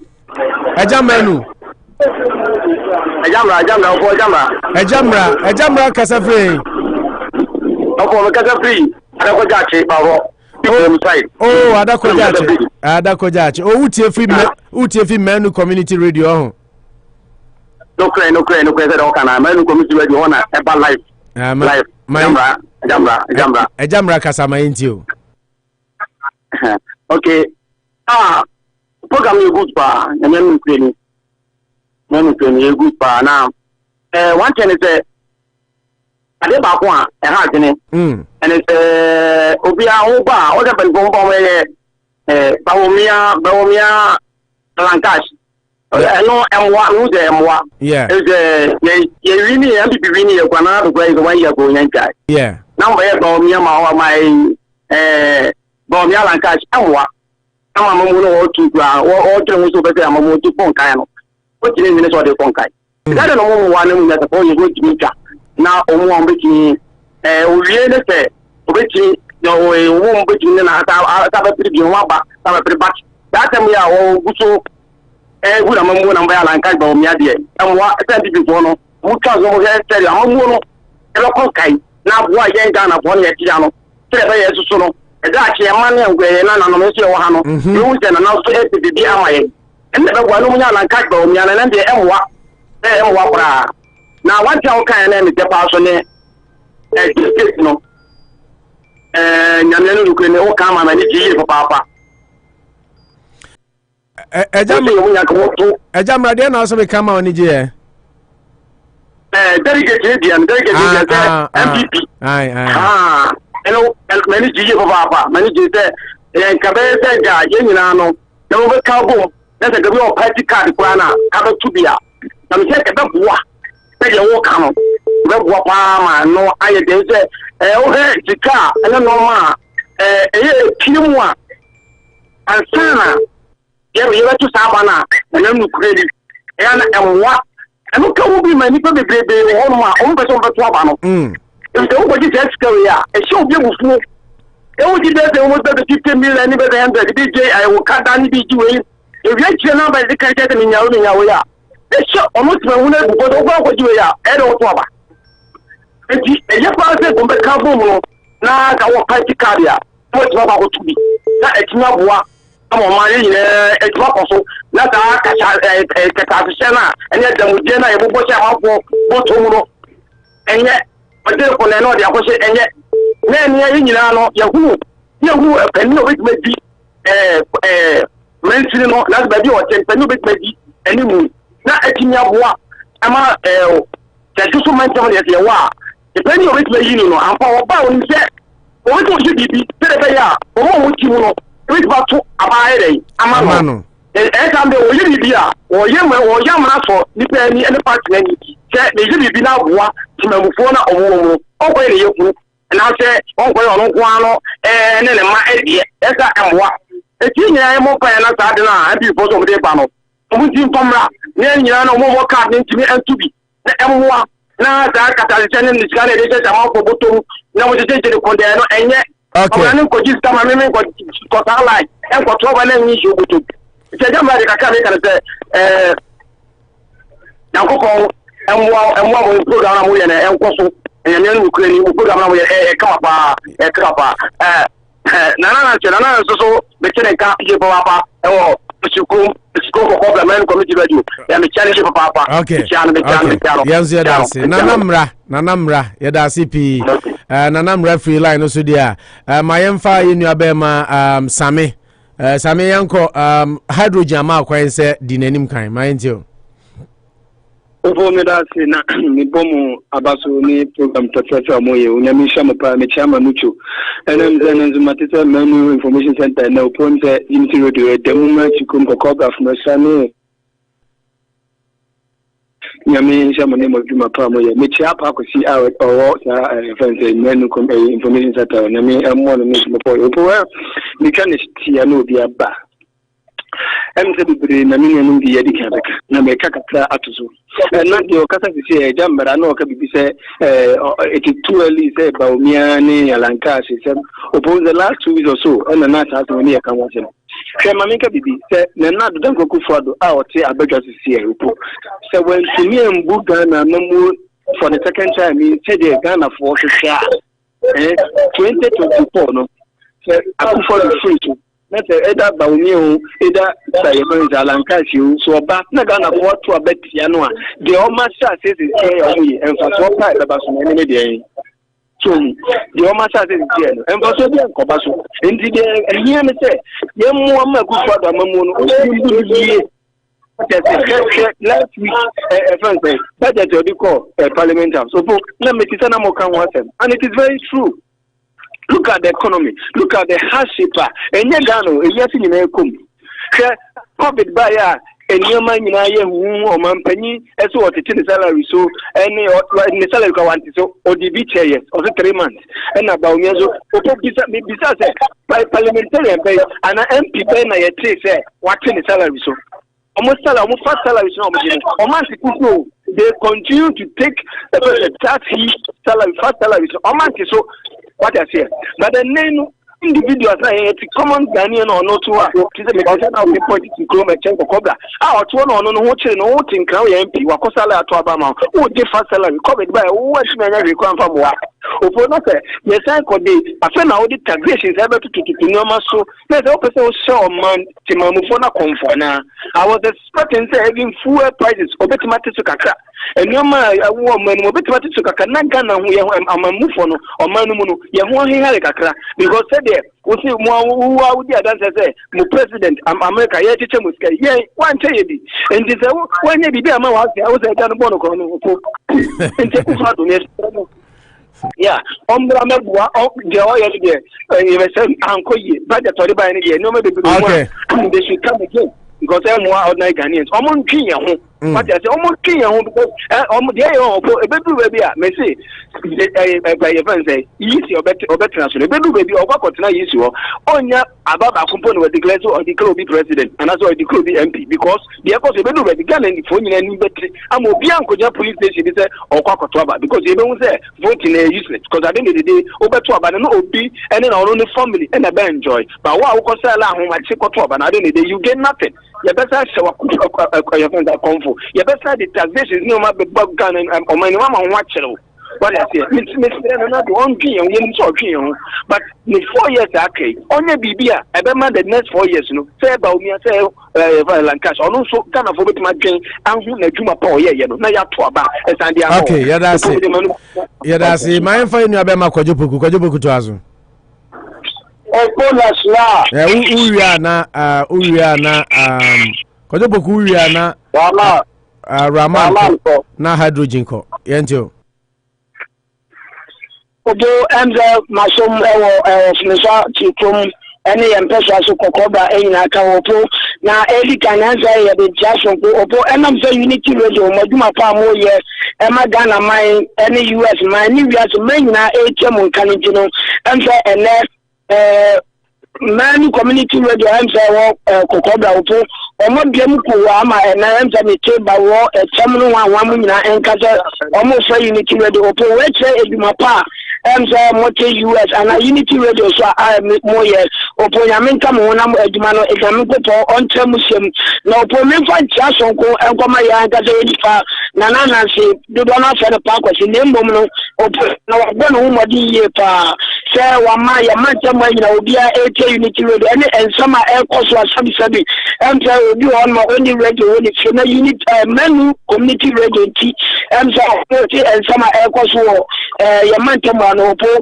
Namisha Nana Anasiepa Opo Manu comments no and some means some and Kameba Kanamina Sami Edika Cabin Opo Sammy Gyamfi Azamodi Kaka this is the time I do Sabi yawa awunye him ana yawa awuchema na yare bi akodu ye na yaba budget opo na asem na okan de what akan de kwajo my fanto e no nye Sammy Gyamfi ne kan economy se wo Ghana na yes minim se Sammy Gyamfi aka bi dia menyante Sammy Gyamfi de but enye Sammy Gyamfi de ne discuss Sammy Gyamfi na mom one Bagbin ko se yeah. And it mean one of the parliament is about Bagbin. Opo the mamen comment of position na Miana Mabao.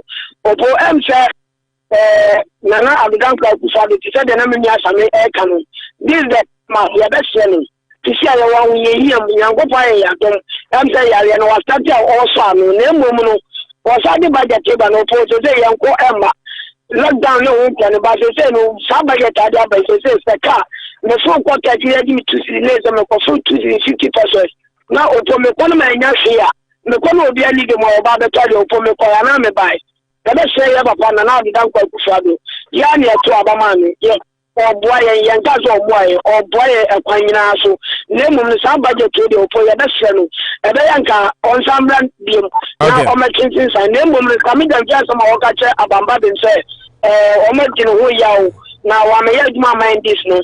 You bet there about Abamba Biasi. So, where may you say, although they are politics, Kwajo Mejidi says, equation is a na MPP ni bet na hodako. Na ono so kokase ma MPP me ba Ghana MPP for mum blasting e de. Yeah, blasting because aduma na omo ye no aduma pa. Ti say de na na do dey e kan for more for na to do more. Opo aduma pa na eche on to aso e betima ba say next 4 years nyame de adum dum na LPP e say we no plan e betima ga Bamba ben o ba so be sum Ghana na mo wa ma so be sum party bia party e na party bi e to aduma pa na wo ba so ba be sum ti say de wo kan so wa ma so be sum NDC na mo ba so be sum Ghana no ye betima ma na to na aduma pa so and you be say ye nua Sammy Gyamfi yes no this is a new time a new pass was started. Any papa no eye bibia no nja papa no nyemo mbadi akwan down papa no de to a ye bi za Ghana nya e be fo ento mapesa opo me no ga many community radio store guso a emse kokobra chikom cham a chance one obi achi e nana nanse a do do na so na park no opo nya mi sha pa no ye be ko so chi be be ya unity radio ye be try ya shi opo mi nya me nka ho Kwajo Poku aka Odasani no so there no Raman Tobuase I don't know pro ho unim say no so nti o de vim e remeboa okay Raman to aso we are na hydrogen ko na ma pick the next call answer so open that law yes sir no come about unity radio to say the station be fa na juma papa and a man there upia person so as my name is Show Class 1 day, Ghana, Anopa. Me here to most my judge must say, maybe say you do. So be as something because that's it's a film station, you don't have information. Also, we need to do one. I think station in our Canada information center. Okay. I'm saying, me and the castle. Okay. Abambabi, Sammy Gyamfi, Omo ina siya ko ba ko. Kankan so on din fiasem then ya tem na ye ka ye improve the first solve the problem ke oto and then ja on Ghana ha oto dem say proud ga ko te na 18 cedi 50 pesos and then a play back to what Ghana 35 Ghana cedi. I mean, who's the quarter? And let's go to that. And the 57. And the IRS 1 tour. Open a thing. And now, quarter Ghana, no more, and we are questionable. You can't stop because the Ghana, can no more a question. Jordan Amars, a papa. We have bad leadership. Bad leadership. And a man there. Ghana, let me be a and then Furka, Agapaka, and then Furka, a Pia Yuraku, or Pia Su, or Pia A, and no more Jonati, or Tontagan Amana Papa. Ghana, you were doing Ghana, you're a box, you're a Mangani, you're a good, you're a Timba, which you're Kiana, Ghana for, human phone, I was not a year dresser, Giadena, my year dresser. I'm not doing. What is a Burkina Faso? Money no, only issue. Jam, no, and then there, and you jam, and you jam, and you get salad, and you get credit, and you get your normal and toast, and I have a fact, just to Burkina Faso and the Ghana Faso. Only mission, better Keko, Bakadero, and not two down put down the same same brother. Who have James Brother, or this is Ghana, I'm a national for Ghana, yes, suffer. I'm not there, no, say yes, right. If I about 27, and you might get a collegia. Yes, I'm going to collegia. I'm not going to do that's the money wise, John, and I'm assuming Bamias and some they may get attendance to Dr. Mahmoud Bamias.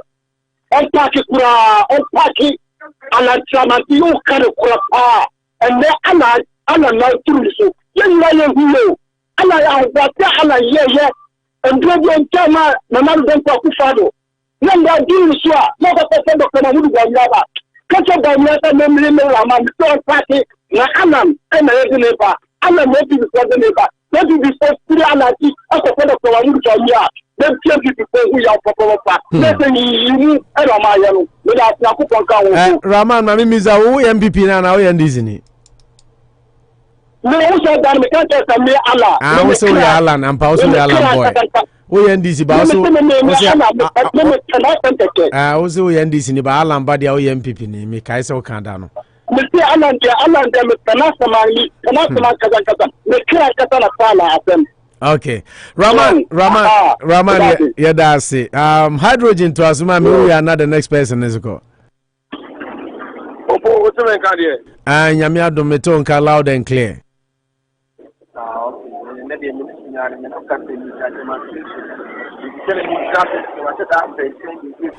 No, but Olino, Pebaby Jas and noise were Chirikakra, Wadaruma, and our voice no so were chill.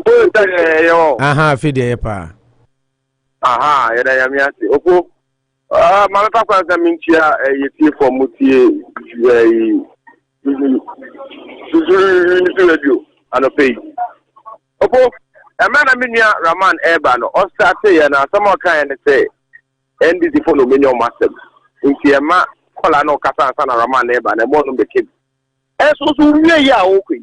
Ala ne ba o ya se ne pa to ya NDC for asama But no there wa make a declaration on radio used to say Alan ebe flag bearer there or NPP ni because or Alan or Alan asem keke. Cabo fly. Cabo fly no ka o carry dada ye keke. Se o get say o say what man me ke bi. I don't know if you ask about so make. Obeke bi yeah. You know because aka munum there ya. Aka 20 about to for 2 years. Aka mo ba so mama bo. Kuri ti ba o bi ba ya wa sele no. What all over and Cabin calculation will be a day. I will say on one of them, you know, that is straight is that. Nipadi, Nipadison is who you be, you know, who say, and yet a bonnet, not a wow, the sun. Wow, where's the mini bima? What is the mini bima? When you miss tell them that. And this you need. And there were back one thing, Cassate. And you may be a for the yellow, and yet. Koku Anyidoho can play, and this is for him more yet in ya, and yet, on call Yanka, the same look at the uncle, every Nika and check who will give him his party card. Because I found an hour chairman, you say, or kind of crane, or man not to say, kind of crane, yet the kind of crane, I'm a Yaku. Minio Raman, Casano Case, and I spent why the Opo Mr. A diner. Hey, nada na mande me de abeja mo se mi si da obi aye reference e den o da na je be ye lamp ye den no a e den no usu Ghana ha se no asase na ato ye no se o to no 5 series e no ko ye no asase na 5 series bi mu e ho no mo ebie nti e ko na nim oku atade keke kre so no last 3 years atade na de bi asen and no enye pe ye koye nim nti ni bu won ma yan ka no kwa na fa nkyere ye ho se nkwala ewo eyi zuzuzuzunane na se nkwala se wo hydrogen okekan ye no uja one side bi o atade bo atade a me share na last 3 years bi e nkome no kre na o se asase a bi amato asase a me turn 3 years ago asese me ko abo no ebeko na nim no kre ba wanka katu adio wanka se na wo ye adwuma so na wo gi 1 CD a mfie miensa ni se ya to pay mama na go do say ba so can because the expenditure should match the income okay can dey be favor anko ho ne dey wajai brabi I want to add because so say adwuma na wo so say ya pra adwuma na ye no say o ko friend na ye ma 5 CD am ye sure say still 5 CD na so the mouth ye ko ni na Ghana no mo Ghana no mo to pay mu de nti eno na obisa eno ni question no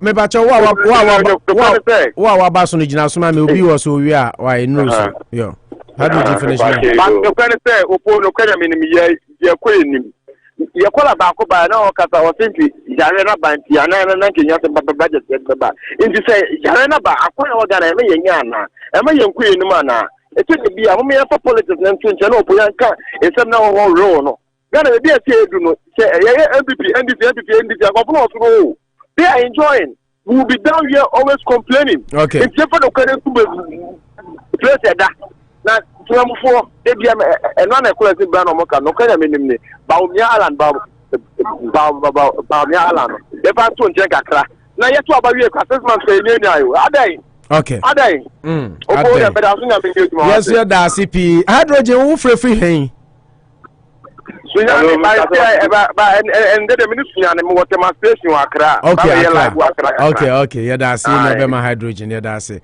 me bacho hwan na wo so me next me 2 callers ba ko na oba asesi ano ma de owo animu ni nwi ansa na wo ba I would do a pump to say oh yanku fada umma eye ban farma e go Ghana ni akufada mu na enku yi I would do my interview yo when you put the edika ma me go abasini adwuma pa wo yebua oman no ama asuye aba my Ghana because adwuma mu no unity radio no free sanso eba o my Ghana nkupon tumu poma ne de bia mu sori ba adwuma pasi na my Ghana enko nanim na me nche MP Alhaji Sidu Haruna me nche nkon ahonde ne enfri yankupon enfoma no nye no no betima bo adwuma ama wanchiman afa ni tuma pa fa me se adwuma wa start ya no wanchiman so edi support ni paibo tada tia wanchi ebedani na me nche regional chairman ho America me can say me chanu me mo nguni yo me na ndisi for ya na asem le ejin tempi reform ba me tum na me kama asem abamba bi ni Sammy Gyamfi ni wa ni wa fi asem ya na wi asem bi akwa ni wa asem ni so atwa se ye kwanya be faso aji akondere 2024 ayi Ghana fin kwa so di Ghana akwa do se di aka no nya budget na asem na be kakakra ye to mai COVID ku Ghana for no for ajuma agu no for businesses agu market woman esu obi a wodo cashew e wo Ghana manual na sitina ma sai akuyani asitina ma sai security enya do o mai economy na agu ko market aye to she ni na do with the COVID tax Any Bible Kukuru Agreso, now you say all of the first year $1 billion, now the $1 billion who they are there.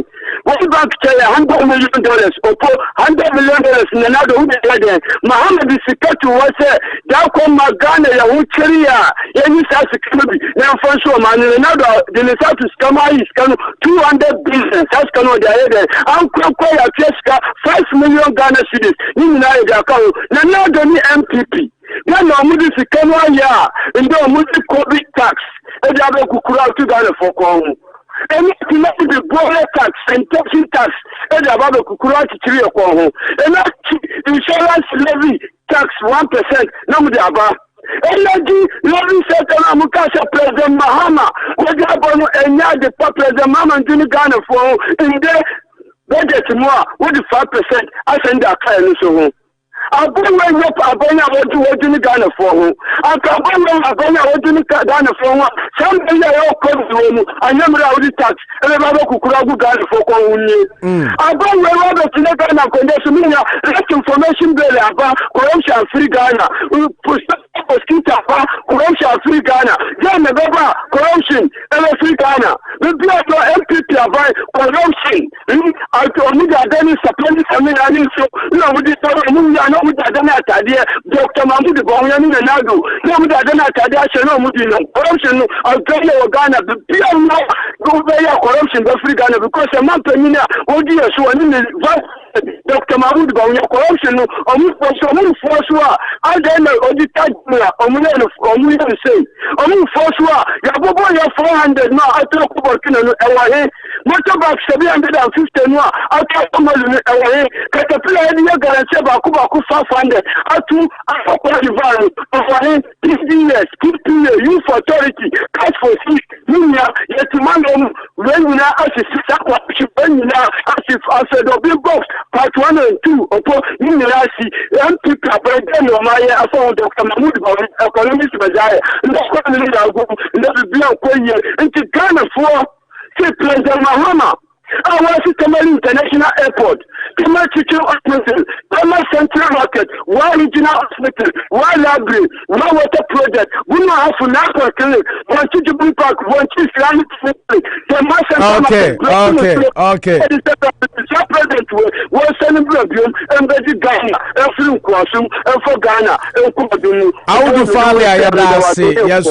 say, thank you very much for your contribution. Still on Unity Radio 103.9, Anopa Bosuo Sini Worcester, United States of America, running live on Manu Community Radio in Kokobra. I assign call places like Miankasami Crew, my hometown, Orchard Crew, Akuka Mufoti, Pakoso, Chem, Enafe, Ayadakujachi, Tikrum, Kwamo, and if Mesra, and some parts of a Jew. So, Pepacho, why in the one who may see?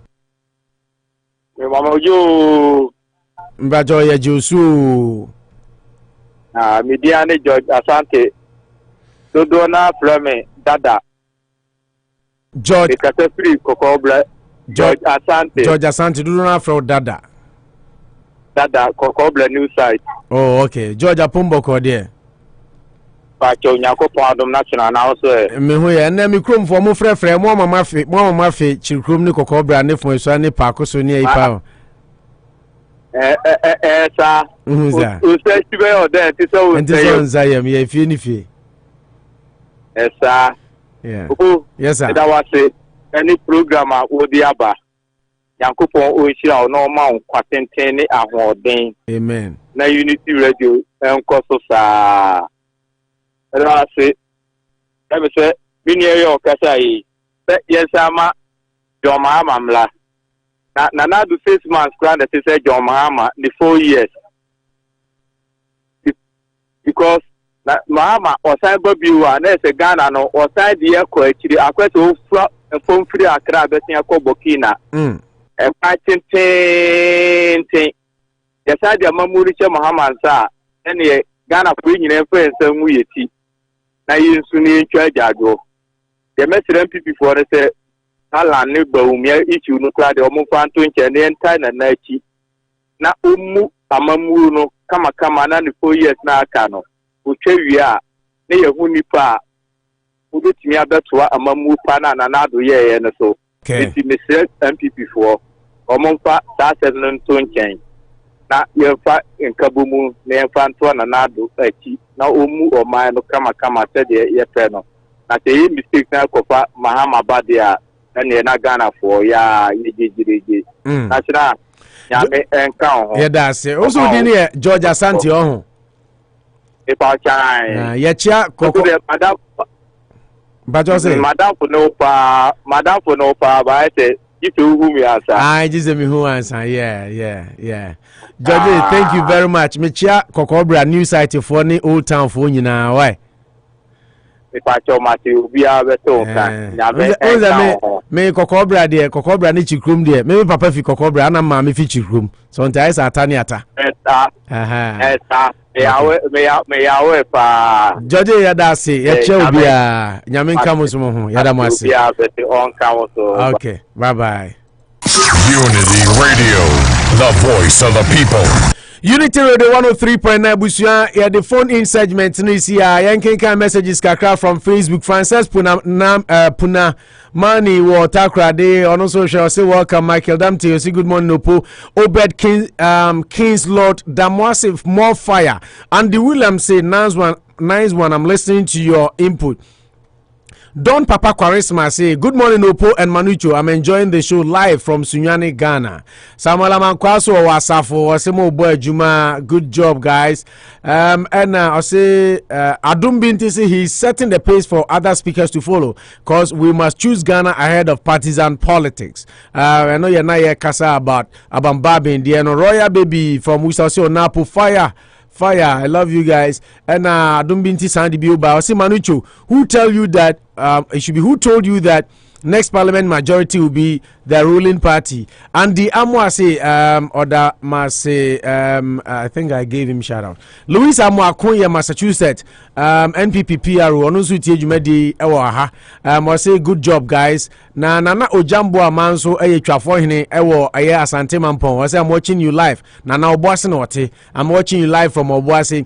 DJ Prince Paul, Oba Worcester and Potem Ha, America Hanyina, the finest DJ. DJ Prince Paul is also watching us live in Worcester. DJ says, greetings, family. Sammy Gyamfi must respect his elders. We all know why. Louisa Makumensa, NPP PR Isaac Obono Ma Ewo Ghana, I'll say watching live from Takrade to be precise. Manucho 1, and Dumbinjisi Alote Jacobs is founding father of the NDC.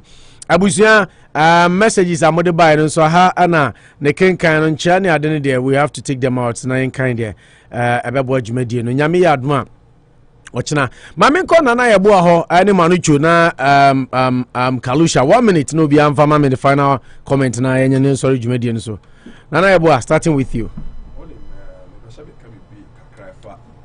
phone in no callers no na me nyadaje na me tie di obia eka na de me di betwa to ne say Ghana we have a long way to go. You see me who say so wo hwe omo afre nyina na who said they were speaking from party line. Obi anyone na okasa na owo Ghana as a country no at heart. Obi a dwene ne party and am a party say and he said the MPP and enya na as long as say oye MPP ni no so support to NDC ni no so the form omo party hu no enya kra na obitima bold no why a patriotic no we decide say okay ade we dia enye the Sammy Gyamfi ya na enya we ya na enya no ye condemn no obi kura ka say me yen ka asam no obi anka na no nya dai entum ti the make say ebredru say Ghana no sa ebeye ya enyina mpanimfo nko aso omai beye ya enyina omai ba no so we can asem bi say we can say now the democracy is for the people and it's a moment power belong to the people and sanity and it's a omai no the America me who say program which is Ghana for 80 pa say Ghana for amutie me say man sorry enyina na mo ma nyu say mbe follow politics dia na da bia no mbe follow political line o man ye nko ba bia ebe stands to say ye be decide say Ghana first before political party and yes sir we have nowhere going and we are going to destroy our country to say the we say we can America what to say America first and son our president and or man no stand for the country America no found say me Joe Biden party to the idea nya ba Mr. No. We see budget ya ye kan ubenya MPP ni bia wo gina ho a chinchina twan enya support. You see and NDC also kasa enye so which is which the NDC say enye MPP say enye nti ya na enye so until say ye betena se na o ma me so ade we ampa we de emwa ye nye ntu no Ghana no de be ya na be Ghana no de be ya na be until say nyina be say our way of thinking say dey see dwene say dey see hu ade so ade na efita na say political party for no person mu penti chair say e blue amama yenka say da bi we dey ye hu ni say blue e fita until that is done and we all become patriotic Ghana and bebre Karusha Ken pushi na my final comment na sorry jumadi ni so opo say Ghana until say e be neutral. Now you were able to speak up to authority when they are doing the bad thing, irrespective of your political affiliations. You have a long way to go. We have a long way to go. Yeah, that's because Manucho way policies and I'm policy na mode ba no man be because me say a bond a 5 million euro bonds $5 billion and also pay parliament Ajapa is going back to parliament said Jean Mensa was promising say 5 billion on more kono almost 2 million on be service 3 million there so the there what I say MPP ni na wo economical know how na o economist now a financial guru now you say no more ye mathematical and financial wise and economical it doesn't make sense you have to be neutral and speak up to authorities there and no more ye no and kosiaga 2 billion kram koto that euro bond am koto 2 million and who offer so be buy for the first instant do the same for so buy no what I say now sign the 5 billion kwa kochema now timama the can say timamani ba otima ono ni muhwe no na be kan asem no ache na be say asem nkofo edi abai die asem papa asem krogen ye dituma yi na odi 2 billion akọ na ye te ho hwe na san be say 5 billion akọ hwema opo ska no mka hu say omo kwa akọje yi na lo afi amanoni a omo fa MPP for na akọje o omo fa NDC for na akọje o omo the country Ghana and akọje na Ghana no so including both the political device, both NDC and NPP. And I can boom now on my Dobetiano, and they are Hakojisicano, and a baby boom man. And some more of Wakoya, the non visa Moyam political parties in India, and Koye, Omoyamo Mino, into a money DNS, a bar cane, the Debiano. So my Yanisa, don't be say, Omo politics, on my agenda, being on Modiba Betran, I could understand no man on Bessel minor. We ba ade ba kra san FCV say so be a projector esa so me say no be ya no be kwachire ya neutral no ya entiase because I dey now be a project na say project no we ba no abandon no na sa ko fa scaffold na sa dey akwache fufum enso we ba na so anya wi na sa abandon no me e kwa na e ba e so any steady. Okay, your time now so. I want my two new crabo. You have fun to achieve for him, especially those in Worcester. Say, Nemo Fancha, and him say, extended time. Ya na mumbi bi ho amufi adwuma ba. Night na mo simo pese mutia ansa na mo ada but time necessary in tie na phone in segment no. Ye twemu ko animu at least 1 hour. Intimidity ze no so ebe ha bi mu ana mo pese mo fra. Omo ntumi amfre but all the same no. The most important thing is yetumi edi dwumadie no abaso a eba no awie we will try and be here early tomorrow maybe I actually phone in segment na back be 30 minutes say be at 4:30 say I have 4:30 ebe Ghana say I have 12:30 ebe Ghana 4:30 say the be ebitimi aboa na obia so etumi aba dwumadie no so ebi Manucho anya call bi akwahye kire ho obi nim de ona neti phone so Manucho mpeso ba be man the final comment ntie he sorry dwumadie ni so mama nti okay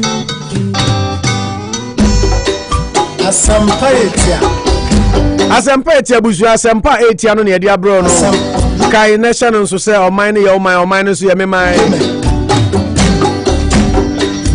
yo Kofi. Oh my woman.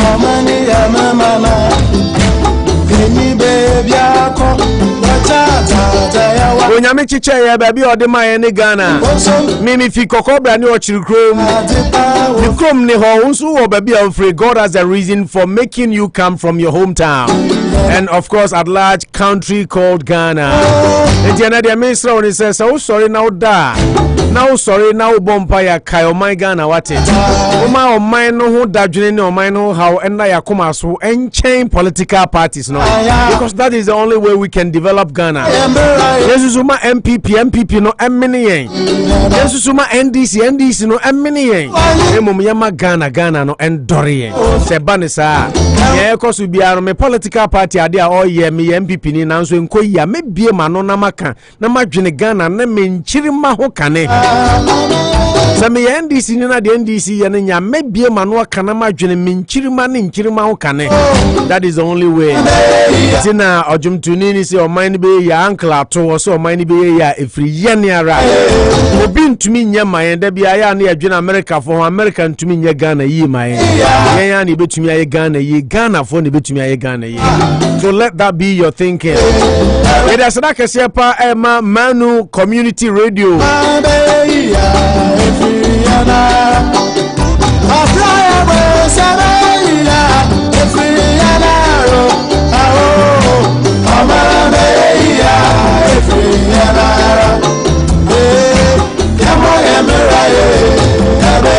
Manu Community Radio Adaro Manti. I am honored and humble. Say Miami area, mi kroma mi free. Towns biti say Ochirikrom, me honi edi mi fru ma share. Echem womuni Ochirikrom bo share. Oko Tikrom adako jachi baby akotoko training. Ene kwamo meswa akoko amon new side. Ena fe asamai akoso omunyina tumiti ejumedie through Manu info Community Radio. Akwesi a wotena Manu Community Radio mfidie na chichinchima all these towns to me for programming live. It is that kese na dey ma. Da omo frɛ ya titru efi Ghana no nyina se mo amofrɛ fi Worcester so ya da mo nyina se. But ne answer na be so no ma memfa.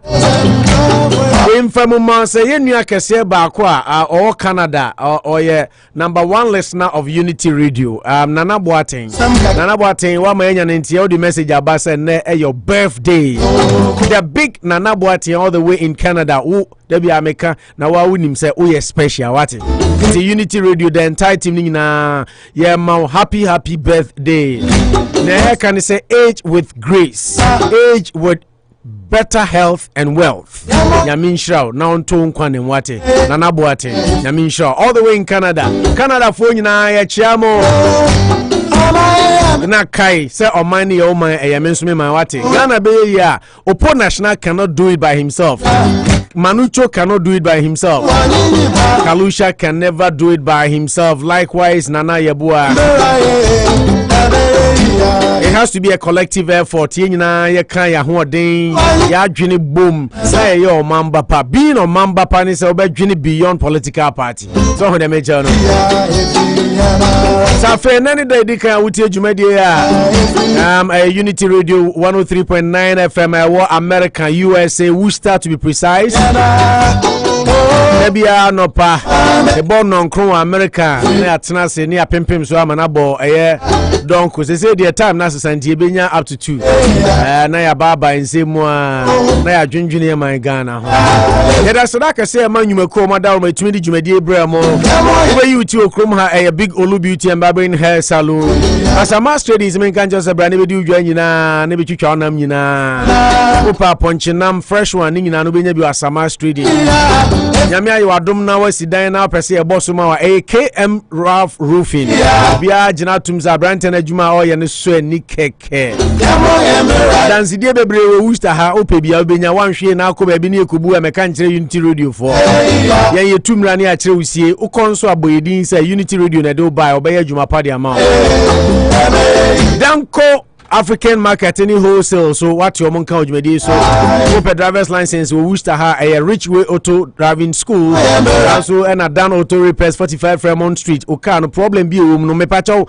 open auction car to na open se oka no so yesiesie ma obi obi de atwi oba bi de akopem ni na no Dan Auto Repairs o de oba so hwehwe Dixon yesiesie oka no de amount be you tia mo anima ye fe no anima da wa na bia Bagbin saloon kwa no chikrum restaurant so ayakodiga na aduane a they say there will be a new branch kese pa kan it tintin buffet na ho and no chikrum new branch no ewo Anochi Chrome Restaurant or see what the Ghana Abidru Worcester. Danso na dia sra kese ma Anochi Trading ni Anochi Cold Store 54 ni 58 Hamilton Street. Omo nyina boy enchidom na net together itumidi jumedi bro. I couldn't have done it all by myself, but with my able team of knowledgeable panelists. Kalusha Boya, a former journalist back home in Ghana. Nana Yabua, so a back home journalist from Sika FM Momo Skapa. Sanso ena Manucho Magandi Maganda Gaucho Margarita La Molina Mempeme Wanse. Manucho ewo no Empire Radio ewo Takuradi. Miding edi Noah Opoku Gyamfi ubetumi afremi Opo National. O fremi na me bufu a me cheska me bumfu ya me cheska. Na me ozena me already be Ghana. Men come there. Okay, Obusia, yadamu nyina se ma nyina moniti adehye. Me pacho Arsenal for na start e studio ha mon kan chom se Arsenal bobo ne nra why. Mon kan chom Kofi Ajay, Manucho Kofi Ajay hwehwew. Manucho report at the reception Kofi Ajay hwehwew. O se afa no mo de letter ne ba mo so mo UEFA Arsenal team nim. Okay, Obusia mediani no wa Opoku Gyamfi betumi afrem Opo National se da kese e call dia mai nu abema papa ya ewo Menu Community Radio I no wo kokko bra se o man nkura aka enyina nso tumi tie dwumadi efa so se dem aka na eguso ye tre ahyem ebi beka ho ebema mo aso ate ye ma mo nyina moniti adehye sabre de wo ba krom ha abo no mienu America ha abo 2 apa ho 11 minutes nti no mienu apa ho sima du baako okọ Ghana abo no nsia apa ho sima du baako ye koni akofa Peace FM kase bono e de abremo until then de me bacho nyame nhira mu nyina mediani Opoku Gyamfi no wa betumi aframe Opo National menam de dwumadi ho chame yakramo Dem de lumbanye mitie Opo National Sports presenter